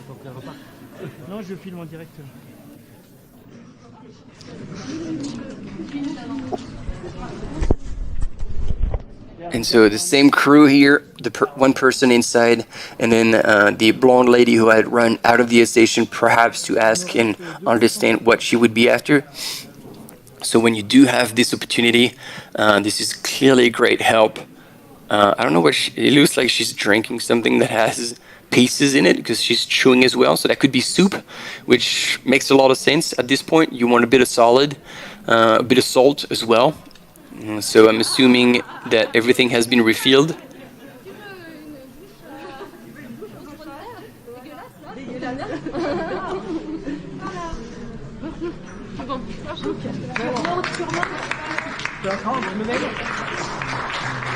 And see also something very, very important, and you see they're doing extremely well. When you're crewing, if this is something you believe you're going to be doing at some point, is that knowing exactly where the runners are coming from, but also knowing exactly where they're going to go out. Because, you know, they've sometimes they lose their bearings, they don't really know where to go out, and so if you can guide them through, first it avoids confusion, but also sometimes it could avoid having them going the wrong way or like making a wrong turn. So you kind of guide them through out the aid station in a very smooth way. So you cannot always run in front of them, but if you can already tell them, hey, it's this way and then left and up the stairs, then they exactly know where they're going, and that can be a smooth process. So indeed, Trevor, I would agree with you. Like, it has been extremely well executed. And so this is the kind of transition that has been prepared. So usually the night before, the runner, together with their crew, they've put together exactly what they wanted at every single aid station. So they do their race plan. So they usually, here is how it goes, because that's always interesting to share that with you guys. Although I just want to correct what's on the screen. Andy Simmons right now is in the lead, and we haven't had sign of Gilles Roux for a while, and it looked like he was way back from Andy Simmons, so I hope nothing wrong happened. And then we had seen indeed Alexis Sevnek and Baptiste Cotantiec, who didn't seem to be too far apart before dropping down. So we'll get a bit more update about that in Tristan Blanchard, rounding up the top 5 in the men's, but already 5 minutes back from 4th place.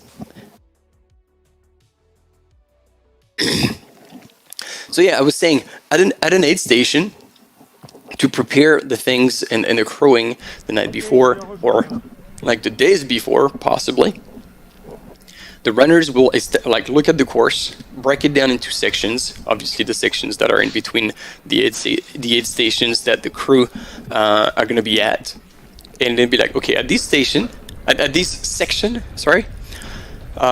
this is how fast I'm going to run. Therefore, this is how much time I'm going to be spending.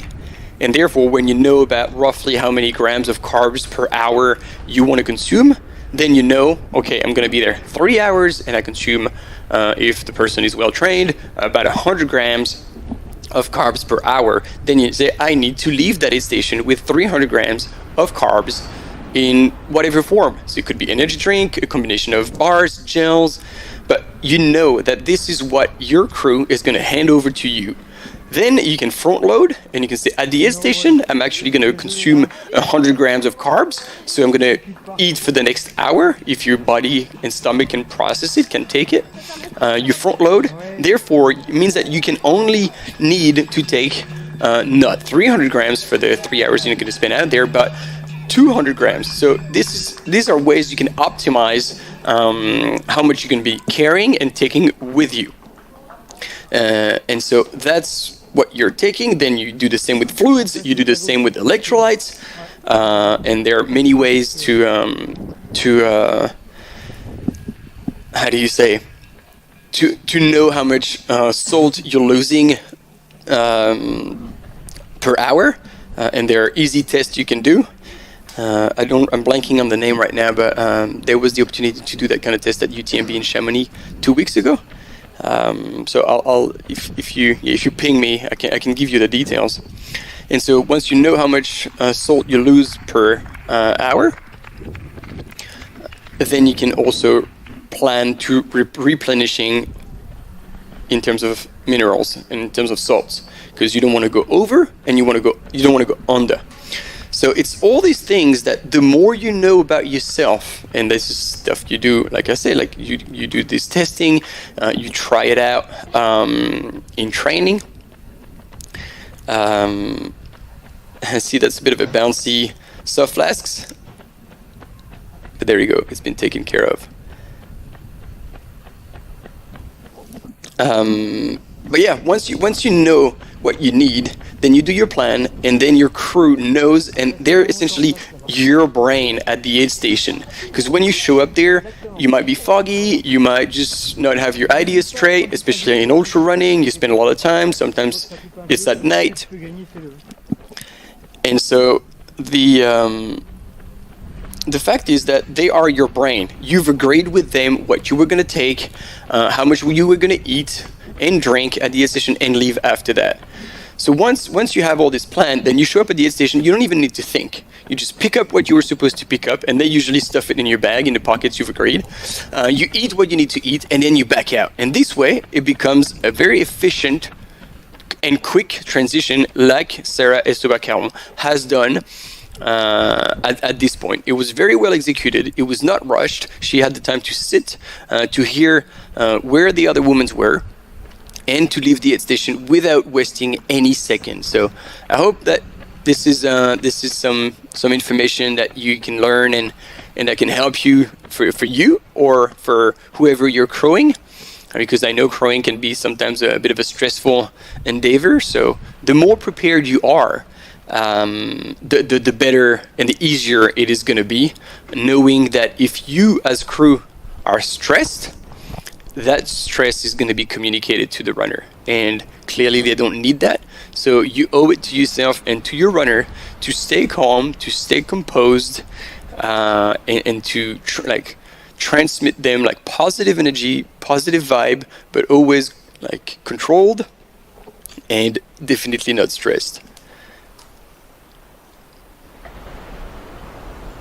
And Till, you are on the English channel, so welcome to the English channel. However, the stream with Katharina is actually the German channel. So I think if you type Wildstrubel by UTMB German, you will end up on this one, and you will be with Katharina and Alain on the German one. Il y a d'autres images, il y a plein d'images. Non, ça va. On peut discuter alors. Oui, on peut discuter. Il n'y a pas de souci. Ouais. Il n'y a pas de souci. So it's a fun conversation between Miguel and Sarah, and he's like, no, you're fine. We can have a conversation because they don't put the sound on. Well, we actually do, and we're hearing what they're saying, but she looks in good spirits.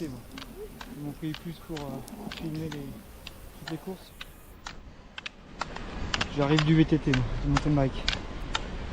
All right, Till, bis bald. Thanks for being here. Totally understand that you'd be tuning into the German channel.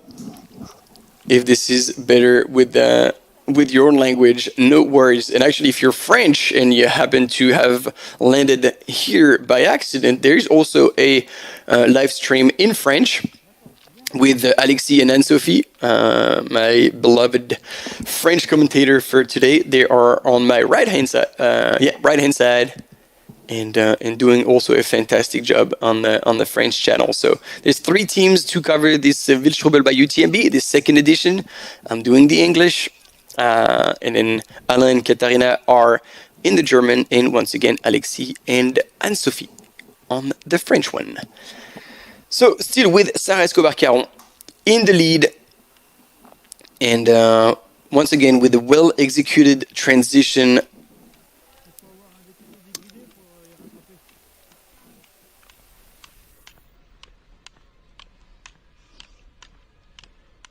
I want to see if anybody else has gone to Adelboden. And yes, Catherine Goetz is, I was going to say closing the gap, but no, it looks like, I don't know if this is in or out of the aid station, but Catherine Goetz has gone through Adelboden, and she was 7 minutes. So she did close the gap a little bit on Sarah, which was 9:30, and now it is down to 7 minutes.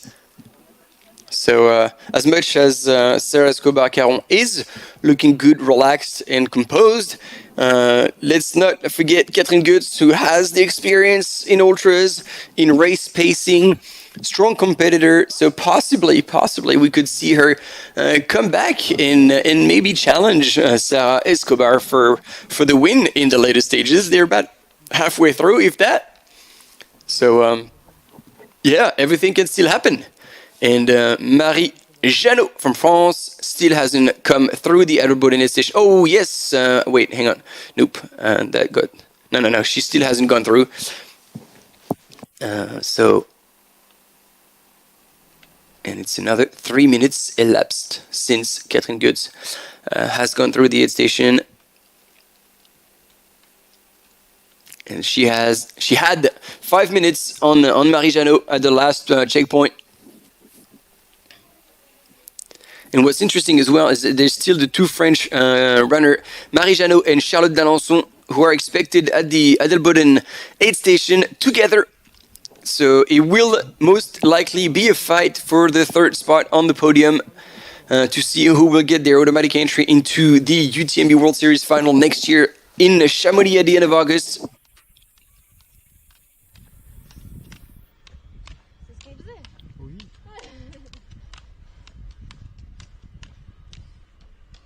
And I gotta say, like, the way Sarah Escobar is moving right now, I think it will be tricky to put a whole lot of time, or close the gap, should I say, on her for Catherine Goetz. So I don't know if we will get images of Catherine either at the aid station or shortly after she's done. Oh là là, bravo! Ah, magnifique, bravo! Ah oui. Ah, je fait du monde 5 fois. Ah ouais, excuse du peu. Non, bon. Magnifique. Merci. C'est un honneur alors. Ah ben. Discuter avec toi. Ah ben. Merci, ouais, bon, après, je reste simple. Oui. Après, quand je filme. On sait, hein. Ouais. La forme, elle est là pas longtemps, hein. Ouais, exactement. Non, quand même, ça fait 5 ans. T'as vachement confirmé. Ouais. And they're going into like a pretty deep conversation here. I won't translate everything that's going on.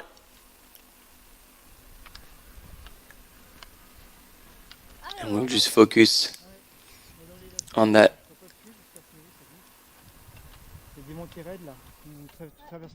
Very regular pace from Sarah Escobar, and she realizes like what's coming up next, and those straight up the cow pasture, that single track with the little steps. So she's transitioning into running for a little while, and then that's going to be straight up the hill. And actually our camera mountain biker will not be able to follow once again, and he will take the road. So he'll probably be either waiting for her at the next road junction, if there's no camera runner with Sarah. And we'll probably still have the drone there, so we'll be able to transition into aerial shots to see Sarah Escobar on her way up. You can see here on the profile, perfect timing, that little climb through the cow pastures, and then up when she gets to the top, at the top of the lifts as well on that ridge. Then she will drop down into that section where Andy Simons and Gilles Leroux were together, and until kind of Gilles Leroux completely fell off the face of the earth, like we completely lost him on the live. And then we had images of Alexis Sevnek and Baptiste Cotantiec following. So once again, I hope that he's okay. And it was just that we didn't see him on the live, but he's still in second place after Andy looked like he had put like a solid push, at least made a big move on that section after climbing.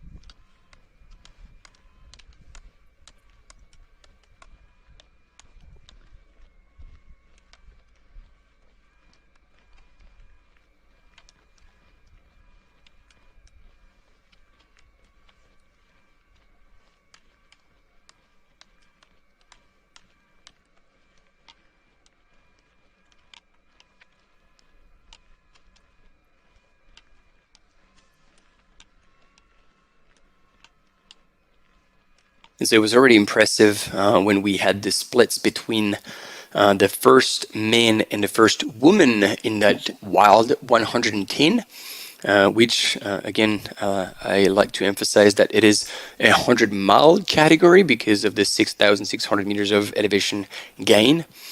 So all the participants will collect 4 running stones upon achieving that race and making the loop around the Wildstrubel Massif back to Crans-Montana in Valais.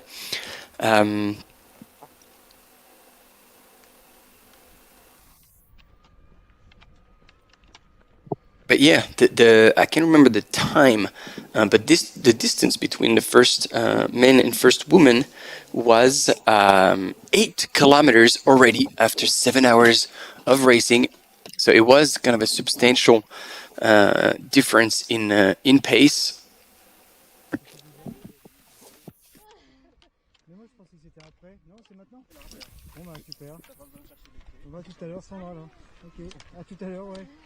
Dans 2 kilomètres.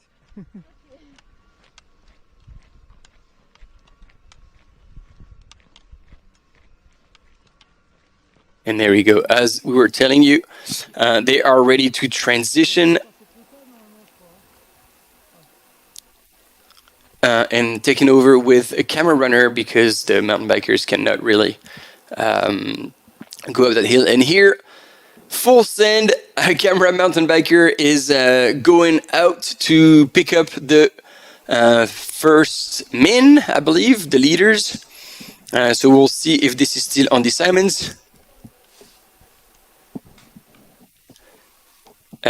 Also see if Gilles Leroux is still in the house. Alexis Sevnek and Baptiste Cotantiec, how far back they are, and if they're still in the game. So much to find out as soon as our camera runner would have pick up those runners. It'll be exciting to have an update on that.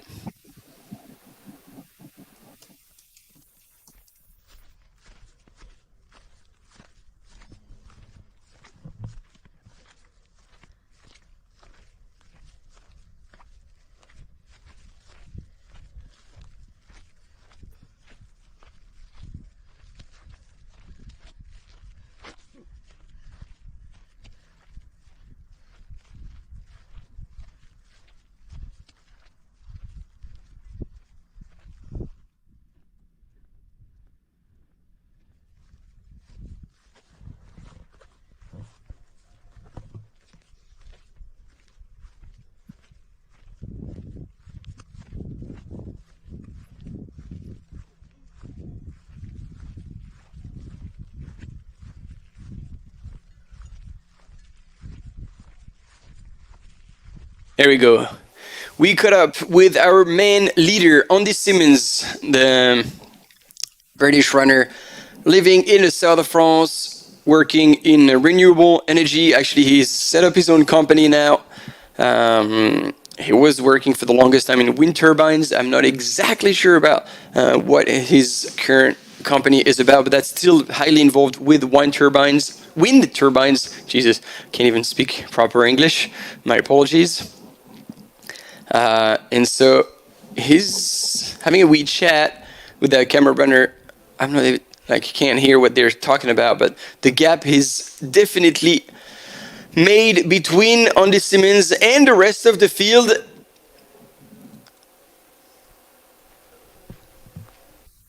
And I believe he's gone over the last bump of the second to last climb, meaning that now he will be on his way down towards Lenk.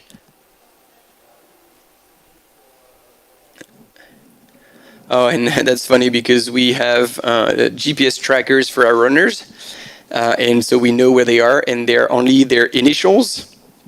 And I have AS and AS because Andy Simmons and Alexis Sevnik actually have the exact same letters. So that's why I was a bit confused earlier. Now I just figured it out. So yeah, if you want to have access to the same details, it is actually publicly available to you all on live.utmb.world. You go and choose the event Wildstrubel, and then you select the 110K, which is the 100-mile category, once again, and you will have access to all the data that I have, and you'll see that I'm not that smart. I'm just reading some of the content that I am given. But so you'll have the race profile with all the distance and the splits. You can pick your runners because as much as we have the leaders here on the images, the rest of the field is definitely out there and being tracked. So you'll be able to follow whoever you may know in those races, as well as all sorts of information about the course and so on and so forth.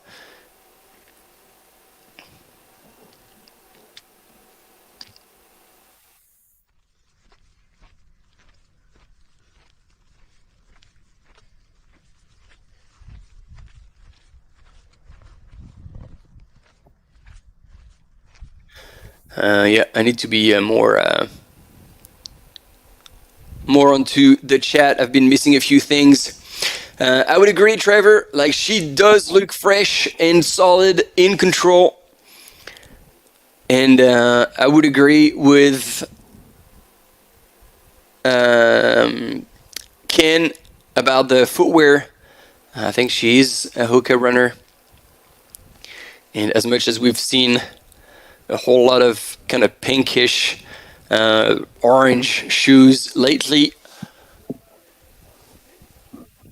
with the prototypes from the Adidas TRX team, as well as New Balance having come up with a shoe that had about the exact same orange color on the upper.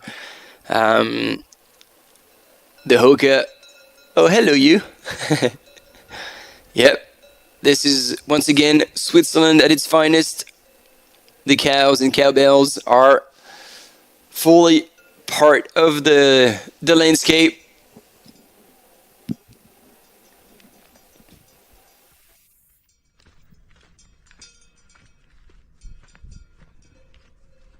And you see, the further into the valley they go, the better the weather conditions seem to be. So that's going to be a very exciting thing, especially for Andy, as soon as he transition into the descent into Lenk. That's going to be a fun one to be in. But then obviously he's going to have to look after himself, recharge the batteries with both fuel and water. But like, this is now Andy Simmons, ladies and gentlemen, charging in full force. He's not looking back, and he's not gonna let anyone come back onto him on this this trail in Balcon, kind of a traverse all the way across. Reminds me a bit of a Val Ferret after Courmayeur. And this is a long traverse where kind of undulating, but you can open up, you can increase the pace if you still have the legs. And the distance has only slightly increased between first man and first woman. It was 8:03, if I recall correctly, just about like half an hour earlier. And now it is 8:25. But again, sometimes it can be different because you see in the women's Sarah is now in a massive climb, and Andy's like pulling away on the flat, even slightly downhill. So all of a sudden that gap is going to increase significantly. However, doesn't necessarily mean much considering the terrain. I would love to have a split between Andy and second place. Hopefully still Gilles Roux. I hope nothing happened to him. He's still anticipated to arrive in Lenk in 33 minutes, which would be 5 minutes back from Andy Simmons. And then followed by Alexis Sevnek, who was only 40 seconds back from Gilles Roux. So he could definitely see him at all time. And then another, not even a minute, like another 45 seconds back was Baptiste Cotantiec from France. So the fight here again for even second, third, and fourth will be on. While Tristan Blanchard, who was leading in the early hours of the race, has now fallen back another 6 minutes from fourth place.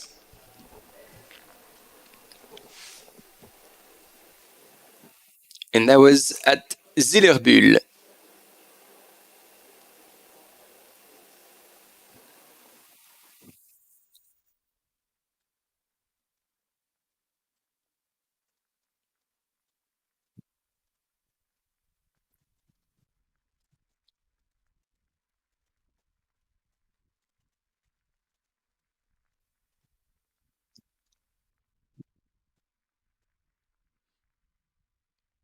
So here we go. Andy Simons making it look easy on those beautiful shots. And talking about shots, please get your phones out and not take a photo, but at least scan the QR code that is showing on your screen, because you can win a bib number, a discount for NAC products, as well as the Hydro Pack running vest. So that's a sick, extraordinary contest. That's all for you. So get involved, because free stuff is always great. And so you see here, Andy, as much as he's transitioning into that descent, that the next goal he'll be dropping down, he's still holding on to his poles and making good use of them even on the flat. So that's always helpful. Even if you're on the flat, you think like, oh, well, is he faffing around with that? But no. Once you're comfortable with your poles, like even on the flat, you just keep the momentum going, keep them, and they help you not only like push yourself forward ever so slightly, but also just stabilize yourself, and you can utilize them like in the turns to keep you on the right trajectory as well. So they are always helpful, and what he's doing right now is actually makes a whole lot of sense. So it'll be interesting to see again if we have the chance to look back for a second to see where Gilles Roux is. But at the last checkpoint, he was 4 minutes back.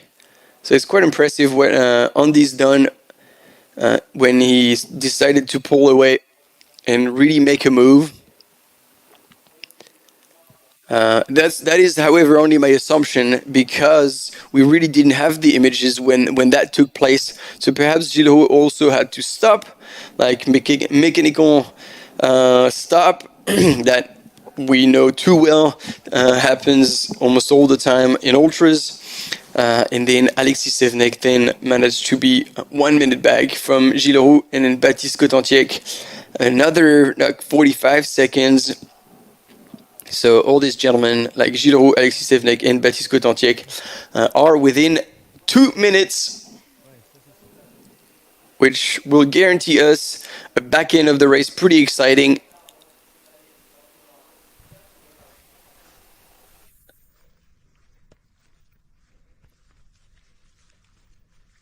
And actually just as exciting will be the women's race, because Catherine Goet seems to be closing the gap, closing in on Sarah Escobar-Caron. Sarah Escobar that we see here on those images, still moving really, really well.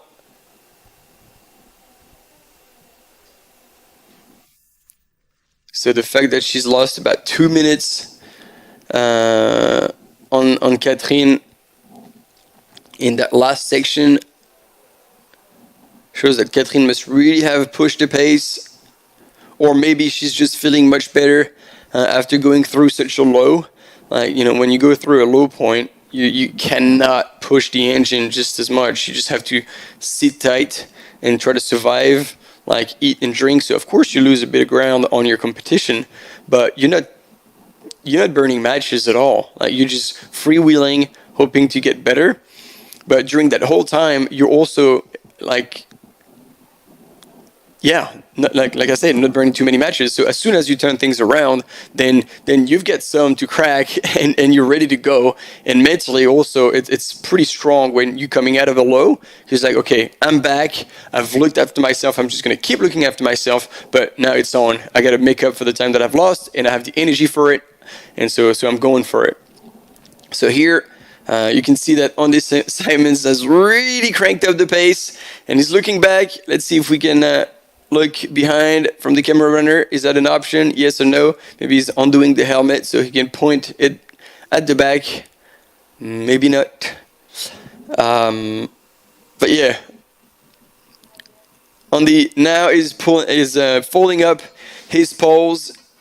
He's realized that he's now has a whole lot of steep downhill before getting to Link, and the poles are now tucked away. See how quick and efficient that is. Effortless, no time wasted, and now you can really open up the stride and use your arm swing to balance yourself. And in the meantime, Sarah is still chatting away with Miguel. Oh, actually, not Miguel anymore. I think we have a camera runner here. I don't know who that is.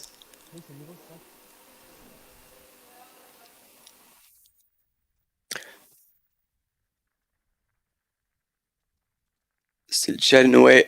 And there we go. That'll give you an idea of what's coming up for Andy Simons. A long, steep-ish descent into Link aid station, which will be the last point where the runners will be able to have crew access. So that's going to be the last chance to pick up everything you need for that last climb, which is going to be unique to this year. It's been added, that little additional distance as well as climb, additional elevation gain at the Wildstrubel Hütte, which is absolutely stunning. You'll see it on the images, and it's higher up. It offers like panoramic views, and then runners will kind of get down and dive onto like all the way. And at this point, it might start to get dark, which was the case last year.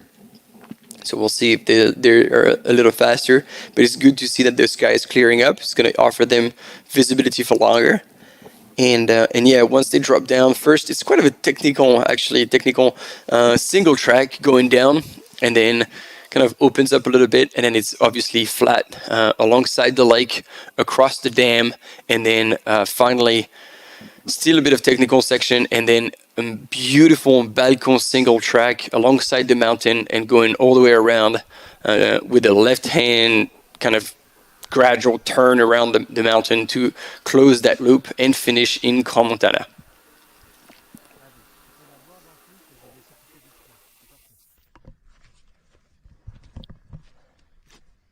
And so far, so good. It looks like Andy Simons is in control and has decided to take over the race and possibly impose his own pace to the rest of the field who couldn't keep up.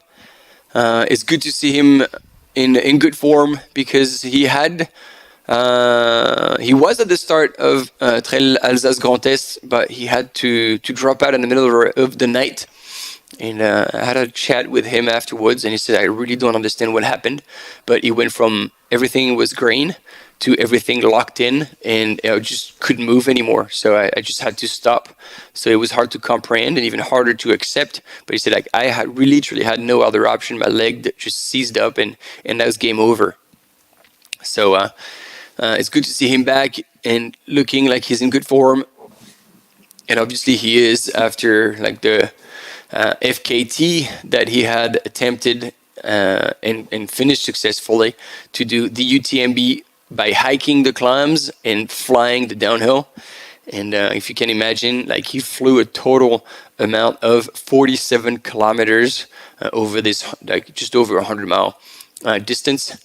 And he closed that loop in just over 21 hours. That was end of July.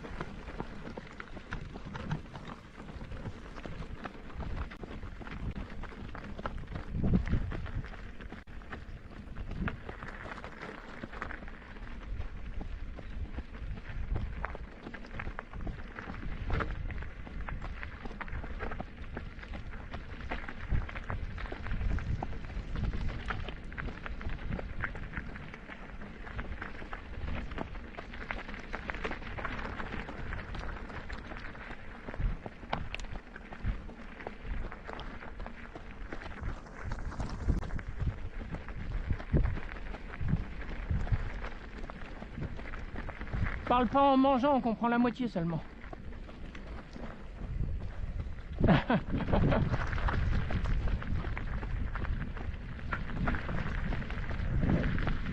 Tout à fait.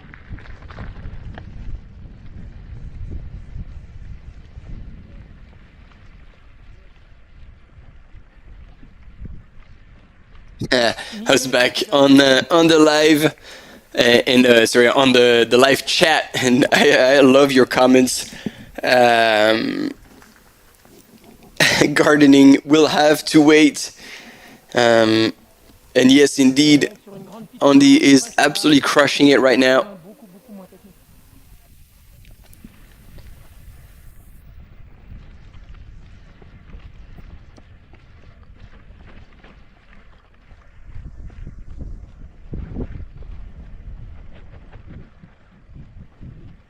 And I feel like with Andy's experience in ultra running, like, he'll be looking after himself. He's not gonna take, I hope, too many risks, because I think he's gonna have to stay focused until that very last part up high at the Wildstrubel Hütte, the highest point in the race, at some 2,788 meters. So by the time he'll get there, might also get a little cold. But you see now the sun is out, which is fantastic for the images and for the eyes. It's total eye candy. But it won't get hotter.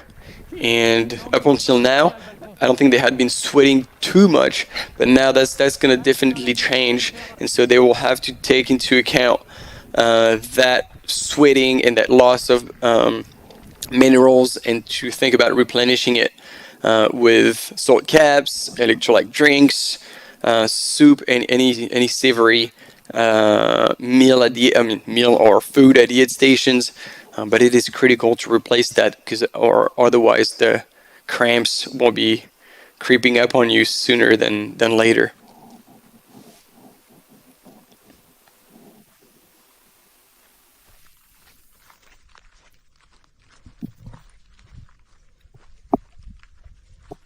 And yep, indeed, since we haven't had any news from the runners behind, it looked like on that climb to the first summit of that third big climb before dropping down, exactly where Sarah is right now, was the right time to put on a surge for Andy Simmons, because it looked like Gilles Roux was leading the pace, but almost kind of flat out, like couldn't quite switch gear.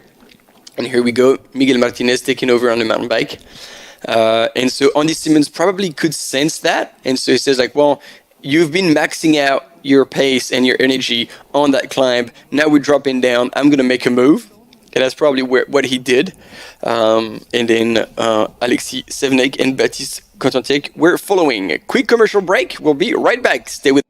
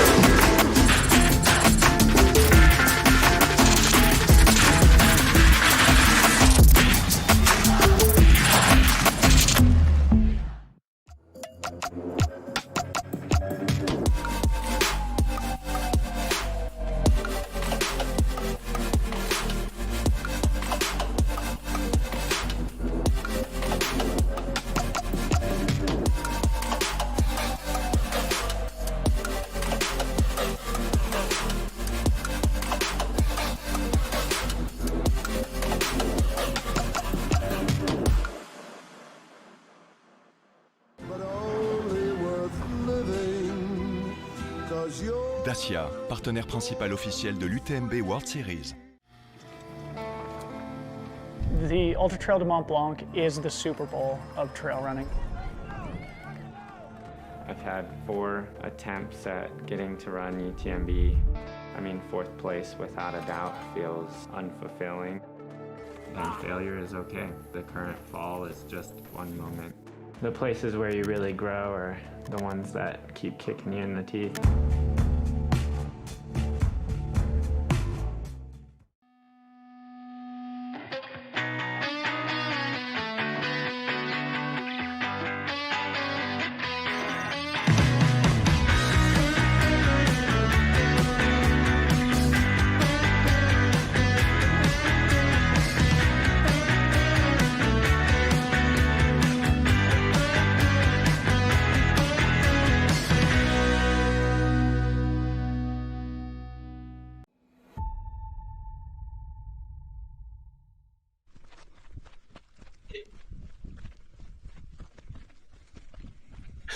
And yes, we are back as always.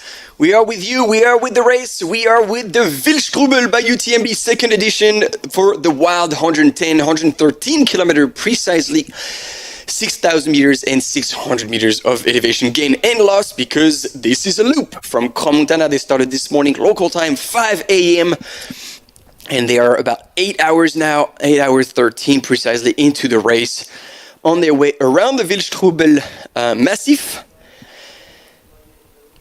And they're going to be back in Crans-Montana after closing the loop. Hopefully everyone and every single runner who will close the loop will collect 4 running stones towards their application for the race of their choice in the UTMB World Series final, the UTMB Mont-Blanc, at the end of August next year. And if you don't remember, the more running stones you have, it means the greater your odds will be to be selected for the race of your choice, the race you're going to apply to. And if you want an automatic entry in each of the 36 events of the UTMB World Series, you need to be top 10 in the men's and in the women's in each distance, and you will qualify automatically for the corresponding distance. However, you can send an email to the Sport Commission of UTMB World Series and apply to be quote-unquote upgraded.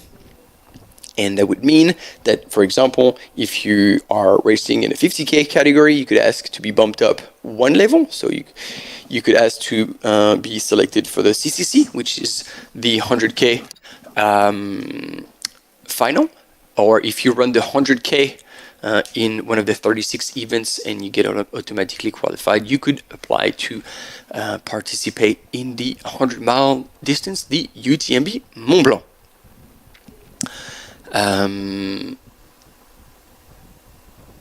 was expecting a much steeper descent for Andy Simons into the Lenk aid station, so perhaps we're gonna kind of branch out of this road and into back into a single track that might be a little steeper, because on the course profile it did look way steeper.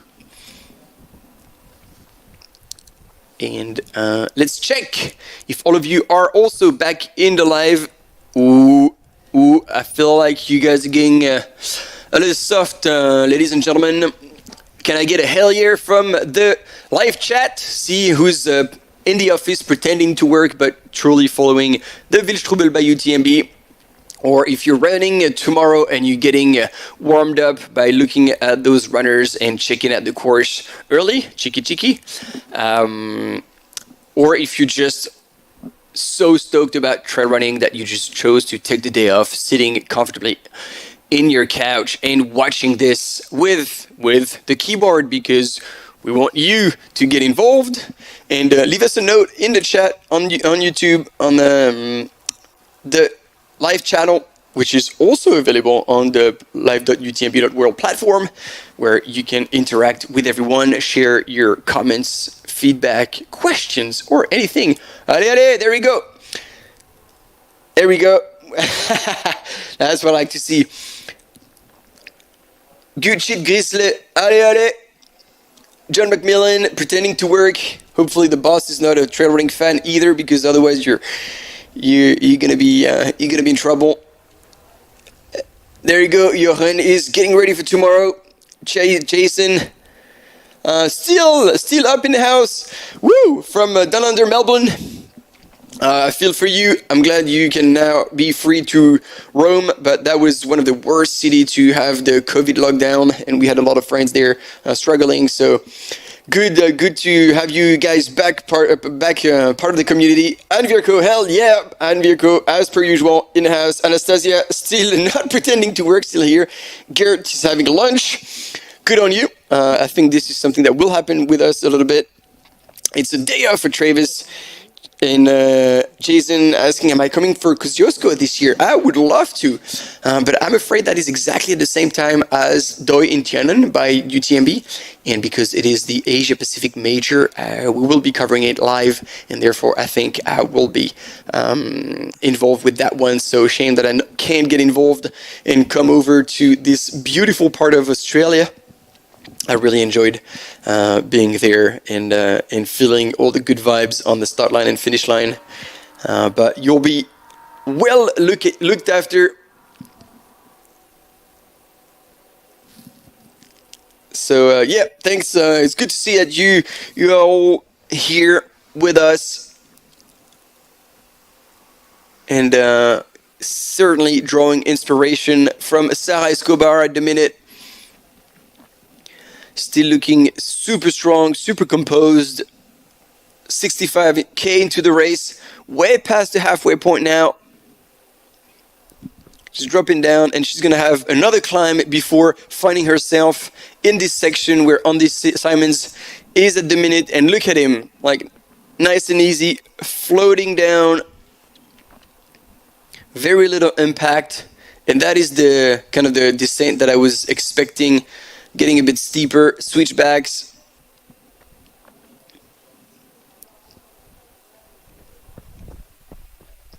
And you guys were asking about shoes.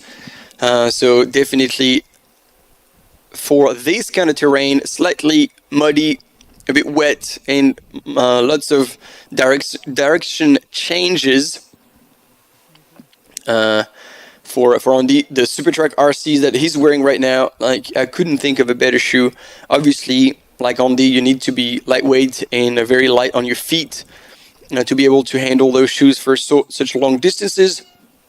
For like runners, I mean, I was gonna say runners like us, like mere mortals, I would say don't go over 50k, but actually I run 100 miles in those shoes, so they actually are truly versatile if you're comfortable with a bit more minimalist shoes. But definitely very good traction for this. I like that we're going back and forth between Andy Simons leading the men's race and Sarah Escobar-Caron between leading the women's race. That really keeps me on my toes. I gotta make sure I don't slack and start drifting in my comments when talking about each of them, because then boom, right away transitioning back with the other one. And look at this stride. Is truly what we call the ultra shuffle. The knees are barely going up, and it's like usually a quick frequency, quick cadence, to use the better term, somewhere around like 170, 180 stride per second. And this is what you want, because this is a very economical stride, and especially on the road, you don't need to go over rocks, roots, or anything, so your feet can stay low to the ground. And what a demonstration today by Sarah Escobar-Caron, 43 years young. So showing that you can still be on top of your game when you pass 40. And I guess in a few years, Ludovic Pomeray will show us that you can be on top of your game past 50. What a legend. And considering the race he had at UTMB Mont-Blanc again this year, it was absolutely phenomenal. Like, I was at the aid station in Courmayeur, and I can't say he looked good. He looked to be defeated as well. But his wife, who's crewing for him, just put him back on track, found the right words to share with him, and then from then on, it was a crazy remontada all the way until fifth place. Outstanding, Ludo. You are indeed a true legend at, I think it's 48 years old.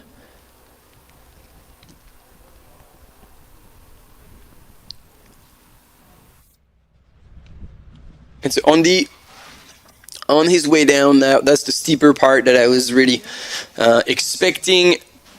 And then picking the most direct line. And I'm a camera runner, was a bit surprised from that, but he's following the flags.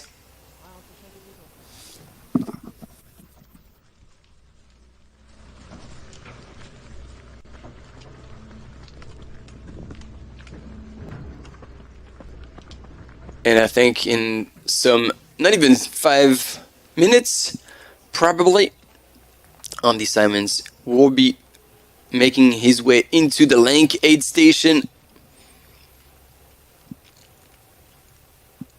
while Gilles Roux, that we haven't had images of since the last transition, would technically still be 4 minutes back, but has this changed? Has he made up time?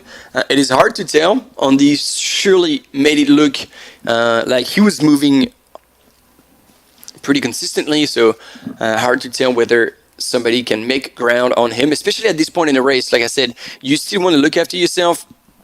You still have a solid climb, the biggest, longest, and highest climb of all, before finally dropping down on the other side. And the top section on the other side, on the back side of the Wildstrubel Hütte, is super technical.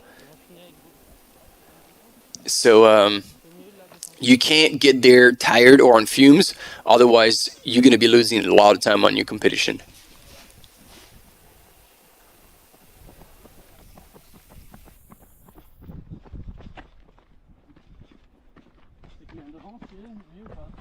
Qu'est-ce qu'il y a? C'est combien ils font derrière? Ça avance plus. Tout à l'heure, quand je t'ai pris, j'ai vu qu'il y avait... je commence à peine à le voir. Il y avait à peine 3 minutes, même pas.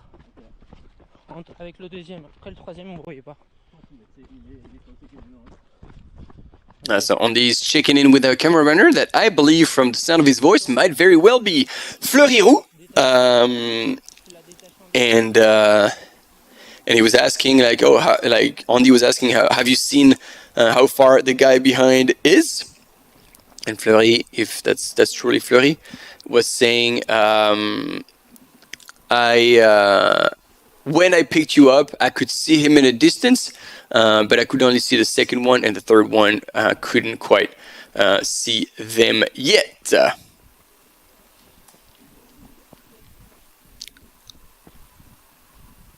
So once he gets to the aid station, Andy will only be able to get the previous split from his cruise, which is going to be like about 4 minutes. And I know, because I've actually raced in teams with Andy at the Pyramenta d'été. It's like a 3-day stage race in Arish before, very technical, lots of up and down. And I can tell you now that he's just cruising and definitely not pushing the pace, because Andy can be extremely strong running downhill, especially on this kind of terrain, and the more technical, the better for him. So I can definitely tell you that he's just holding on, just staying in control all the way down to the station of Lenk. So it's good to see him in control after such a most likely disappointing DNF at Trail du Saint-Jacques.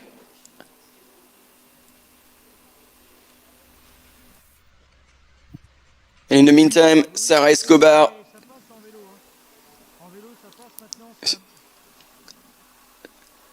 still in the lead, and now heading back up the climb where we didn't quite have images of the guys going through, but that's the climb back up to Sillerebul.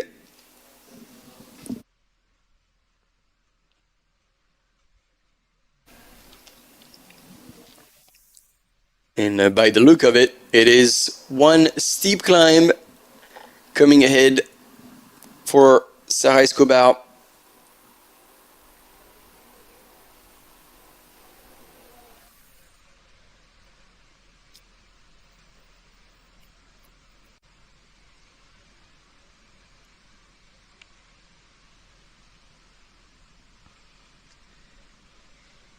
Ou alors, avec le véhicule, il faut qu'il monte un peu plus au-dessus.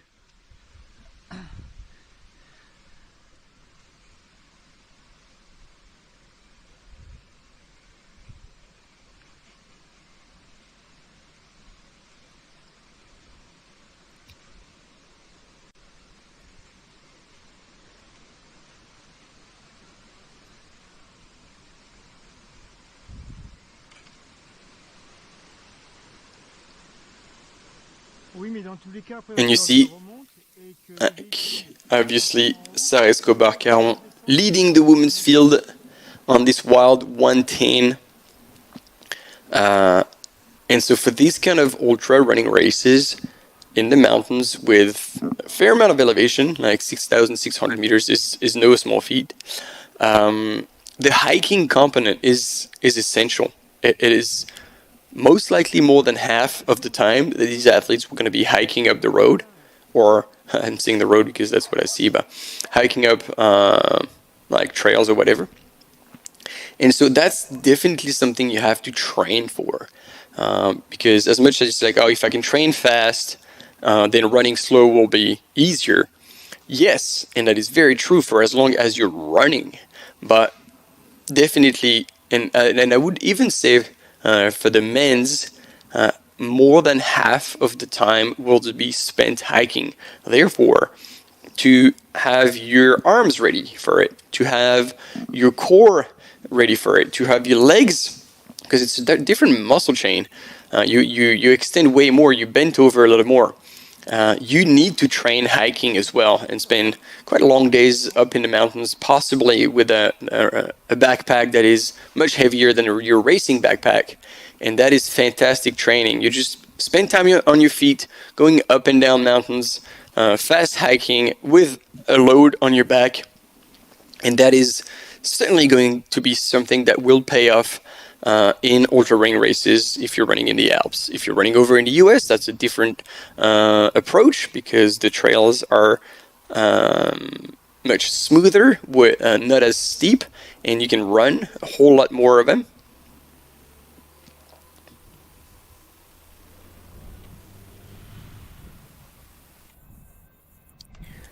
So John, good luck today. Enjoy your time working. You can't pretend anymore. Probably have a meeting or got an email from the boss. But it was good to have you, and thanks for tuning in. And like all of you who are in the chat right now, thanks for being there. And if you have any questions, anything related to what's happening here, by all means, ask your questions. If I have the answer, I'd be happy to share it with you, and maybe someone else in the chat will have the answer, and you can learn from each other.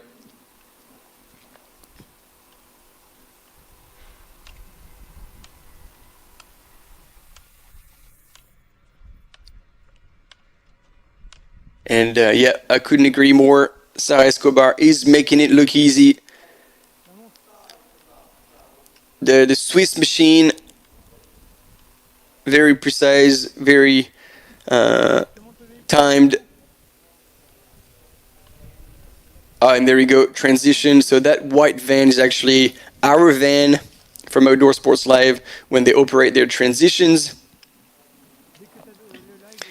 And our camera runner is now taking over.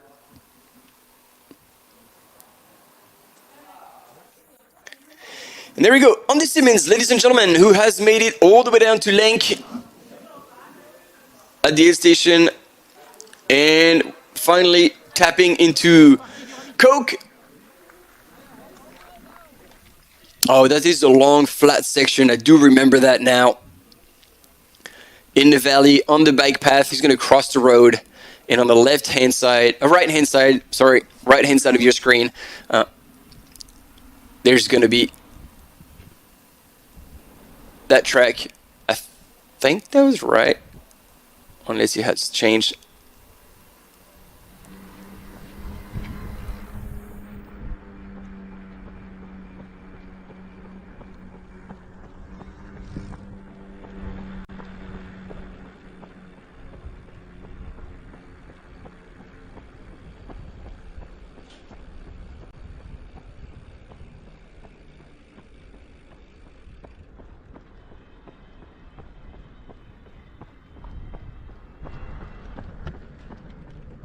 Vous me dites quand je me laisse glisser.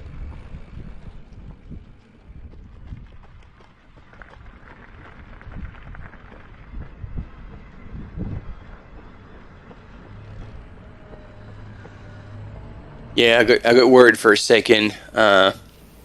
So he's going to be transitioning into a gravel path. Very focused. And that section, clearly, if he's feeling well, he can really open up and start like pushing, forcing a little bit. I don't think we have the instant pace right now, but we should be getting close to the 4 minute per K the way Andy's running at the moment. So this is definitely a solid move. He might very well be at this moment consolidating and forever making that gap unbridgeable for his competitors. And we'll have the splits very soon.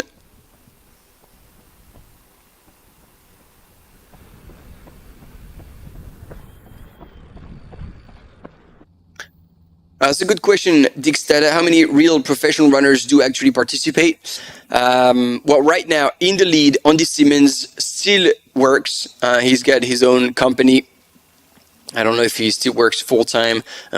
In his previous job, he had 1 day off to do his long run, but also to spend time with his family. He's got 2 children that are not kids anymore, actually. So the leader is not a professional athlete. And I don't think further back they are like true 100% time, just 100% of the time. I'm starting to lose my words. It's not good because we still have a wee ways to go. And look at that, Andy is smiling, in control. First man, Andy Simons, and first woman, Sarah Escobar-Caron. And we had also an update from Catherine Goetz in second position, 7 minutes back, and smiling as well. So that's a good indication. And apparently she was looking strong. So it's getting late in the race to be 7 minutes back, but if you're looking strong, you can possibly make up a bit of time slowly but steadily, especially in that last monster uphill all the way into the Wildstrubel Hütte. So as soon as they go through the aid station, we're going to be able to have an update.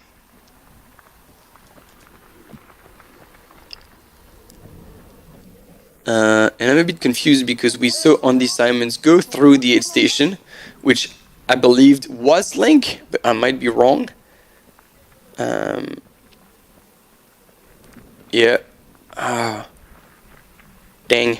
If that didn't register, then we will not have an update on how far Gilles Roux, Alexis Sevenek, and Baptiste Cotantiec are compared to Andy, which is a real shame because I would have loved to give you that update.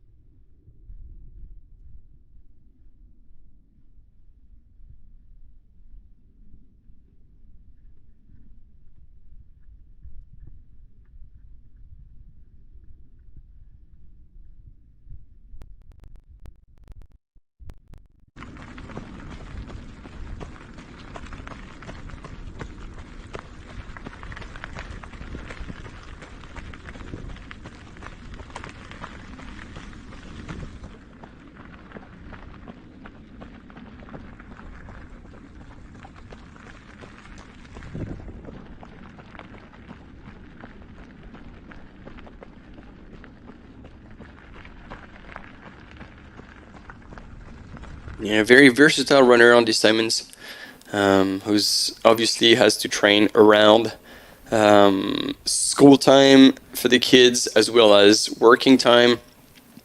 So very often he's training before sunrise, like clocking a quick hour in the morning before work and possibly another one in the afternoon.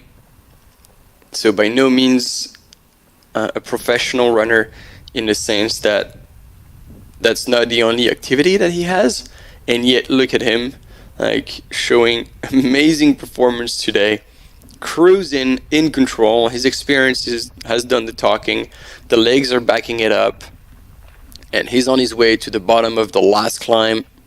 And once he's going to be there, poles are going to be out, and he's going to be hiking strong all the way up to the highest point in that race, the Wildstrubel Hütte, and from then on it will be all downhill with stunning views over the valley,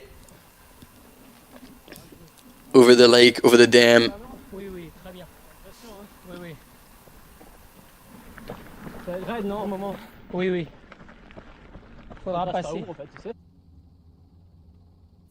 There we go. Finally, we have images of the second runner who just branched into that track. So it's not that far back, ladies and gentlemen. Gilles Roux, representing Brooks, is still in the game. And certainly not to be forgotten. The wheels have not fallen off. Gilles Roux, it's good to see him here. And also moving really well. Ooh, that's going to be an exciting battle. At least he's going to give Andy a run for his money, that's for sure. Probably a minute back, if that. So as soon as our mountain biker is going to drop down, he's probably going to have a chance to catch up with Gilles Roux. That is one solid pace for Gilles Roux. And yeah, my guess is like what? A minute, 90 seconds at most.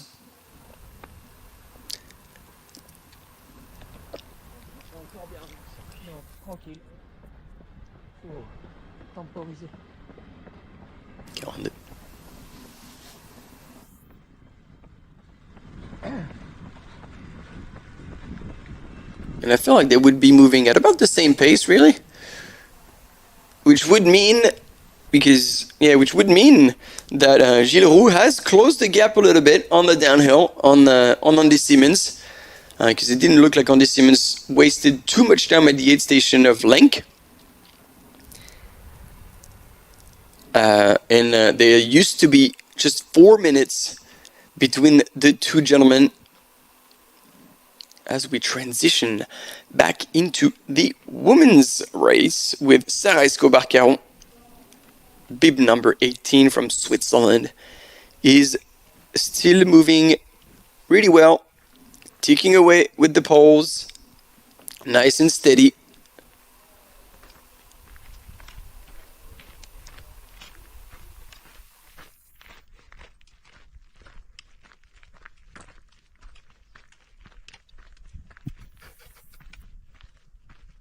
There again, it will be very, very interesting to have the splits in Zillerebühl, but that's not going to be before another 30 minutes. In the meantime, Andy, I don't know if he was trying to catch something.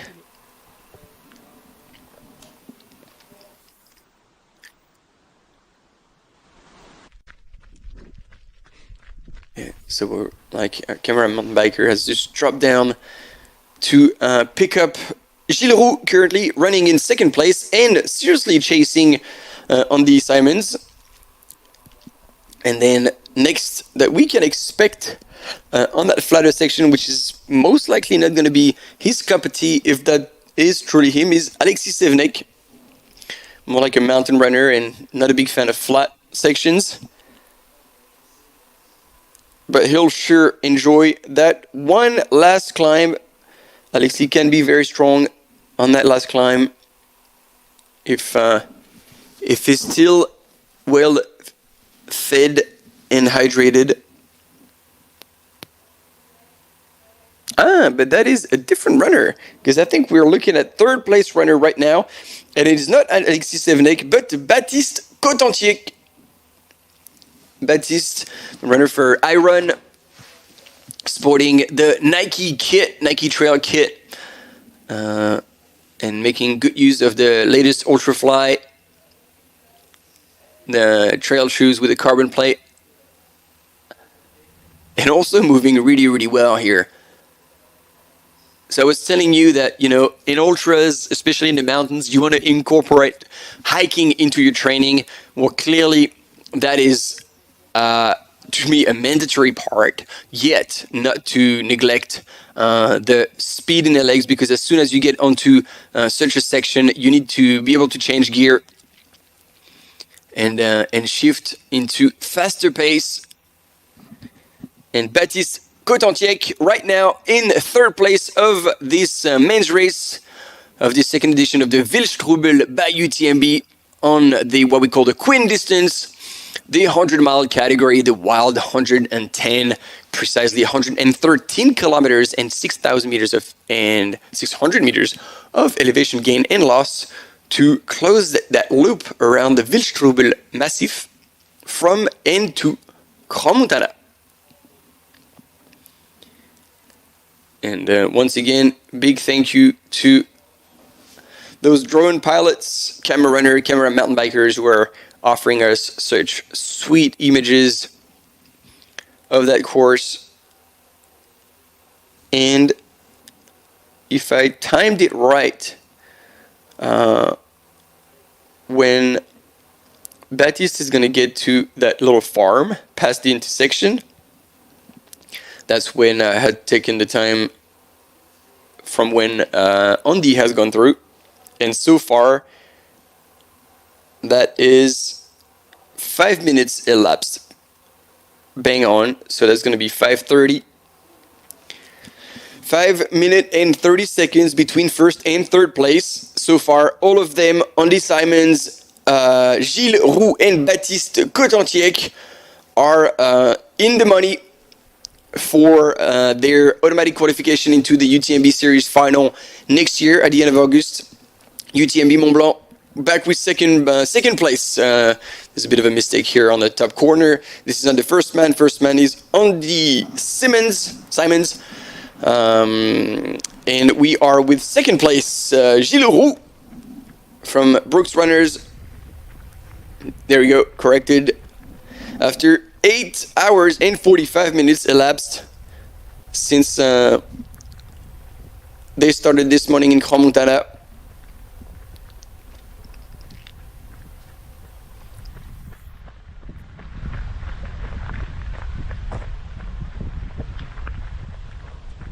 And yeah, solid pace from Gilles Roux on that flatter section.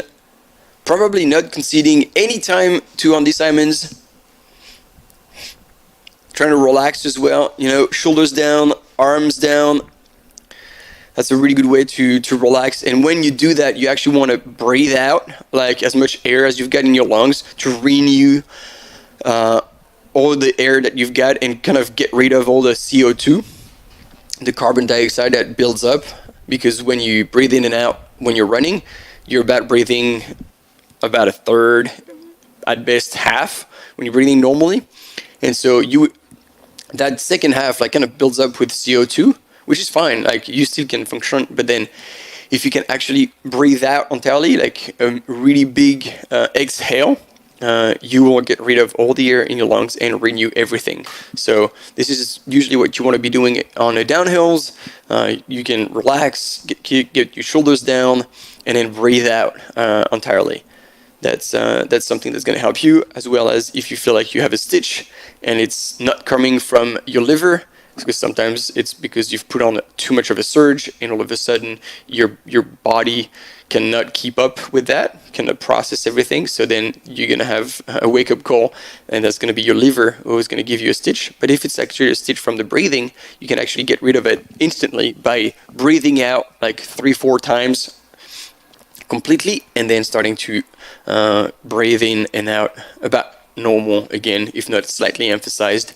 And that will get you out of that bad patch.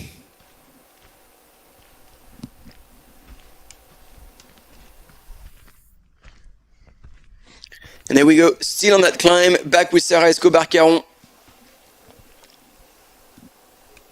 And you can see that the sun is now shining strong upon all these runners.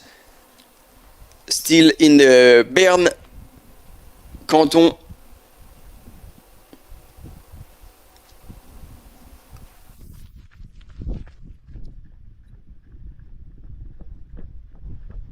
And Sarah, who still has a fair bit of climbing to do before dropping over on the other side.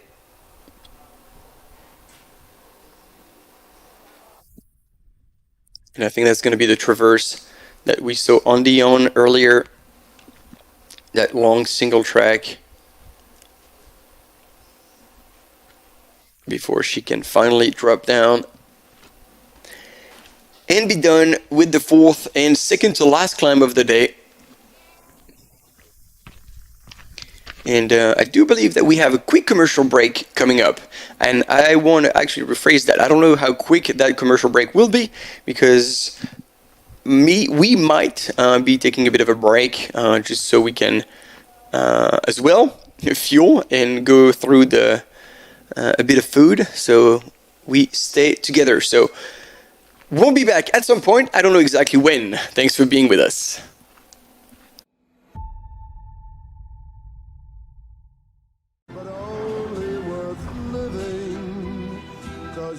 Dacia, partenaire principal officiel de l'UTMB World Series.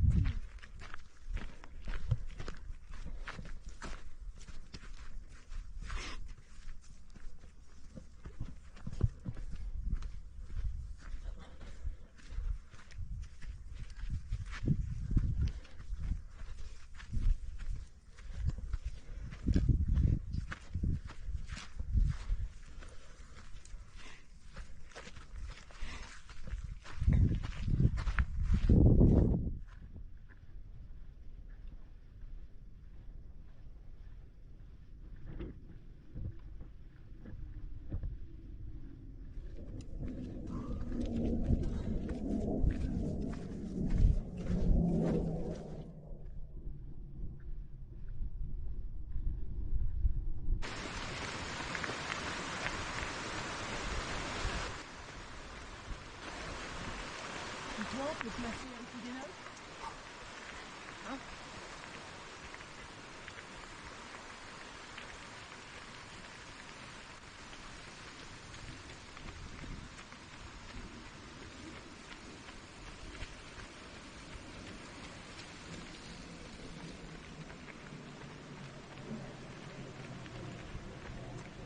Tu les récupères à la cascade?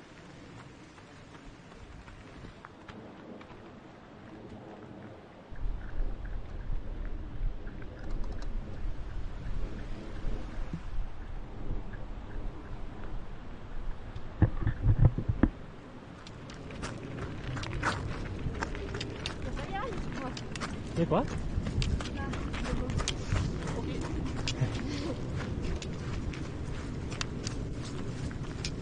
Près de la cascade, ça se peut qu'il n'y ait pas trop de belles connexions. Hein. Après, Andy devrait t'arriver dessus assez rapidement. Hein.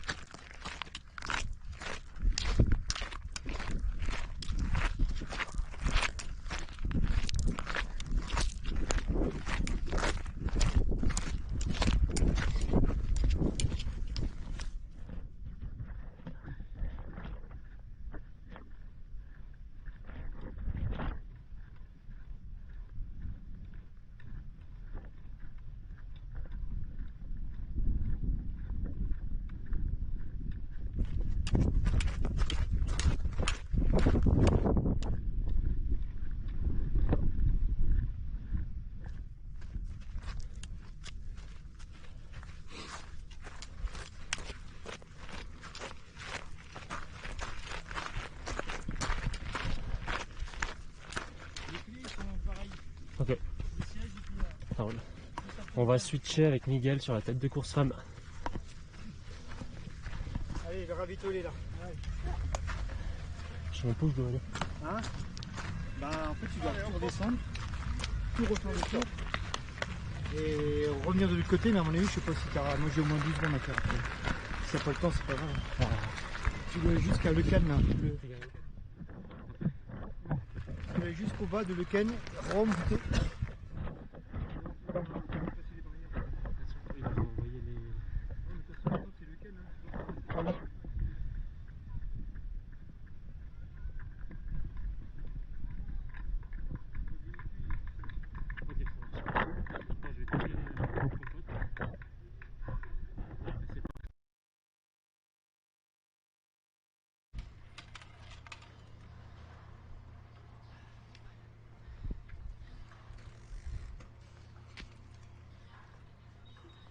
Team 13, je suis au ravitaillement.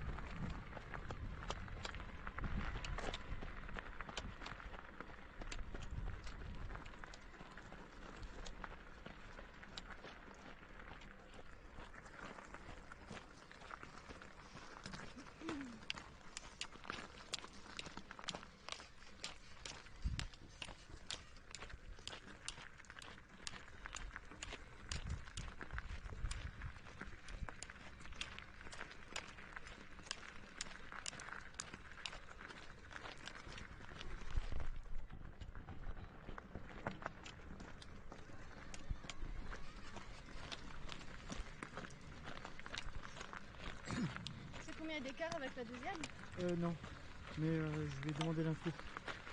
Merci.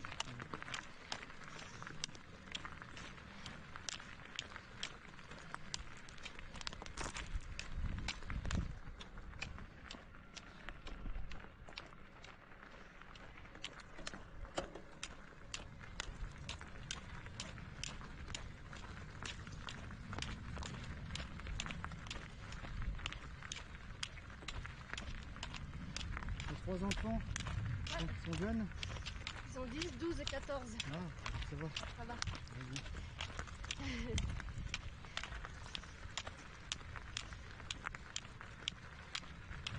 Moi j'en ai deux, 18 et 20.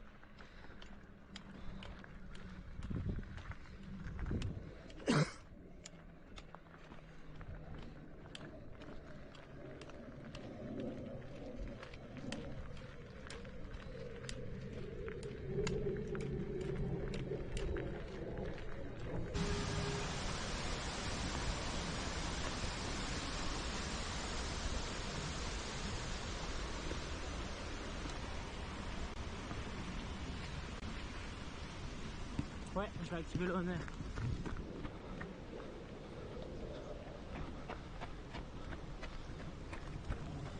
En fait, j'ai l'impression qu'à chaque fois que le téléphone se verrouille, il désactive.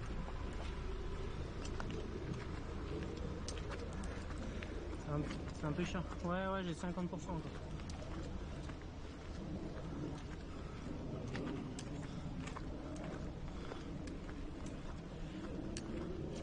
Mais tout à l'heure en trifouillant, Team 5, tout à l'heure en trifouillant sur le tel, j'ai mis un mot de passe sans faire exprès. Et je sais pas si c'est un rapport.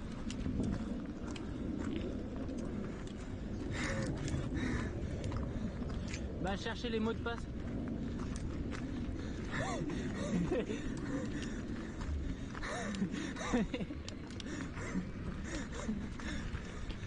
Mais non, mais chercher un... Ouais. C'est quoi?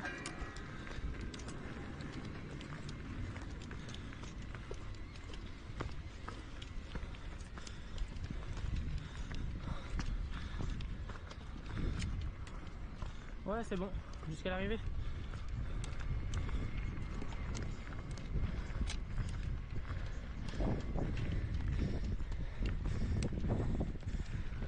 Team 13. Team 13, avez-vous des informations sur la deuxième fille ou pas en termes d'écart?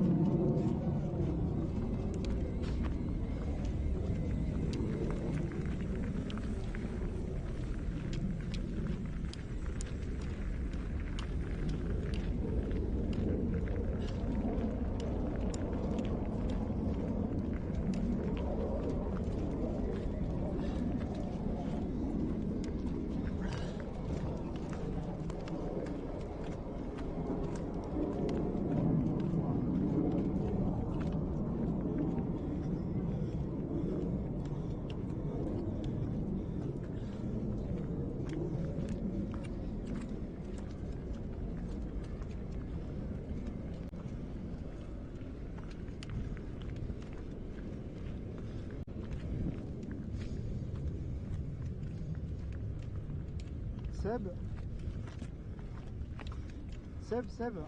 j'avais une question pour Florian. Il a le temps de remonter de l'autre côté, lui, pour faire les barrières là, avant le ravito?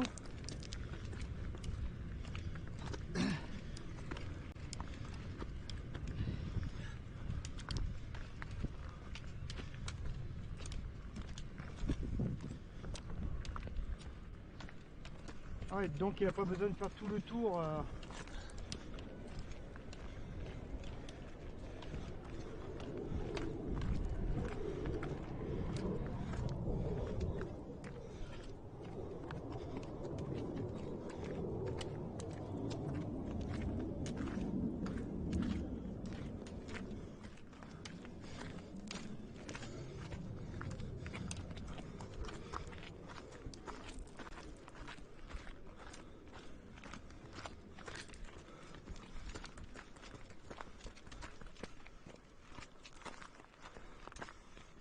Ouais, je vais faire ça.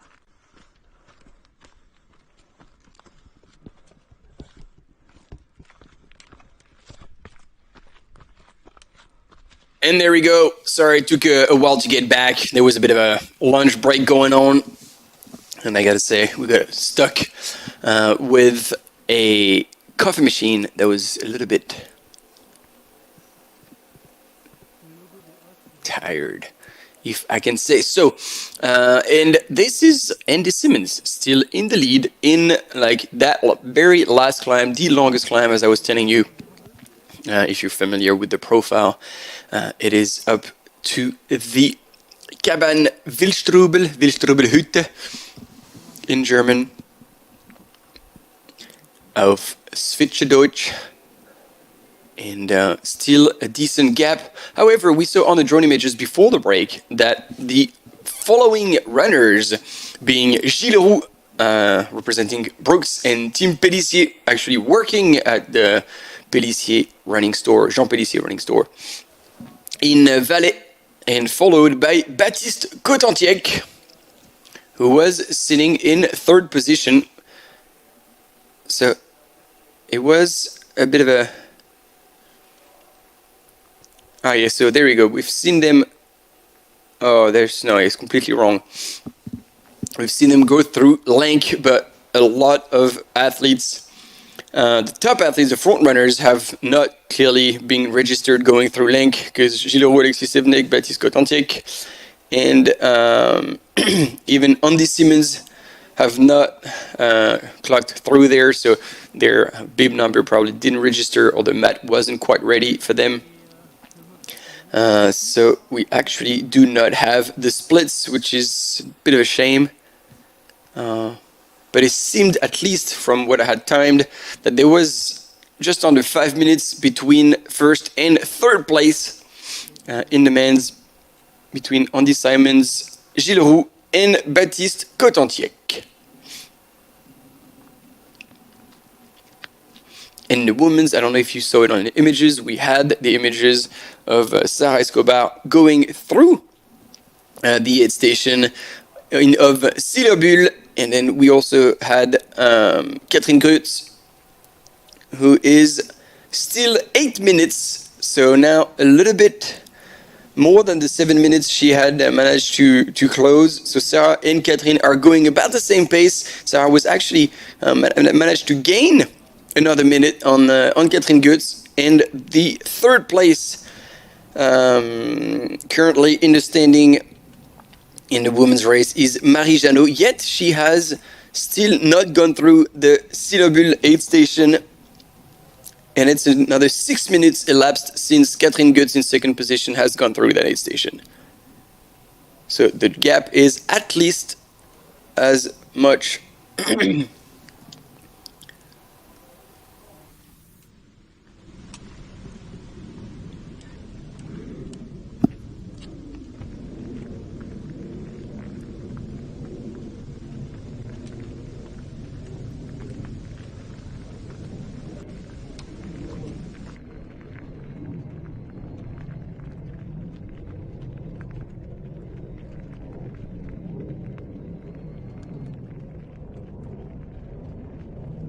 And so there we go.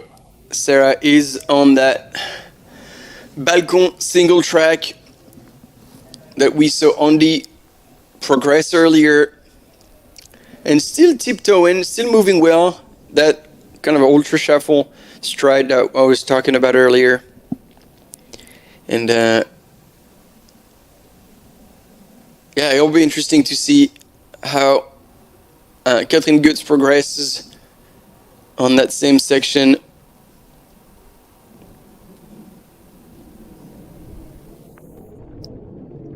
While we are reloading on caffeine, it's been pretty high since this morning.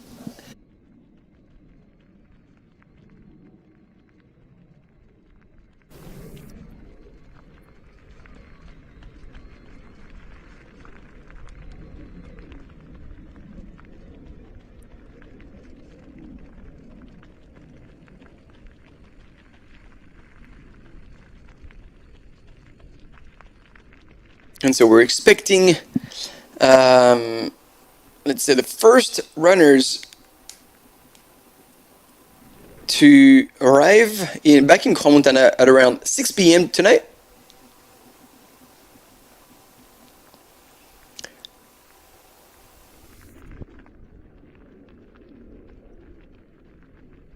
So that's another 4 hours for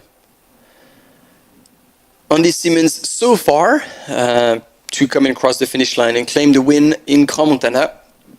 But as we saw, let's not forget about Gilles Roux, as well as Baptiste Cotantiec, and possibly Alexis Sevenet could make a move in that last long climb where Andy Simmons is currently running.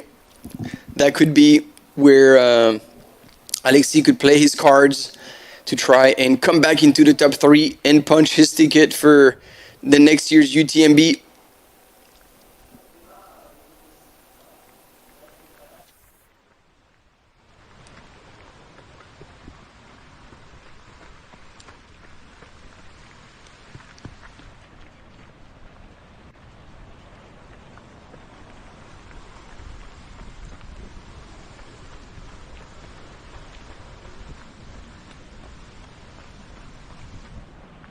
And in the men's race, it is not a surprise that Andy Simmons stands in first place in the lead, because based on his UTMB index, he had the highest. And so if you're not familiar with the UTMB index, is the kind of the sum of your UTMB scores, and every time you finish a race, that communicates their course and results to the UTMB World Series. You get a UTMB score that is in relation to the time you've spent to cover that distance. That elevation gain takes into account multiple factors, and based on it calculates a hypothetical time for what would correspond to a world record, and that time would be 1,000. And so anything below that will be like the possible, the field of possibles, let's say. And so that's where you score. So the higher score, the stronger the runner, obviously. And so your UTMB index is broken down into 3 parts: the 100-mile distance, the 100K distance, and the 50K distance. And there's actually a 20K distance. My bad. Four different scores, and they kind of create a general UTMB index score, which is the combination of all these scores, and also kind of fluctuates in time. Because, for example, if you haven't raced for a year or 2, then that score will slowly fall down, unless it gets locked in, because there's been a new rule established. If you are a woman and you got pregnant, then your UTMB score gets frozen for 2 years. But also, if you're the partner of somebody who had a child, then your UTMB index can be frozen upon request. So if you have a UTMB score that is high enough to be considered elite athletes, for example, and then you have privileged access to the front lines and all that, to make sure you freeze it if you end up being in this live situation, such as having a kid and that, then you can ask to have your UTMB score, UTMB index, frozen for 2 years. So that's been a very new rule that has been established after like long discussions with the PTRA, the Professional Trail Running Association. And so it's really good that it's been taken into account. And yeah, helps runners who put, I wouldn't say put family first, but for who life goes on, and to make sure a balanced life is not only permitted but supported by the UTMB World Series. So there you go. Here's a bit of knowledge about this UTMB score. Hopefully you learned a thing or two.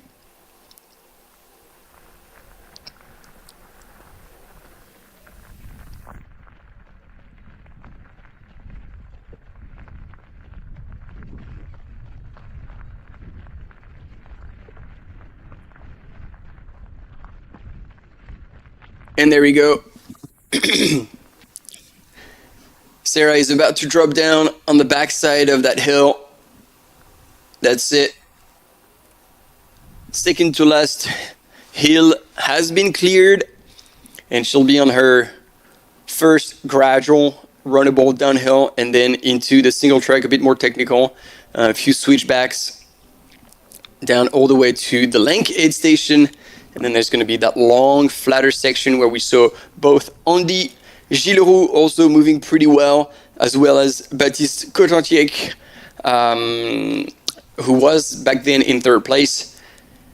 So still a long way to go. At the time between Andy and Sarah, there was about 8 kilometer difference, 8.25 precisely. I don't know if that has increased or decreased.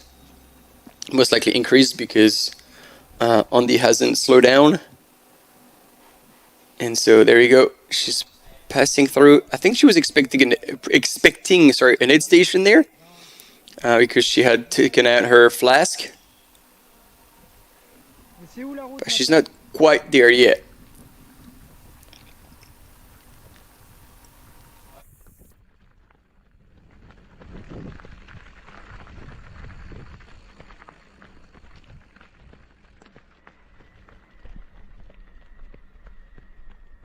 Pour l'instant, c'est toujours moi qui filme parce que Florian vient juste d'arriver, donc.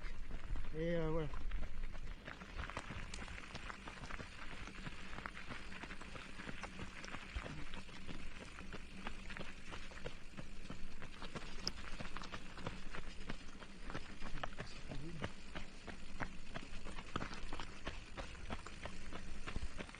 And so I'll let you appreciate the beautiful backdrop.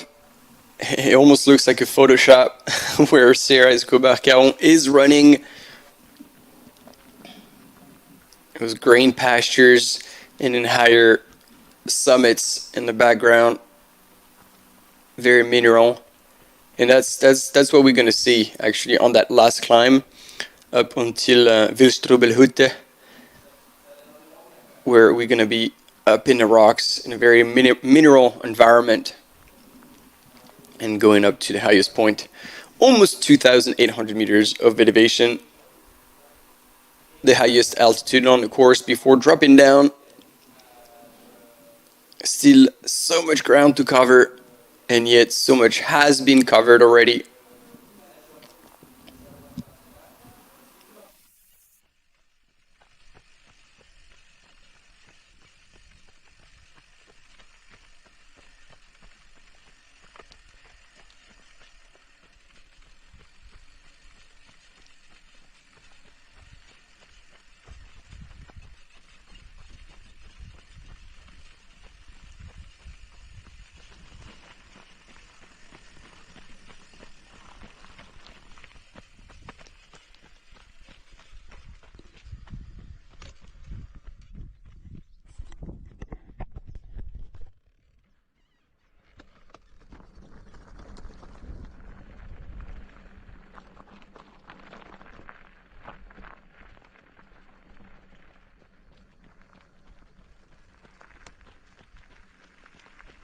So we're still going back and forth around our female leader. And if Catherine is only 7 minutes back, it could be interesting to just sit and drop down to see a little bit of Catherine Goetz, see how she's feeling, how she's moving, and same in the men's. That would be cool if we had the option to drop down from Andy and check out how Gilles Leroux is doing, get the splits as well as Baptiste Cotantiec and Alexis Sevenek.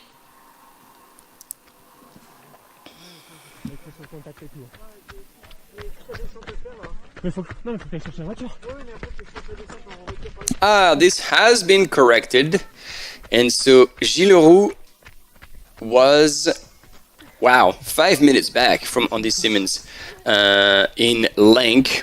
Alexis Sevenek was just a little minute back from Gilles Leroux, and Baptiste Cotantiec, who we saw actually in third place, so he had passed Alexis Sevenek on the flatter ground, and no wonder because he was only 15 seconds back from Alexis. So these two are battling it out for third place for a spot on automatic entry into the UTMB World Series final, and clearly it was to Baptiste's advantage on the flatter section, but perhaps Alexis Sevenek is going to be able to play his cards right on the last climb, as well as the technical part on the backside of that final climb, while Gilles Leroux was still a minute ahead and definitely on that flatter section was looking pretty strong, moving well. But then what I had not realized is like how far ahead Andy Simmons was, and I'm still unsure if that, but yeah, it was written about 5 minutes. So now there's a bit of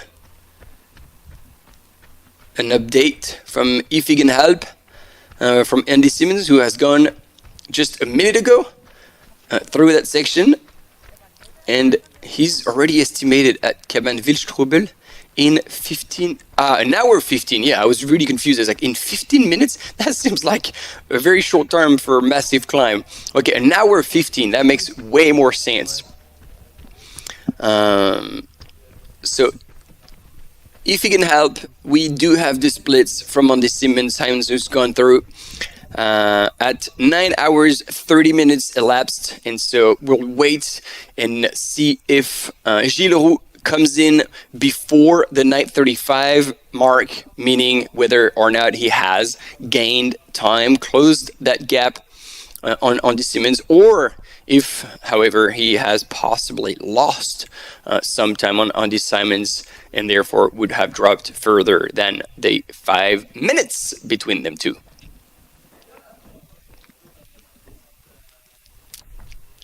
And it looks like a mechanical stop for Sarah Escobar-Caron, which once again is definitely to be expected in an ultra.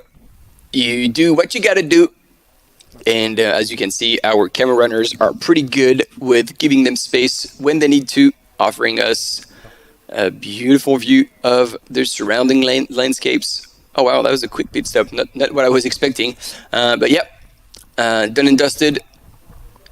And she is back in business. Sarah Escobar-Caron leading the women's field with just over 8 minutes on Catherine Goetz in second place. It looks like we're going to have a quick commercial break, and we will be back with you shortly after that to carry on that exciting race and see it all. We're going to be with you up until at least 8:30 tonight, so stay with us.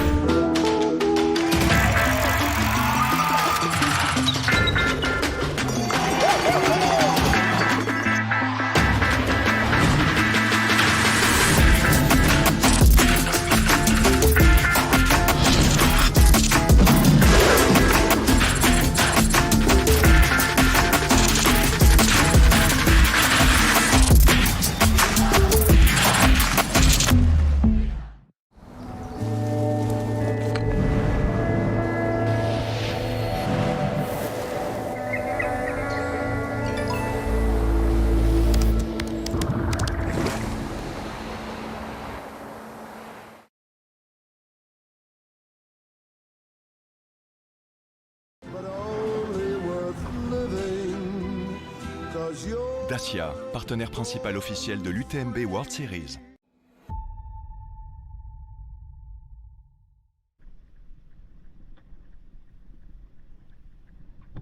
Hey, guess who's back? It is Sarah Escobar-Caron, still moving really well. She's on the way down to the aid station of Link. And that ultra shuffle is losing a bit of spring here, but still moving. So it'll be interesting actually to see and possibly have the split with Catherine Goetz, because last we heard of her, she was 7 minutes back and looking strong with a big smile on her face. So perhaps after her low moment, she was feeling strong and coming back, but we're far from being done here. And see, in control, shoulders down, arms relaxed. And as I was telling you, as soon as you get into that kind of descent, you can totally relax the upper body, breathe out, like exhale as much air as you can, empty your lungs, renew all the air to clean the carbon dioxide. So that's not her first rodeo by no means, and we had guessed that already when we saw Sarah's transition at aid stations. It was perfectly professional, prepared, efficient, but not rushed. So as much as I would like a little bit of fight in that women's race, Sarah is still looking very strong and sitting comfortably in that lead.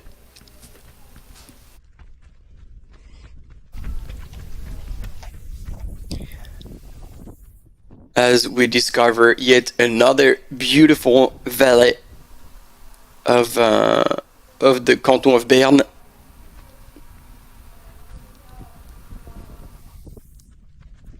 Before climbing out. Oof. That was close, but well negotiated here. Sometimes when you have to squat a bit lower, that could trigger cramps. So if she could do that and not have any leg issue, that's probably a very good sign for Sarah Escobar.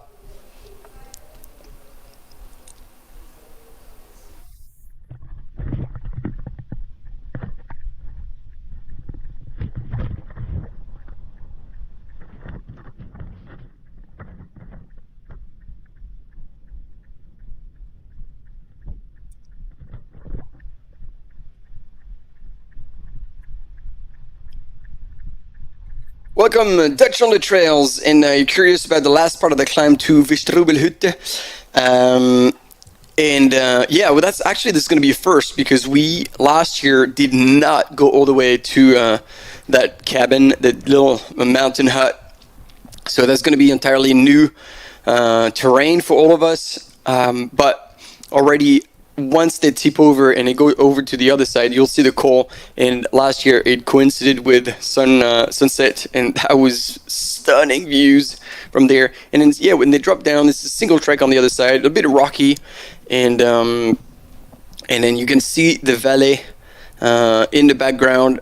But then just in front of you, you do have like a bit of a steep descent until you get alongside the lake, and then it's flat, undulating in there. Remember, following the first woman just by the look at their headlamps, it was already dark, and then across the dam, and then on that little flowy section downhill. That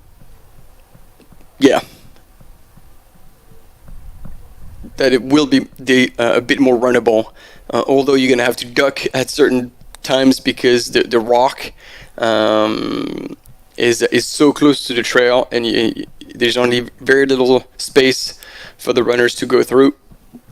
You'll see it's a beautiful trail, as it's been the whole way actually here on this Wildstrubel by UTMB second edition. And tomorrow the 70k and the 50k we'll be covering that same course, so a bit like the same configuration of the UTMB Mont-Blanc, except from for the first part of the climb up around and down to Refuge Berton for CCC, where UTMB goes up straight to Berton. Then after that, it's exactly the same course for UTMB and CCC. So it's going to be the same tomorrow. The Wild 110 and then the Wild 70 and the Wild 50 will be on the same back end of the course. And you see here on this Simmons, still moving really well. It's getting steeper, it's getting rockier, a bit more technical, and there you go. He is in one of the steepest section. The black color means above 20% grade.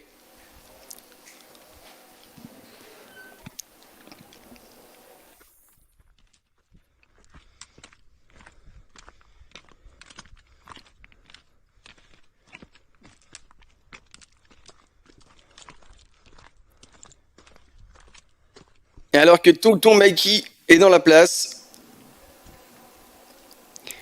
But like, yeah, the Mikey 39, if you speak French and you want to stay in French, I just want to make sure you don't miss out on the commentary from Alexis and Marie-Sophie. There is a live coverage in French. Not that I want to kick you out, but of course, if that's easy or more comfortable for you to follow French coverage, then by all means, just type in Wildstrubel by UTMB Live French, and then you'll find that channel. That being said, back with Andy Simons, who's still killing it, not slowing down. Quick look back to see how far the competition is, but I think his lead over second place, that was at 5 minutes. At this pace, I would be able to bet that the gap has not closed, although I was honestly impressed by Gilles Roux, the runner from Brooks, who works at the running store Pélissier Sport in Valais. So clearly he knows a thing or two about running, trail running, possibly ski mountaineering. Pélissier Sport, the reference in Valais when it comes to technical sport, because Jean Pélissier himself was an absolute legend in mountain running especially, but also trail running and ski mountaineering. So there you are, and so you think, oh, okay, on these, that's getting steep, that's getting high, but he's still, as you can see on this profile, nowhere near the top, and the Wildstrubel Hütte is going to be much higher than that, and he's going to get even more mineral. He's going to get way above tree line, but the way he's moving right now is pretty solid.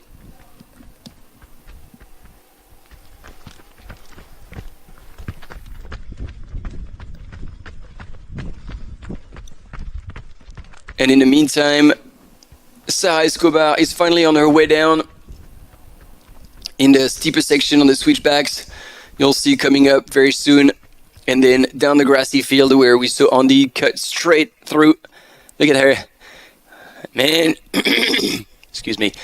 She's moving still well. And the fact that you can do those kind of moves shows that the legs are still fresh. And that's a very good sign for Sarah Escobar. Very good sign. And she sees right down there, lake in the distance. And that's going to be also like a transition to manage for all these athletes after running down such a steep section and being more on concentric load. Get through the aid station and manage then to open up the stride on the flat section. It is definitely several kilometers long, and reopen, take back a proper running stride, if I can call it that way.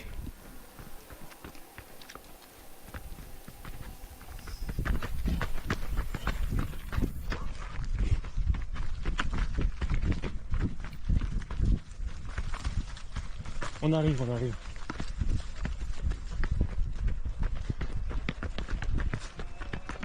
On descend bien, on a un bon rythme.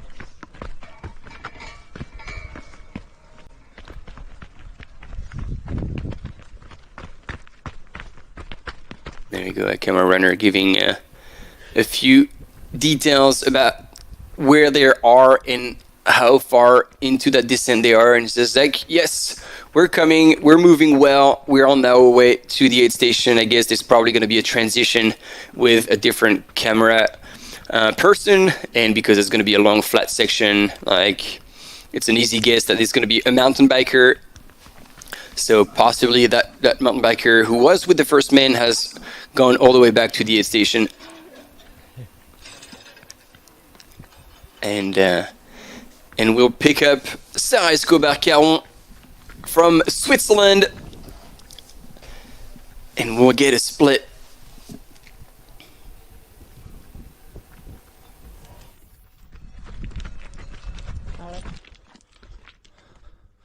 Ah, il a l'air de forcer sur les bâtons. Il a l'air de bien forcer sur les bâtons. Ok.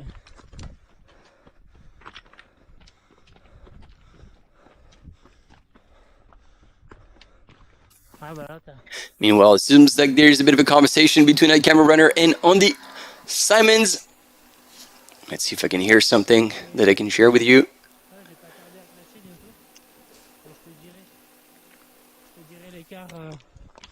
La prochaine fois, je te verrai.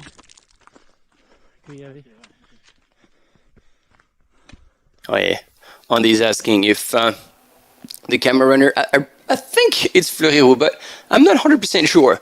And they're like, how did you know the splits? Do you know who's behind? And he's like, I'm not too sure, but I'm going to let myself drop soon from you, let you go to catch the second place. So we have the images.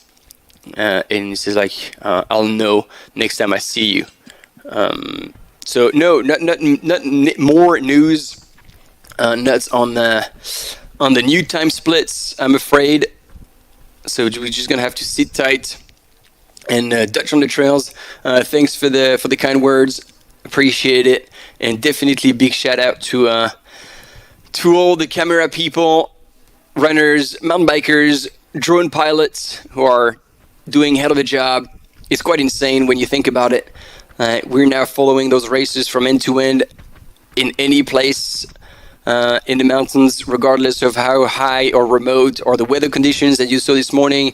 It was raining on us, and look at this, just the mindfulness of our runners to offer you those different angles as well. Like, I feel like they're listening to me and just like, okay, let's show off a little bit, let's offer the audience the perfect shot. And look at this. This is definitely next level. And so yeah, big shout out to Outdoor Sports Live. This is the collective behind all this live coverage, made of LTV Prod, Moose Prod, and Focal. These are the 3 different companies that work together to offer you this live coverage. And Isabelle, to have the live coverage in French, I would say like go on YouTube and type Wildstrubel by UTMB French or Français, and I think you'll find it pretty easily.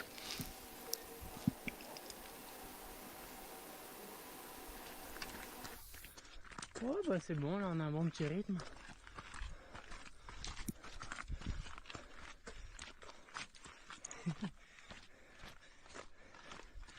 Ça marche.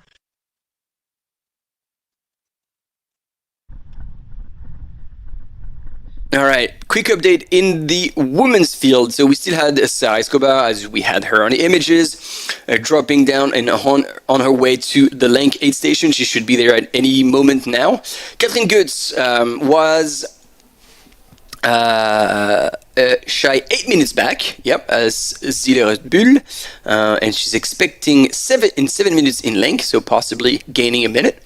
However, in third position, that has changed. It's still a French runner, but it's Charlotte d'Alençon. Charlotte is back, babe number 23, and she has passed Marie Janot, and she even put 10 minutes on Marie Janot. So things are falling apart a little bit in the back end of the field, and Charlotte d'Alençon is now sitting in third, but some 23 minutes back from Catherine Goetz, so from second place. So it looks like first and second are now, I wouldn't say guaranteed, but they have a very, very comfortable lead on third place. And it looks like now Marie Janot possibly is going through a low point, but she's lost a whole lot of time to be sitting now in fourth and some 10 minutes back from Charlotte d'Alençon, who's moved back to third. And wow, I'll let you appreciate the landscape and the trail. We knew already last year that Wildstrubel by UTMB offered some of the most stunning views and course, and this is the confirmation again of how crazy beautiful it is, as well as crazy challenging, because as much as Andy Simons here is making it look easy, it will most likely feel everything but easy. 87 kilometers into the race with a whole lot of vertical already in the legs. But it's not today that Andy Simons is going to drop the pace. He's sitting in first place and is holding on to it pretty strong. Still don't have more details or more splits. Still 5 minutes back is Gilles Roux. And then another 3 minutes back is Baptiste. And then another 8 minutes back is Alexis Sevnik.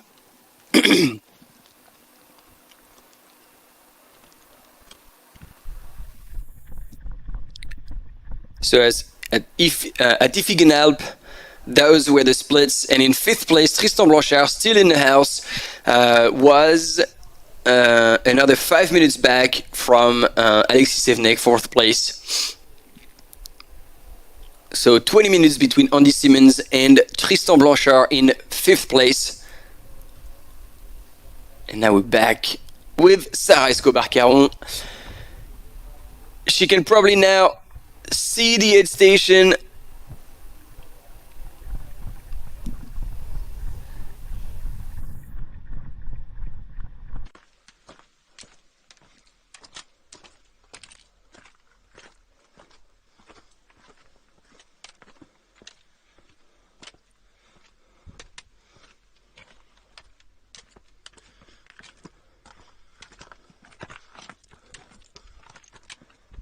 And for late afternoon snack,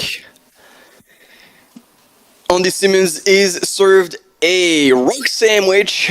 This is now rocks only on that track, and I don't think that's going to stop anytime soon, because the higher it's going to get, the more mineral and the more technical it's going to be.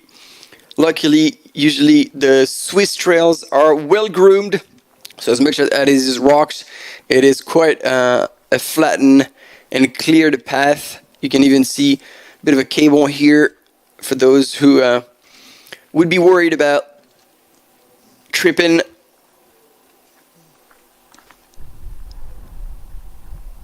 But none of the top runners will be making use of that.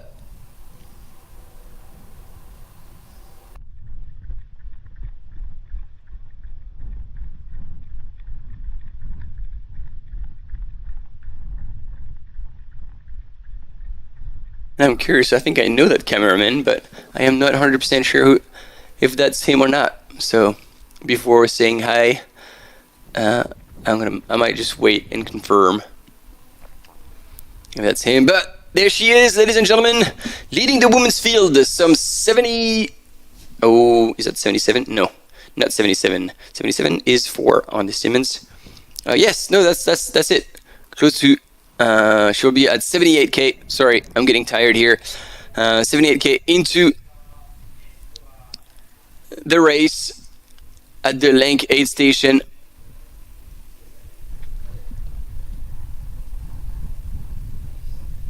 And I think I was wrong when I was telling you that they have crew access, because I didn't see anyone helping out Andy.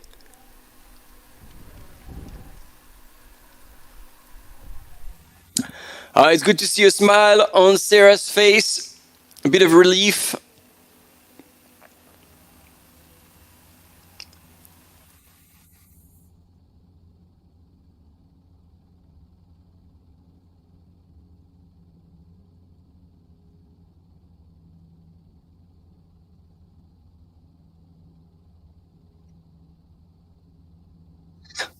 waving away. And so possibly her crew will be there, even if they may not be allowed to help her out. They might be there just for... there we go. There she is, that blonde lady with the red top.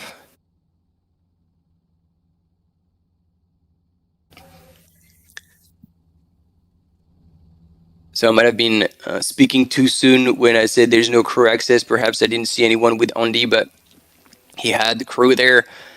Yeah, that lady with the red top definitely is part of the crew.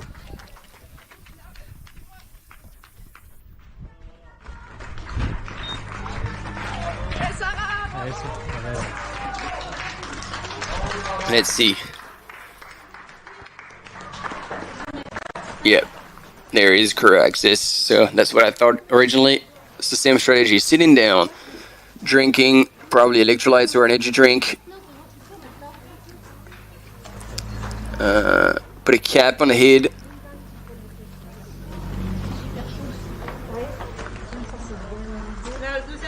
New flasks, cleaning out the legs.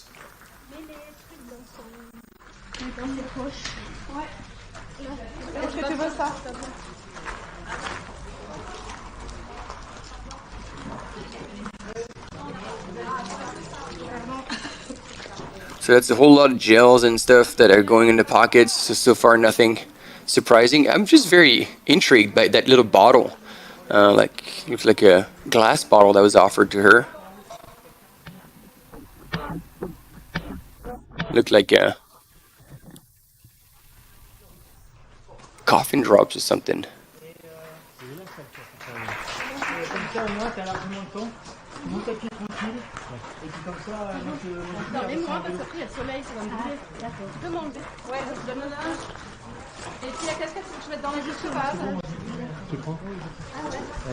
Tu me presses pour le relais sur Team 6.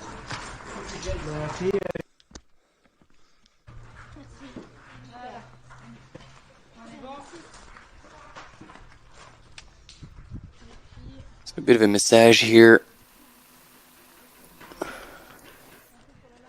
Try to light, flush whatever is in the legs. So once again, efficient but not rushed.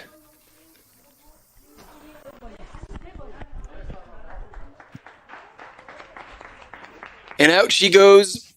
Probably some 2.5 minutes, 3 minutes.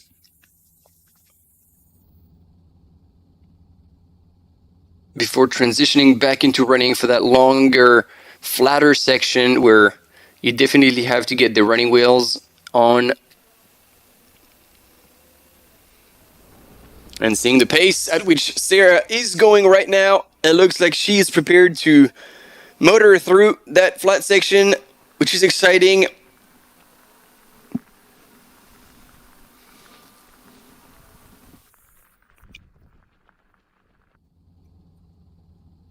And I feel like if she can keep up that pace on that whole flat part before hitting that final climb, it's going to be hard for Catherine Gut to close that gap.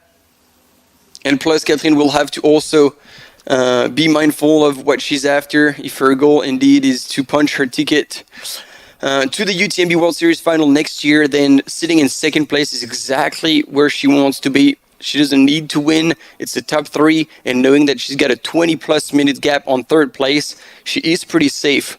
So it's also important to not lose sight of what purpose you had coming into the race, and check in with yourself, being like, how far am I from my goal?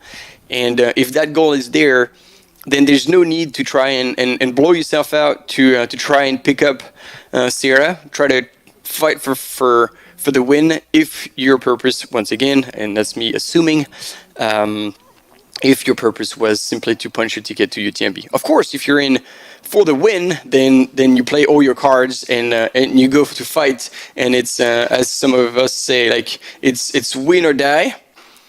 But yeah, it depends really entirely on the goal you have coming into the race.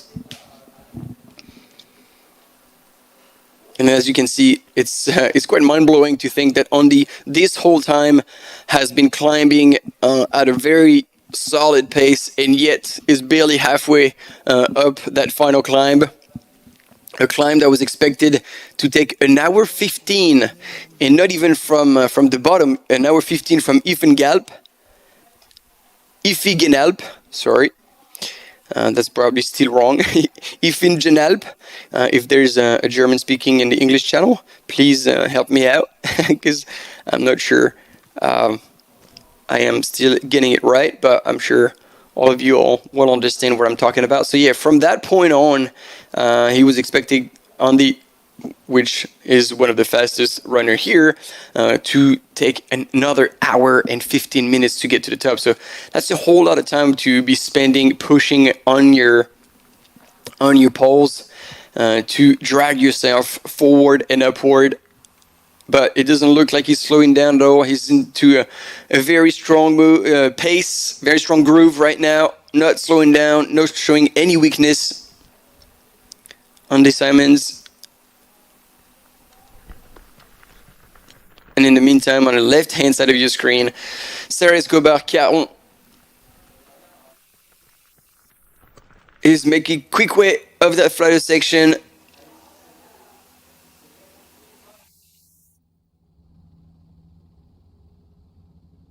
Yeah, she came in here, meaning business, taking the lead just before the first big climb in at the Leukerbad aid station, and then was never looking back, and her lead has only increased on the second place, and now only Catherine Goeth is some 8 minutes back. We'll see Catherine Goeth go through Lenk aid station, and that will give us an indication of what's happening. But she's expected to be there at any minute now, with some 10 hours elapsed since they started this morning in Crans-Montana, 5 a.m.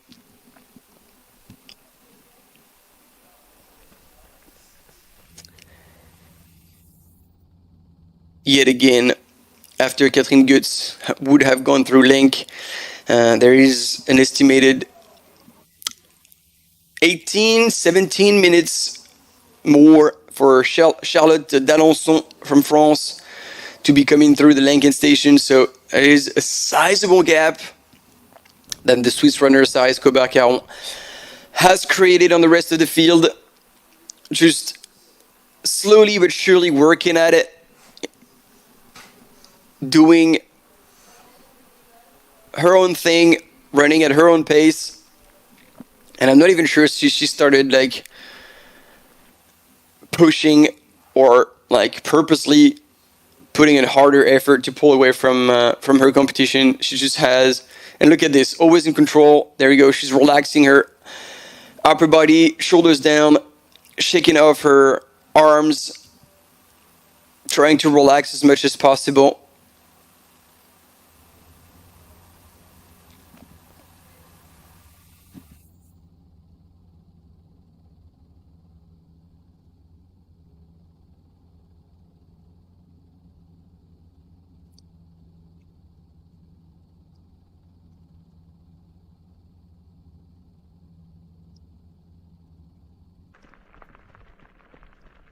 Wow, and it's been now 9 minutes elapsed, and Catherine Goeth still hasn't gone through the Lenk aid station. So Sarah Escobar is indeed pulling away. Sarah Escobar for the win.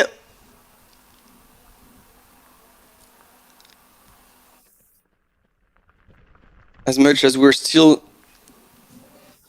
some 33 Ks away from the finish, I don't think it ever looked so good for Sarah Escobar-Caron to come and claim the win on that wild 110K in the Wildstrubel by UTMB, second edition of it.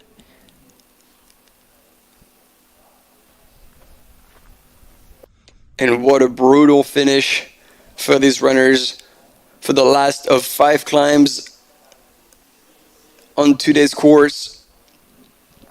on this cement, still tracking forward.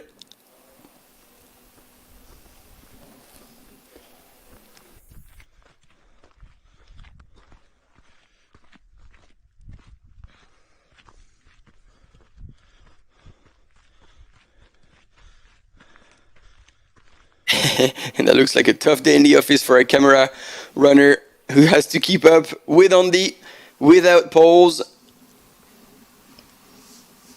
Not an easy task, but once again, our camera runners are absolute world-class runners, and they will know how to push themselves when it gets tough, to never drop from their runners and offer you all such beautiful images in this live coverage. Once again, shout out to them.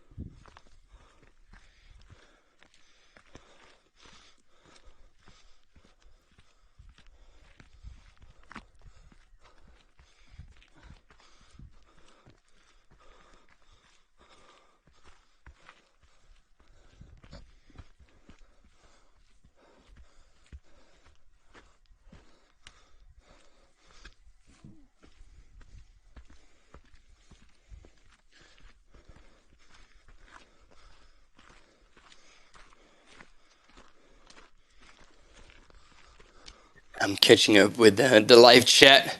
I love that. Lady with the red top deserves an award. Yeah, there's definitely some stoke high in that sprint into the aid station to help Saris Cobalt. And then we get number 99, Toitouan. Let's go, Toitouan. It's good to see some runners also cheering for, being cheered on by some of you on the live.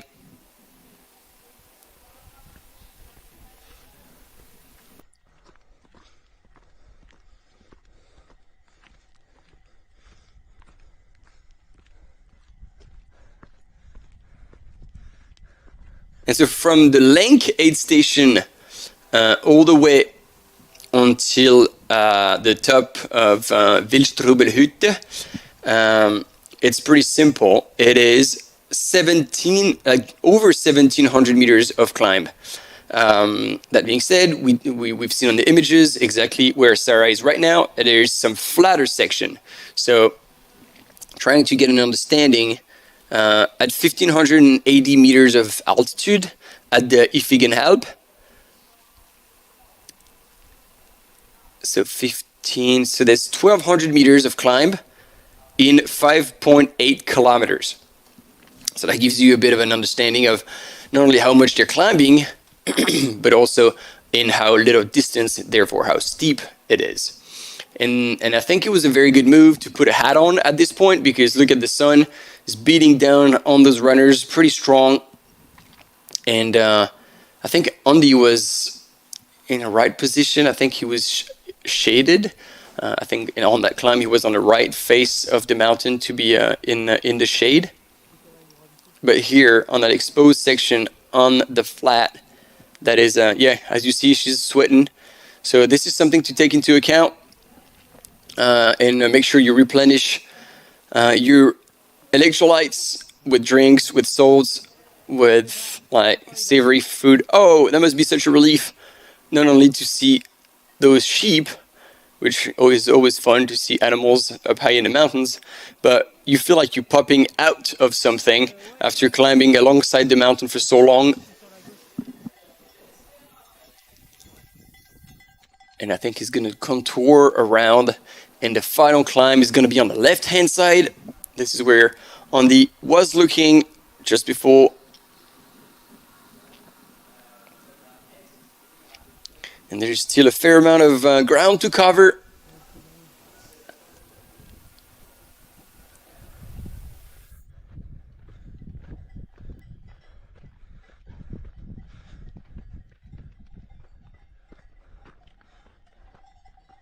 And again, a bit of an update in the men's. Andy Simons still in the lead. If he can help. 9:30 elapsed. Then 6 minutes back, or 5:15 back, Gilles Roux. So that's not too far. Hasn't completely blown out. Then Baptiste Cotentic came back pretty strong in second place. Some 8 minutes 15 back from the lead from Andy Simons. And then followed by Alexis Sevnek, who was another 8 minutes back from Baptiste. And some 16 minutes back from the lead, which is starting to be some substantial gap.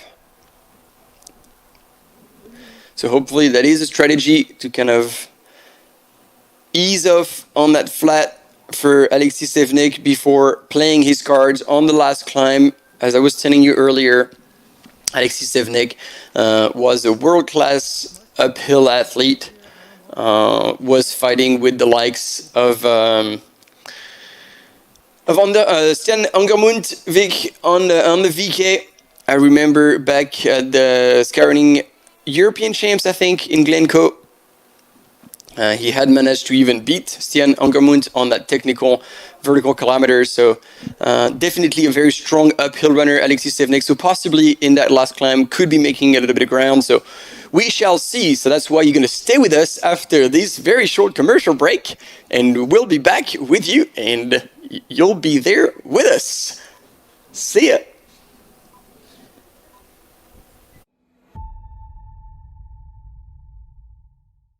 Yeah, you better.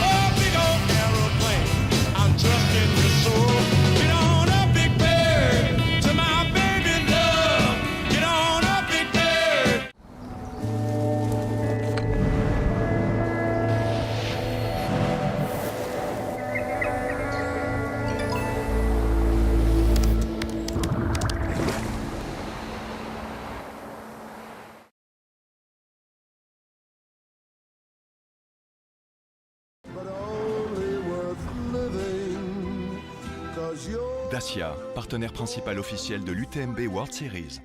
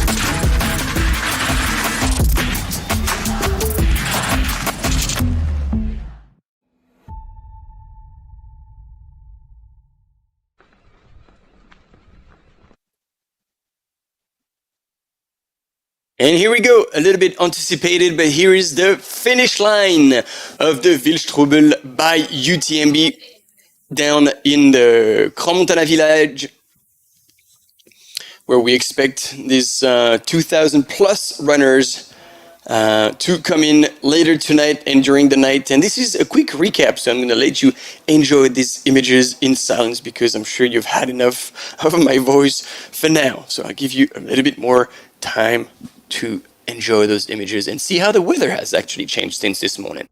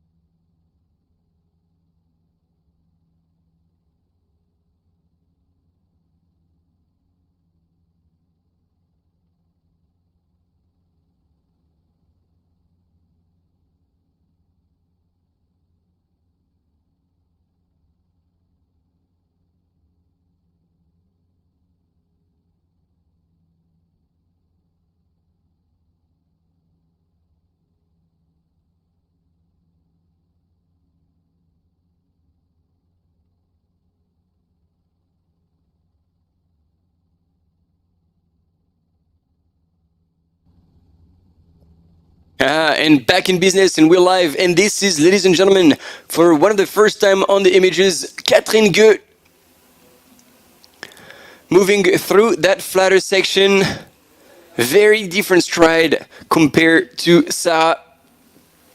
Sarah, who had like a much shorter, higher cadence. Catherine Goet has a much longer stride, therefore slower cadence, but nowhere near slower. I would assume that the pace is at least the same,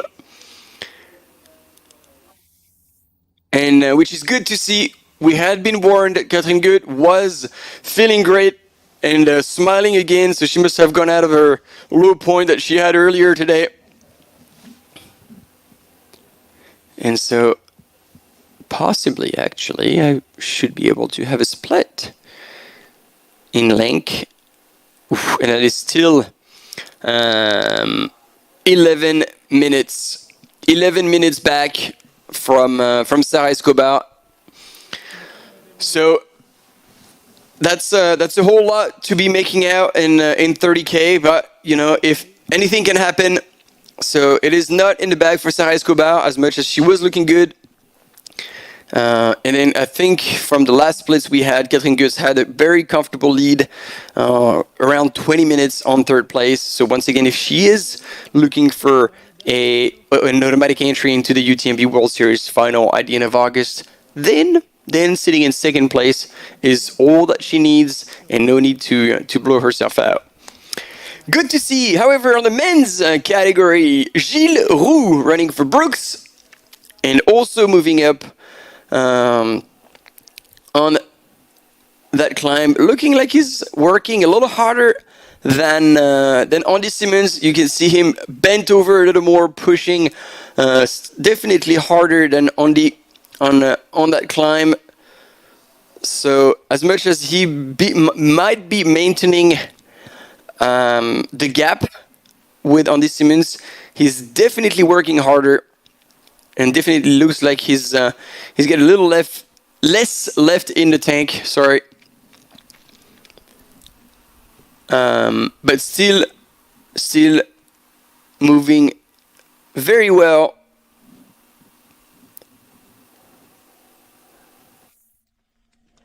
Swiss runner.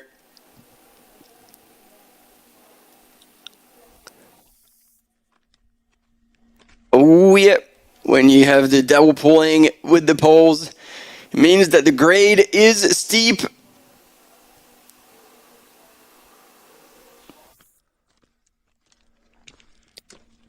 And a quick glimpse over his shoulder to gauge if anybody else is coming through. And just to keep the pressure on, I think it was Fleury. He said, "Oh, and I think if we look back, we can see the third runner behind you. So that's one way to keep keep Gilles Roux going."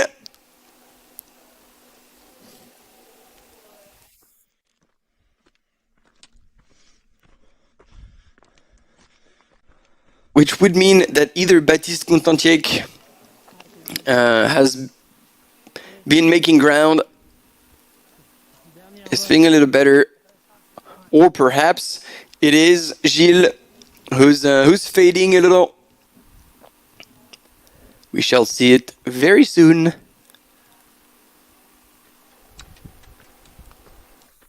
And I can't wait to have images, possibly aerial, of Andy Simons getting to the Wildstrubel Hütte, which no, can't be that one up in the distance. Maybe that's the one, in which case that would be a pretty big hut. And we are with the camera runner who seems to be dropping it back down. There we go. So yeah, after leaving Sarah Escobar Caron behind and having followed her in the lead, our camera runner is dropping back to catch Catherine Goetz, so we can have a little bit of an idea of where she is and how she feels. And in the meantime, here it is. You can guess on the middle part of center part of your screen, below that massive rock wall, that kind of straight line where the single track has gone through, and then it kind of makes a huge switch back, and then above that on the grassy field, it cuts back across. What a course! What a final climb for this wild 110. And it's so good that the sun has decided to show up and join the party. And you have a bit of a warning from the drone saying max altitude reached. So we may not be able to get any higher, but look at that. Oh, I was completely wrong. Ladies and gentlemen, I got totally fooled. That is the backside of the final climb, because now we see the lake and the dam. So never trust entirely what I say. This is the Tsosier Dam that you can see here, and the valley is right in the distance in the middle right-hand side part of your screen. And so that big traversing trail is actually the one they're going to take when they're going to go downhill. So I kind of guessed some imaginary trail. I mean, that trail is here, but I did guess that it was uphill, got completely fooled, made a fool out of myself. Maybe in the chat you guys had figured it out.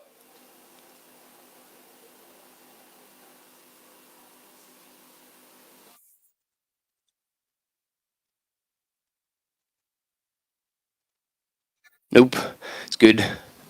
I wasn't corrected in time, so nobody had realized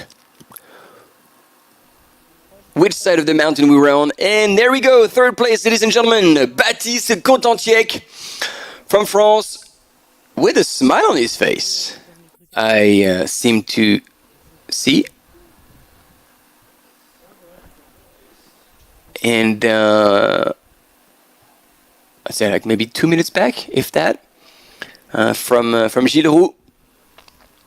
So he must have been able to see him.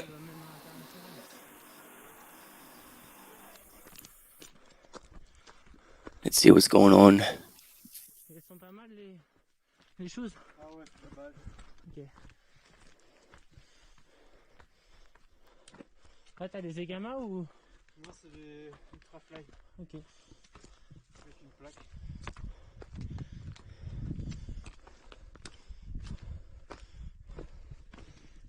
Asking, interesting. I mean, this is how passionate those camera runners are, because he was like asking, oh, how do you like your shoes? Are they the Zigama? And he was like, no, these are the Ultrafly. And yeah, I absolutely love them. So, you know, as runners, we are indeed shoe geeks as well. And those ultraflies dropped quite recently, and I can see that Baptiste Cotentic is sponsored. Represents the team I run, but they had a big activation with Nike at UTMB, so no surprise that he's sporting the Nike Trail kit. And Léo Armand is in the house. Allez Baptiste, yep, allez les bleus.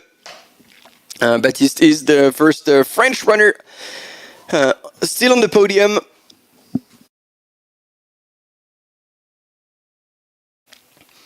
And so far, looking pretty strong.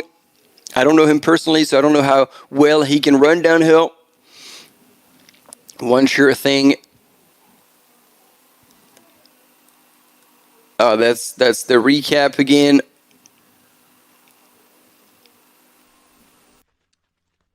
From this morning, where Tristan Blanchard was in the lead.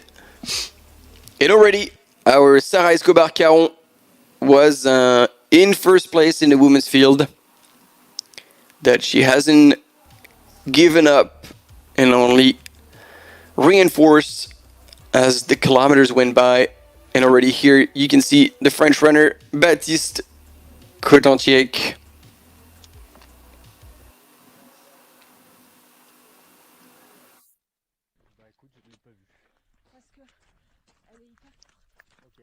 And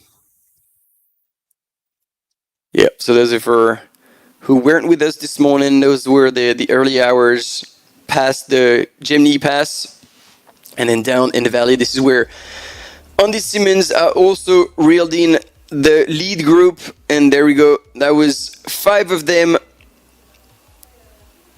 and it has spreads and positions have changed since, with the current standings of Andy Simons, followed by Gilles Leroux for Brooks and Pélissier, that you can see here on the screen, and then Baptiste Cotentic, and followed by Alexis Sevnek. Tristan Blanchard still in 5th position. He was 4th last year in the Wild 108.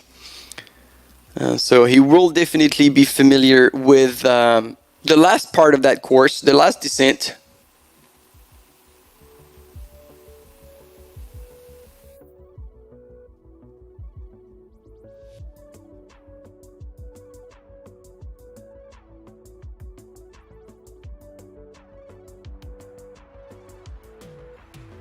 And this is the moment where Andy Simons and Gilles Leroux pulled away from the rest of the field together.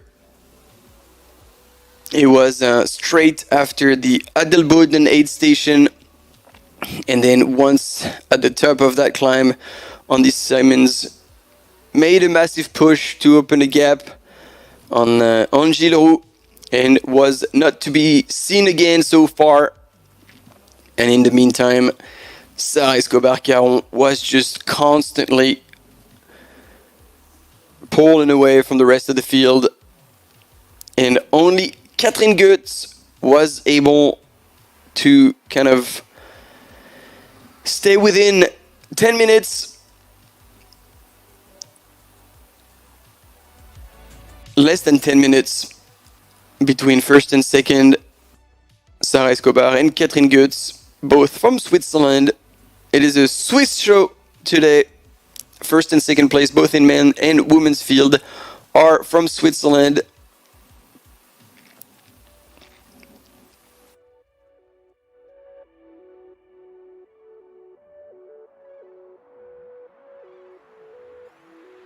The UTMB is the greatest racing week in trail running.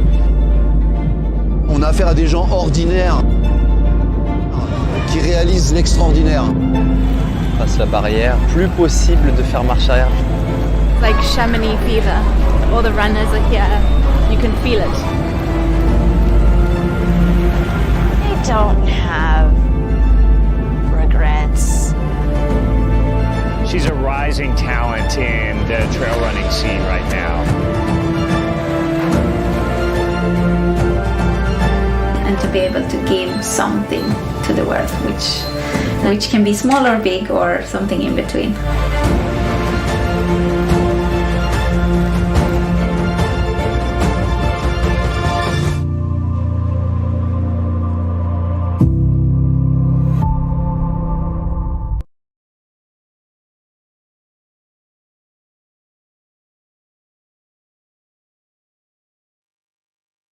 So that was once again the teaser for the 52 minutes video edit that features some of the top runners in this 2023 UTMB World Series final. The first time UTMB Mont-Blanc is the final of the UTMB World Series. Sorry, I'm doing 6 things at a time as you have the race profile. And I was looking for the names to be sure. There you go. Courtney de Walter, Mathieu Blanchard, Emily Forsberg, Jonathan Albon, Tony McCann, and Ali McLaughlin are featured in these 52 minutes that will drop tomorrow, 2 p.m. Central European Time. And will feature both their journey as an athlete, but also as a human, and show that those world-class athletes also are just everyday people like all of us. And it's always more exciting to see them through that perspective. There we go. Final descent into Lenk, where now the top female have gone through that flatter section, gradually going up the valley and then starting to kick it at Iffigenhalp, where it's getting steeper and steeper into very mineral environment, then back down to Col de Raville, and that's it. From there, it's all the way down around the lake on the right-hand side of the lake, across the dam, and then across on the left side of the valley, and then into the Passerelle bis du Rau, and around into Crans-Montana, finally making it back to where they started this morning, 5 a.m. local time. And look at this, going entirely around the Wildstrubel Massif. And now the polls are out for Sarah Escobar-Caron. She's on her way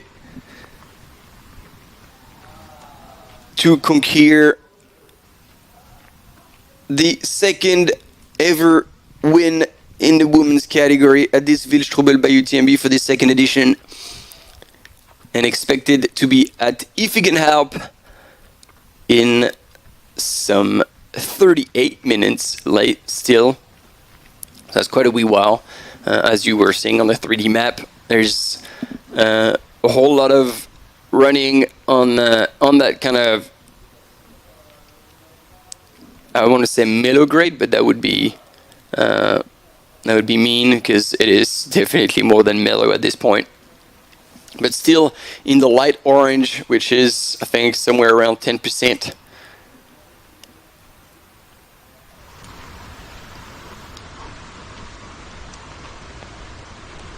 And so there's still a whole lot of racing for all these athletes, especially the female athletes, as on these Simons will probably be nearing the top of the last climb on the Simons, representing Scott Running, and is expected to be at the Wildstrubel Hütte in 12 minutes. 12 minutes, so that's about over an hour that he has gone through Iffigenhalp.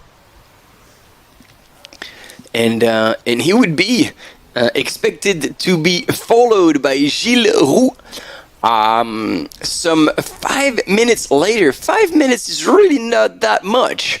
Like, all you need is a bonk or a misstep or something that just goes wrong ever so slightly, and 5 minutes will be gone.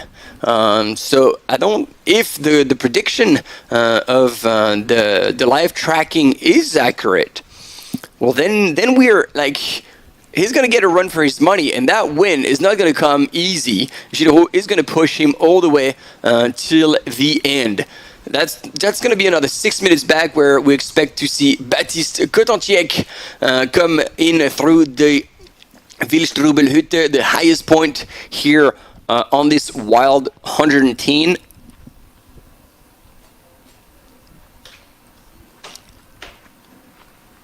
And the sun is still out and shining on all these runners.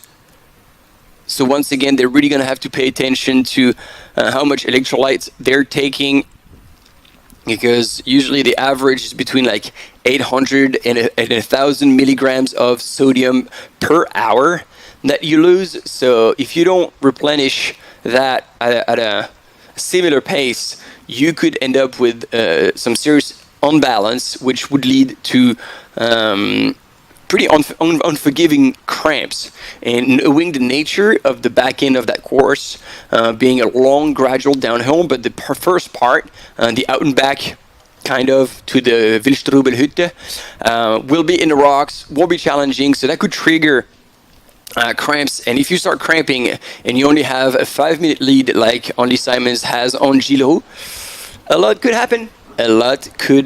So nothing is in the bag, neither for Andy Simons nor from Sarah Escobar-Caron. As much as she is moving really well, I think she has some 8 or 9 minutes on Catherine Goetz. But we know Catherine Goetz, a very experienced ultra runner. She will know how to pace herself. She will know how to fuel properly, probably also hydrate and take electrolytes accordingly. So don't go anywhere. Anything can still happen in this second edition of the Wildstrubel by UTMB. And yeah, we've got Loïc Armand plus vite battu. So Baptiste has a lot of supporters here in the chat.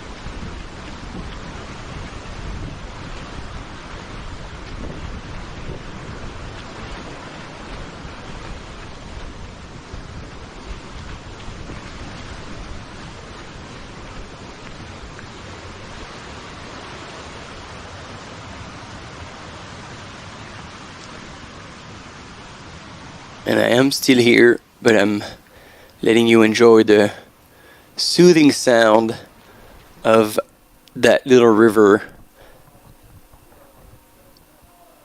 alongside the track. And as we're getting away from it and climbing further and further into the mountains,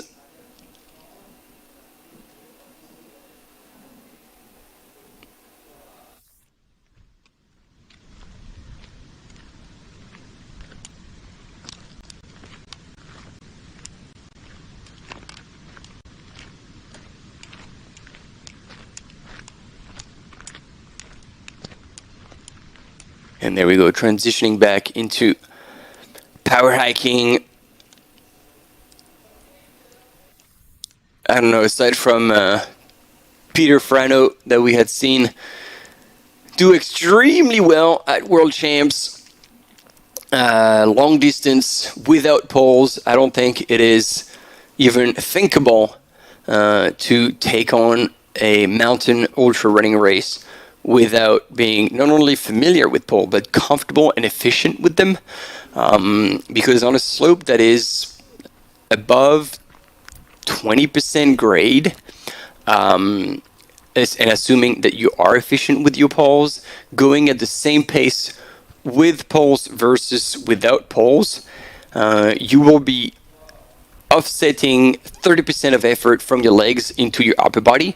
So basically the energy expenditure and therefore the energy needed energy consumption remains the same. However, 30% is transferred to your upper body and therefore offset from your legs. So in a long race, like an ultra race like today, in 113 kilometers and 6,600 meters of elevation gain, the more you can save your legs in the early stages or as you go, the more fresh they're going to be later on, and possibly just like here, you're going to be able to like transition back into running because they won't be shot quite yet.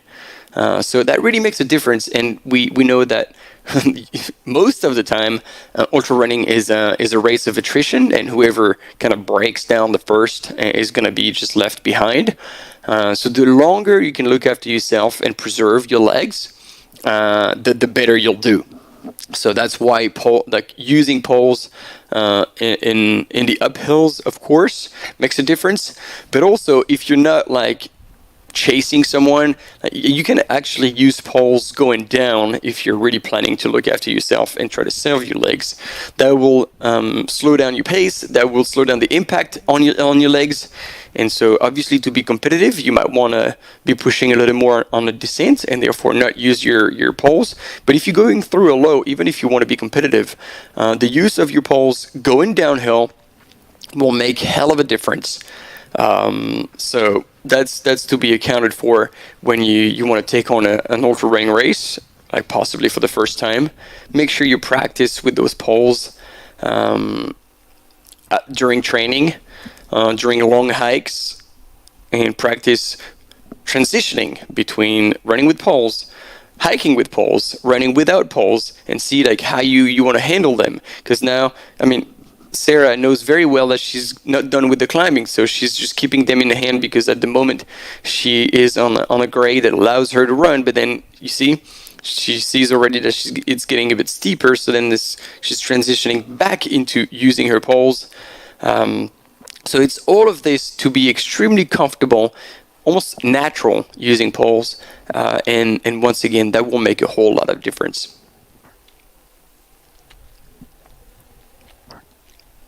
And yeah, Trevor, that's maybe you weren't with us when I was talking about this. This is what we call the ultra shuffle stride, like kind of a still reasonably high cadence, short stride. The knees are barely going up, so she keeps it very low to the ground, but indeed very efficient and still, like as you can see on this uphill right now, still powerful. Still quite powerful. And to get this power, obviously you can spend a lot of time hiking, but you can also cross-train with biking. Biking will give you that strength and power, especially when hiking uphill.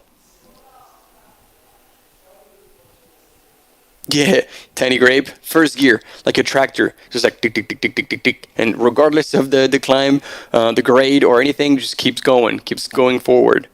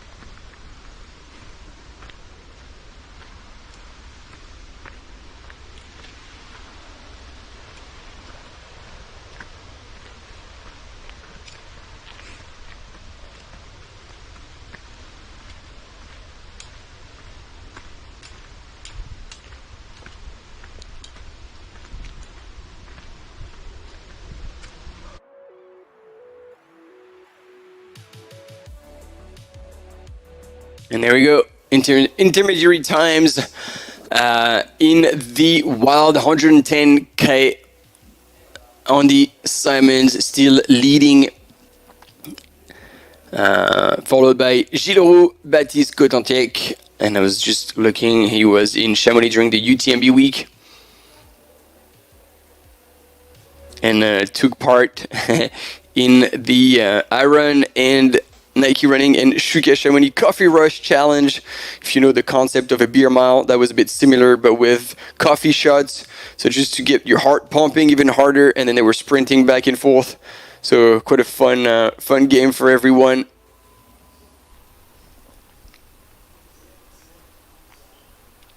And so far, French runner is doing pretty well, sitting in third place.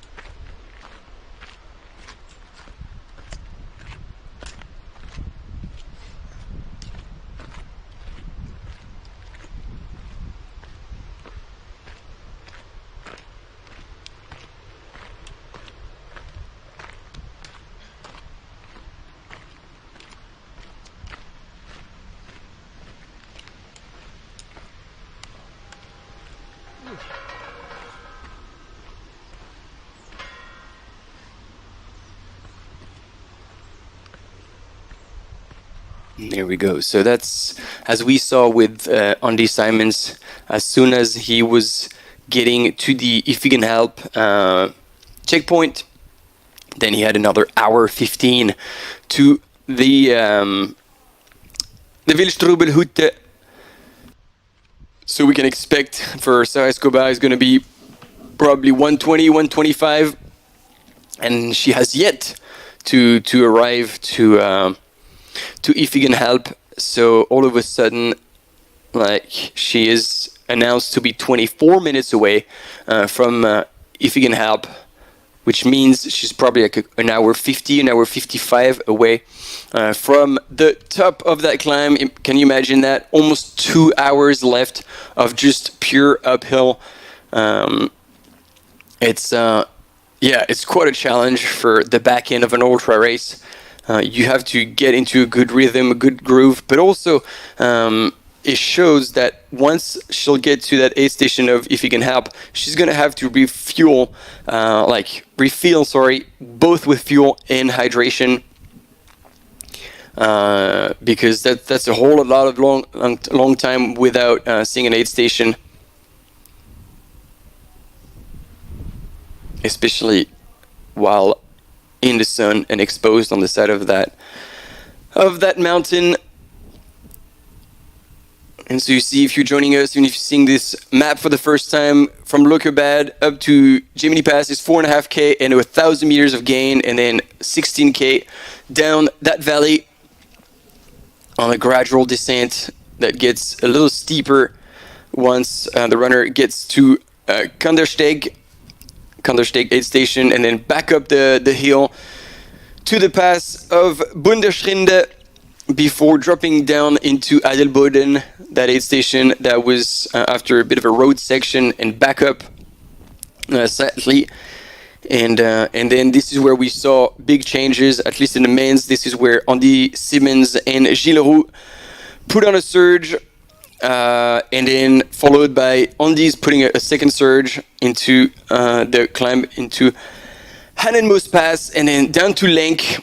And at Lenk, there was over 5-minute difference between Andy Simons and Gilles Roux that so far has been kept the same way at Iffigenhalp, and then all the way up to the Wildstrubel Hütte, where we actually expect Andy Simons to have gone through. No, not yet, but anytime soon. And then Gilles Roux, listen to that, Gilles Roux is estimated to be at the cabin Wildstrubel, or the Wildstrubel Hütte in Swiss German, in 2 minutes, ladies and gentlemen. So that is a big move here. Okay, let's take this with a pinch of salt though, because at the Lenk aid station we were expecting to see Andy Simons and Gilles Roux and Baptiste Cotontiec and Alexis Sevenek go through, but then their bib number did not register when they went through the mat. So we thought, okay, where are they? But it didn't register. So perhaps Andy Simons has already gone through the Wildstrubel Hütte, but his bib number hasn't registered through the mat, and therefore he's up and over already. Because now we're expecting, according to the live tracking for both these runners, Andy Simons and Gilles Roux, to arrive at Wildstrubel Hütte together. So let's see if we have images of these men before they start dropping back down.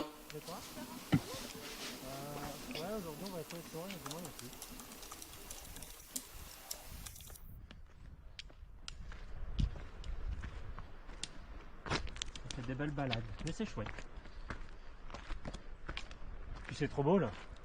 Ouais. C'est magnifique. T'es d'où? Ici. Ouais. C'est l'école de la Forclaz. Ok, cool. Enfin lequel? Celui du UTMB? Ouais. Ok. Côté Valaisan. Tu y étais pour l'UTMB? J'ai encouragé au col de la Forclaz, oui. Ah, c'était énorme. Ouais. Tu y étais quand Jimmy est passé? Non, j'ai même loupé. Ah, c'est moi. Du coup, j'étais juste derrière. J'étais avec Jim à ce moment-là. Ok.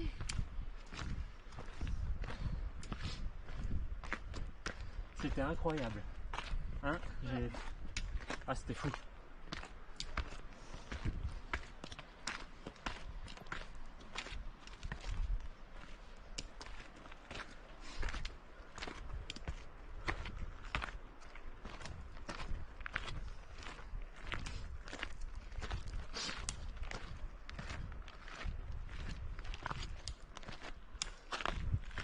étant en moto de 7, c'est super beau aussi.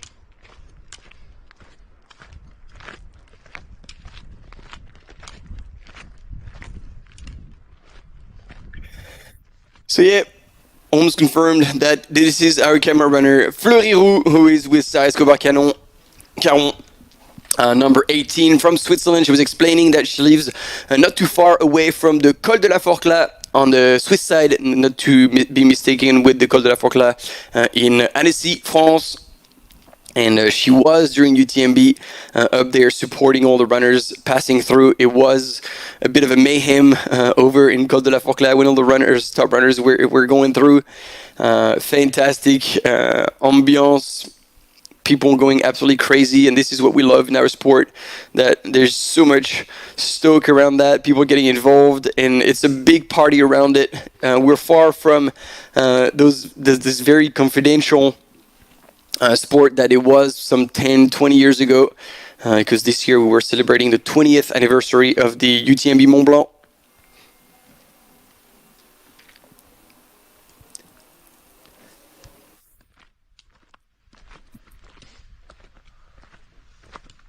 And I'm still trying to figure out where... Oh, there we go. There we go, he's gone through. Andy Simmons has gone through the Wildstrubel Hütte, and so in a little slower than anticipated. So let's remember all this for all the other runners. The estimations from the tracking system, from the GPS tracking, is might be a bit off on that climb. So now let's wait. It's been already 3 minutes, 2.5 minutes since Andy Simons has gone through the Wildstrubel Hütte. And Gilles Roux has still not gone through.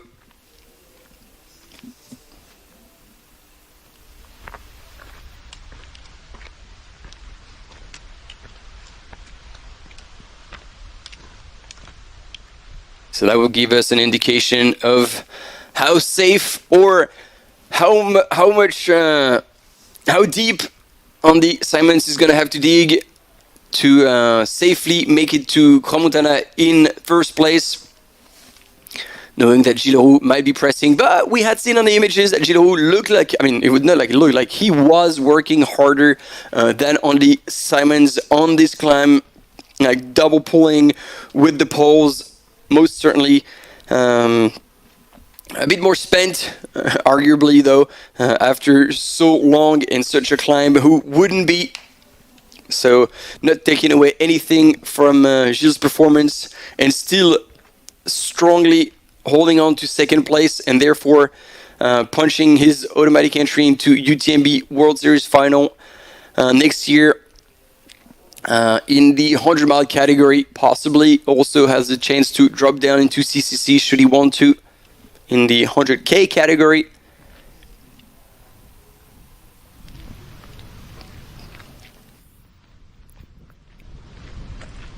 And I think that climb will be a deciding factor in the men's category, possibly in the women's as well, between the first two, Sarah Escobar-Caron and Catherine Goetz. But in the men's, like, I really want to see first Gilles Roux go through the Wildstrubel Hütte, but also Baptiste Cotantiec, who wasn't looking too bad. And I'm still possibly hoping for Alexis Sevenek to still have some in the tank and have made a quick way of this final climb, taking advantage of his climbing skills, using the poles as a ski mountaineering athlete, and possibly be still in the mix to at least fight for the podium in that automatic entry into UTMB next year.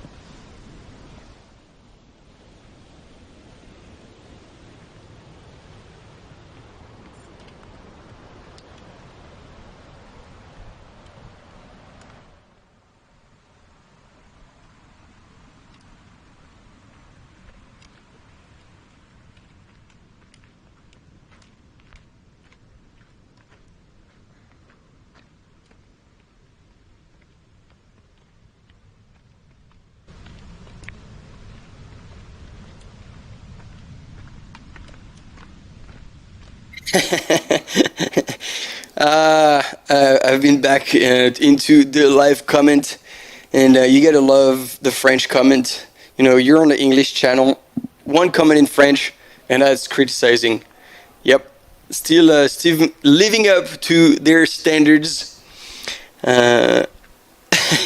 But I absolutely loved Mauricio's answer. I think that was the best answer that could be said. Yeah, man, like take a camera, go follow all the runners. Let's do this.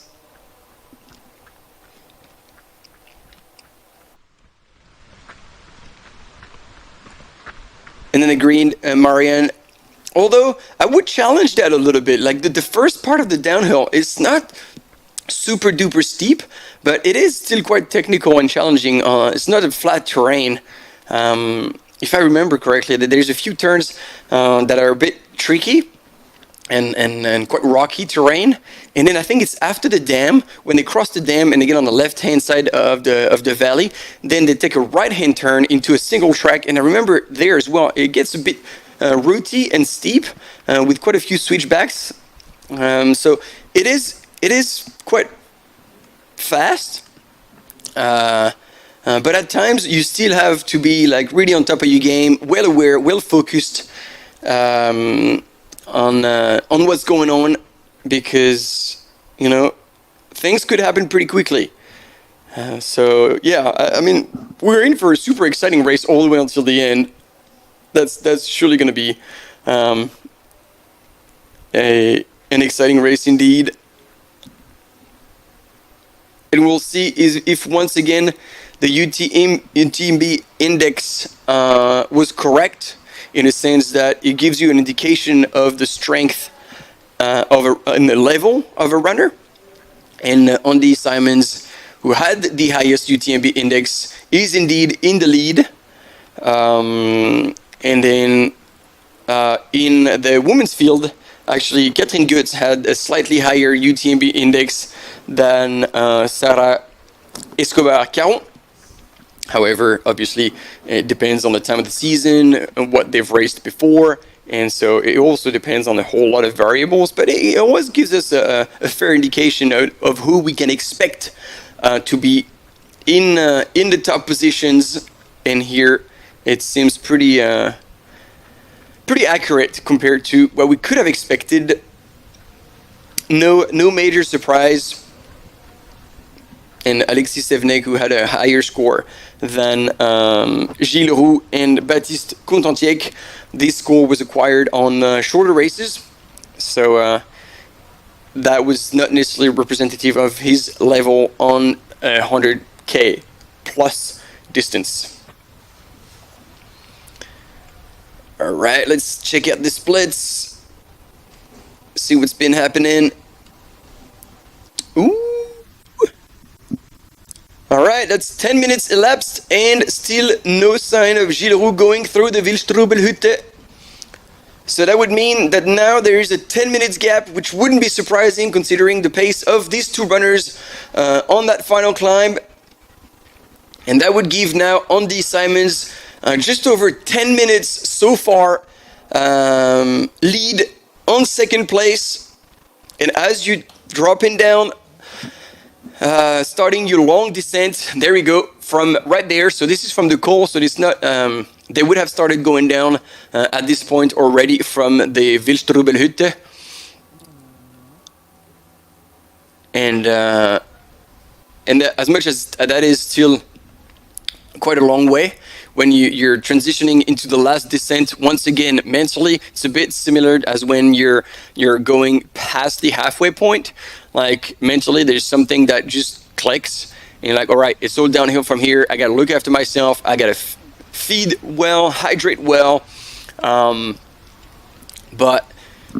if the wheels are still there, you start to think, okay, now it's just a matter of I'm the only one who can stuff up my race, essentially. So you stay in control, and I don't know, I can't assume everything that those runners are thinking, but I would say basically just keep going at your pace, keep another gear, because should a runner come close to you, then they would have obviously worked pretty hard to close the gap. And therefore, you'd be like, looking back, you see the runner, but you have another gear. So you just click that gear, change it, and then pull away again. And then mentally, that runner would have worked so hard to kind of close the gap. And you show that you have another gear and you're pulling away again. Mentally, that would put you in a very, very good position. Obviously, that is kind of like the textbook situation. Not all of it can come true or can be executed that way, especially in an ultra race. But on paper, that is usually a strategy that could pay off. And perhaps we'll get a chance to have a wee chat with those runners at some point.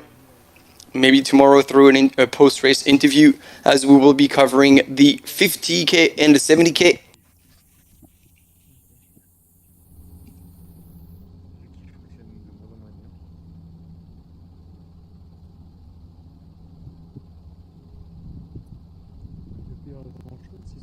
And here we're getting the view from, I guess, the two camera runners who have gone up to the col and are waiting for the first man to come through. And they will be taking over after, I believe, Fleury Roux, who would have done the whole climb from Lenk. So it tells you, once again, the level of these runners.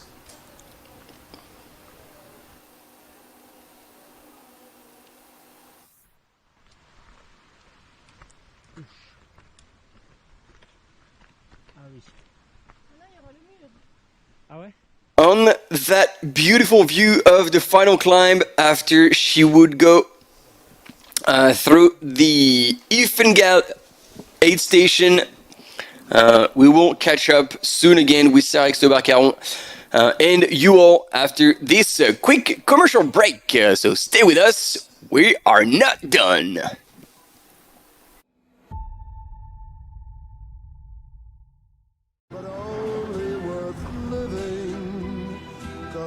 Dacia, partenaire principal officiel de l'UTMB World Series.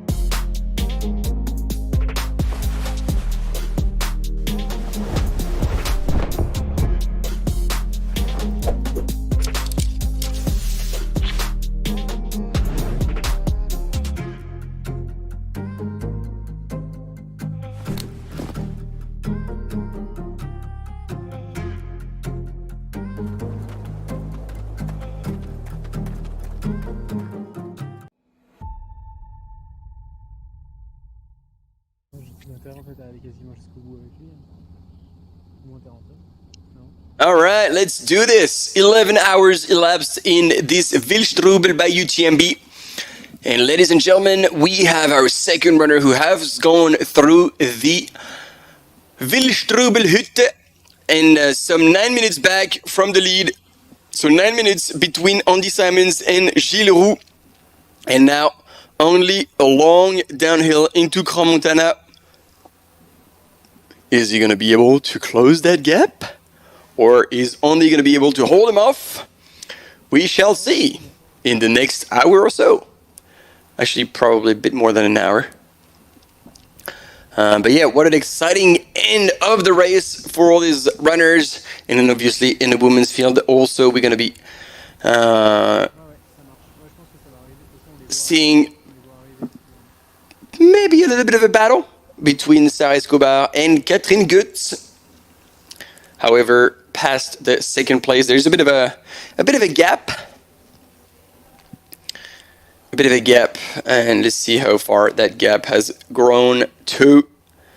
At Lank aid station, which is now quite a wee ways away, it had grown to 24 minutes. 24 minutes between Catherine Goetz in second position and Charlotte d'Alençon from France. So that's a whole lot of time to be made. So I can say safely that Sarah Escobar and Catherine Goetz will take first and second, possibly still a battle between the two of them. We shall see, because we're still estimating that there's a 14 minutes gap between the two runners. So we'll see if that becomes accurate when they actually go through the if he get help aid station. Sorry, I'm starting to really struggle with the German names. Or if not. And once again, in the men's category, let's see it again. We have also, and that's the fun part indeed, is that Baptiste Kotchantiek is now 1 minute, 2 minutes, 2 minutes back from Gilles Roux. So not only he would be seeing him, but that would be extremely close. So these two runners would now have a bit of a fight for second place. Although they gotta be careful, because if they burn too many matches or take some risks, they might actually burn themselves out and possibly let Alexis Sevenek. We'll see when he goes to Wildstrubel Hütte to see if he can be a threat, or if the top three is now a almost guaranteed thing for Andy Simons, Gilles Roux and Baptiste Kotchantiek.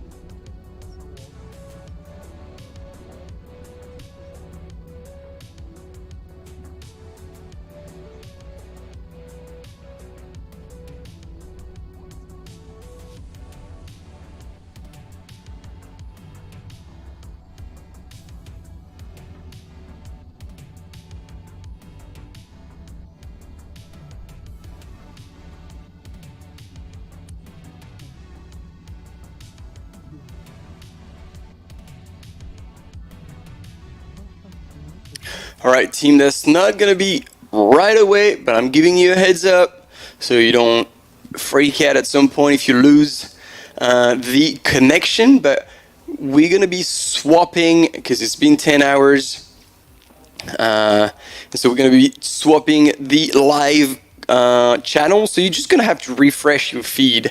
So I'll give you a heads up when that happens, so you can do it, and then you can kind of be upgraded to the next kind of window of live coverage, the live coverage part 2. And so you don't miss out on any action.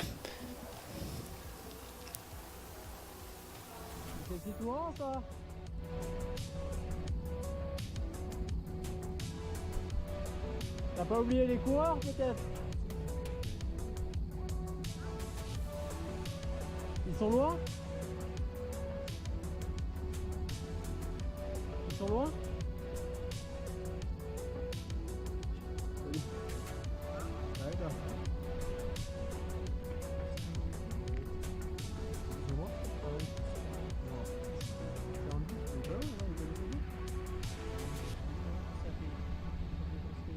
Moi j'ai coupé.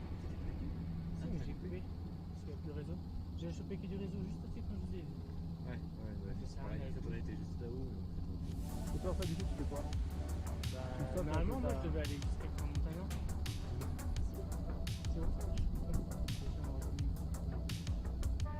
Ou alors, si vous voulez, on fait 1, 2,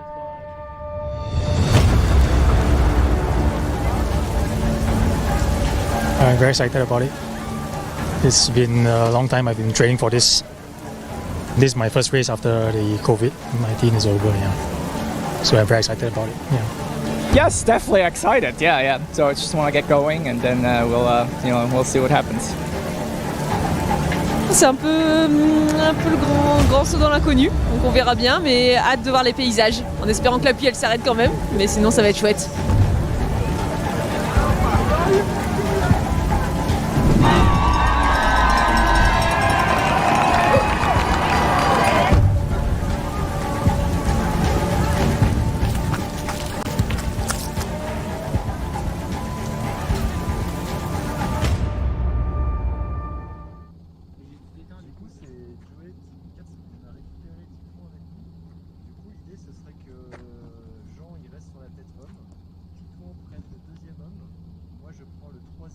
Tu avales encore un peu ou... Après je prends la tête femme si ça vous va. Tout le long, moi, sur après, moi, j'étais qu'en montée. Ouais, je fais un montée déjà au 21 km, je crois que ça aide d'abord pas trop.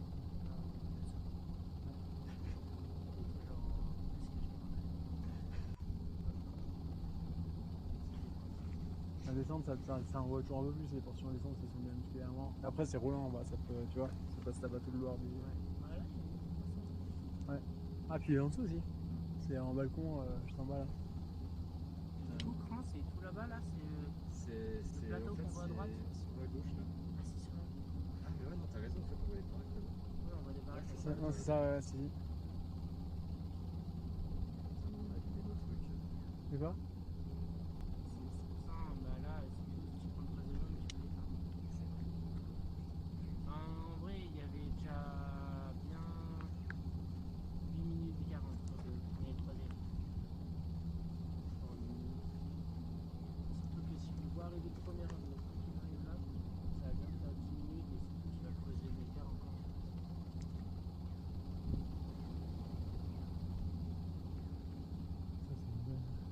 Sortir. Surtout que demain on refait pareil. Ouais, demain, je pense que nous on va pas un petit peu moins, je pense. Même on va voir, on prend pas bière un peu. Et en plus, nous on n'a même pas grave. Moi j'ai taxé des bars et tout comme ça quoi. J'avais pas de tenir au bar. Vous êtes levé tôt ce matin? Non, par contre, nous ça pique un peu, ouais. Ouais. Je travaille.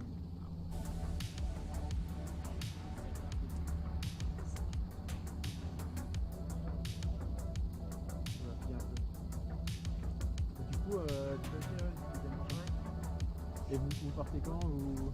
Eh bien on part, c'est chiant, il y a un gars qui dit on travaille vendredi. Ok. D'accord, c'est bon, on est parti. Vous partez vendredi tard ou... Bah non, on est venu après. De Marseille.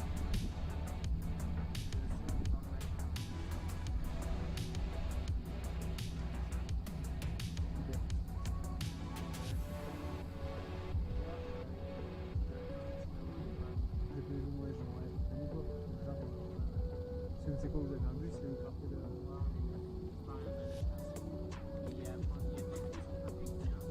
Ok. Il a peut-être arrangé lui.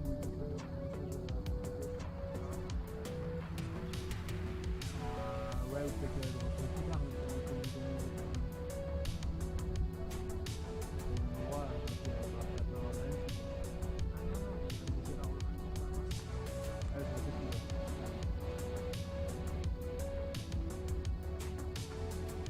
Et après vous prenez le dimanche. Et il y a aussi Iris qui est le fond. C'est un peu plus bas, c'est ça. Là, il y a une vue, ouais, on dirait pas de feu. Ouais. Donc,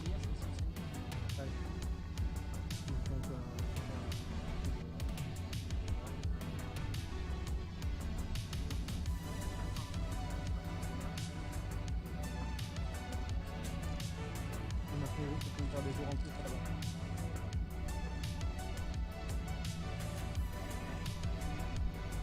Super. C'est bon, un peu plus tard. Ça, c'est prêt.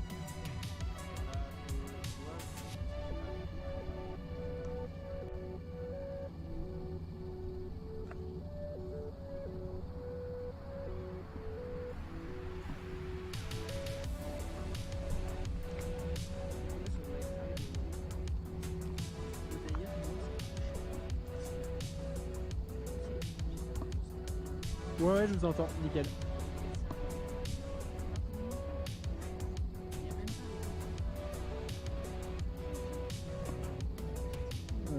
Ouais, je pense à peu près, ouais. À peine.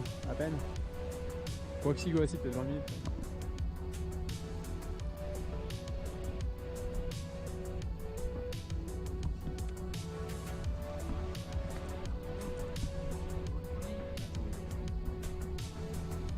Ah, j'ai dans tout le désert, hein.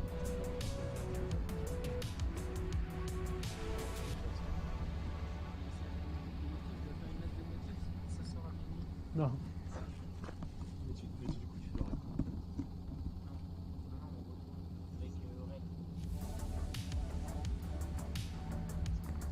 Et vous, du coup, vous avez un logement avec... All right, team, as we see the replay of Andy Simmons going through the Link aid station and coming out of there, we can now tell you for sure that you need to refresh your feed to transition into the part 2 of this live coverage and make sure you don't miss out on anything. On the right-hand side of your screen, on the split screen, you see way down below the dam, and on the left-hand side of that valley is Crans-Montana, the finish. And this is where all the runners hopefully will be making their way at some point. And at the moment we still have in the lead on the Simons with quite a bit of a lead on Gilles Roux and Baptiste Cotantiec. Baptiste Cotantiec and Gilles Roux are within 2-3 minutes of each other. That's where they were at the Wildstrubel Hütte. So we can possibly expect a little bit of a fight, but as we were discussing when we were offline, these two have their ticket punch to the UTMB World Series final next year in Chamonix Mont-Blanc. So it would be a bit of I don't want to call it stupid move, but for them to fight each other while they could just be freewheeling into Crans-Montana and both punch their ticket to UTMB. So at this point, we're still waiting for the final cut to be made between part 1 and part 2 on this live, but that's going to happen very soon as we're back with our female leader, Sarah Escobar-Caron, number 18, who's been in the lead now for the biggest part of the race. And as much as you could be thinking, oh wow, she's slowing down a lot. No, she's not. It's just the slope that's getting gradually steeper and more challenging. So no surprise here, but she's still moving well. Regularly ticking like a Swiss clock.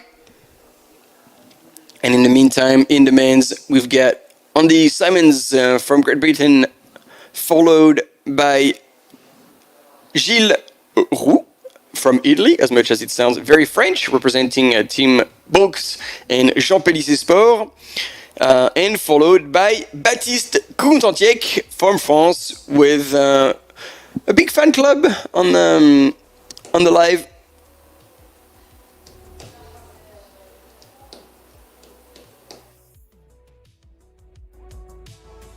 I like this. This comment from Marianne Vassil. Andy is an old fox. Indeed, he has the experience. He's got the wisdom.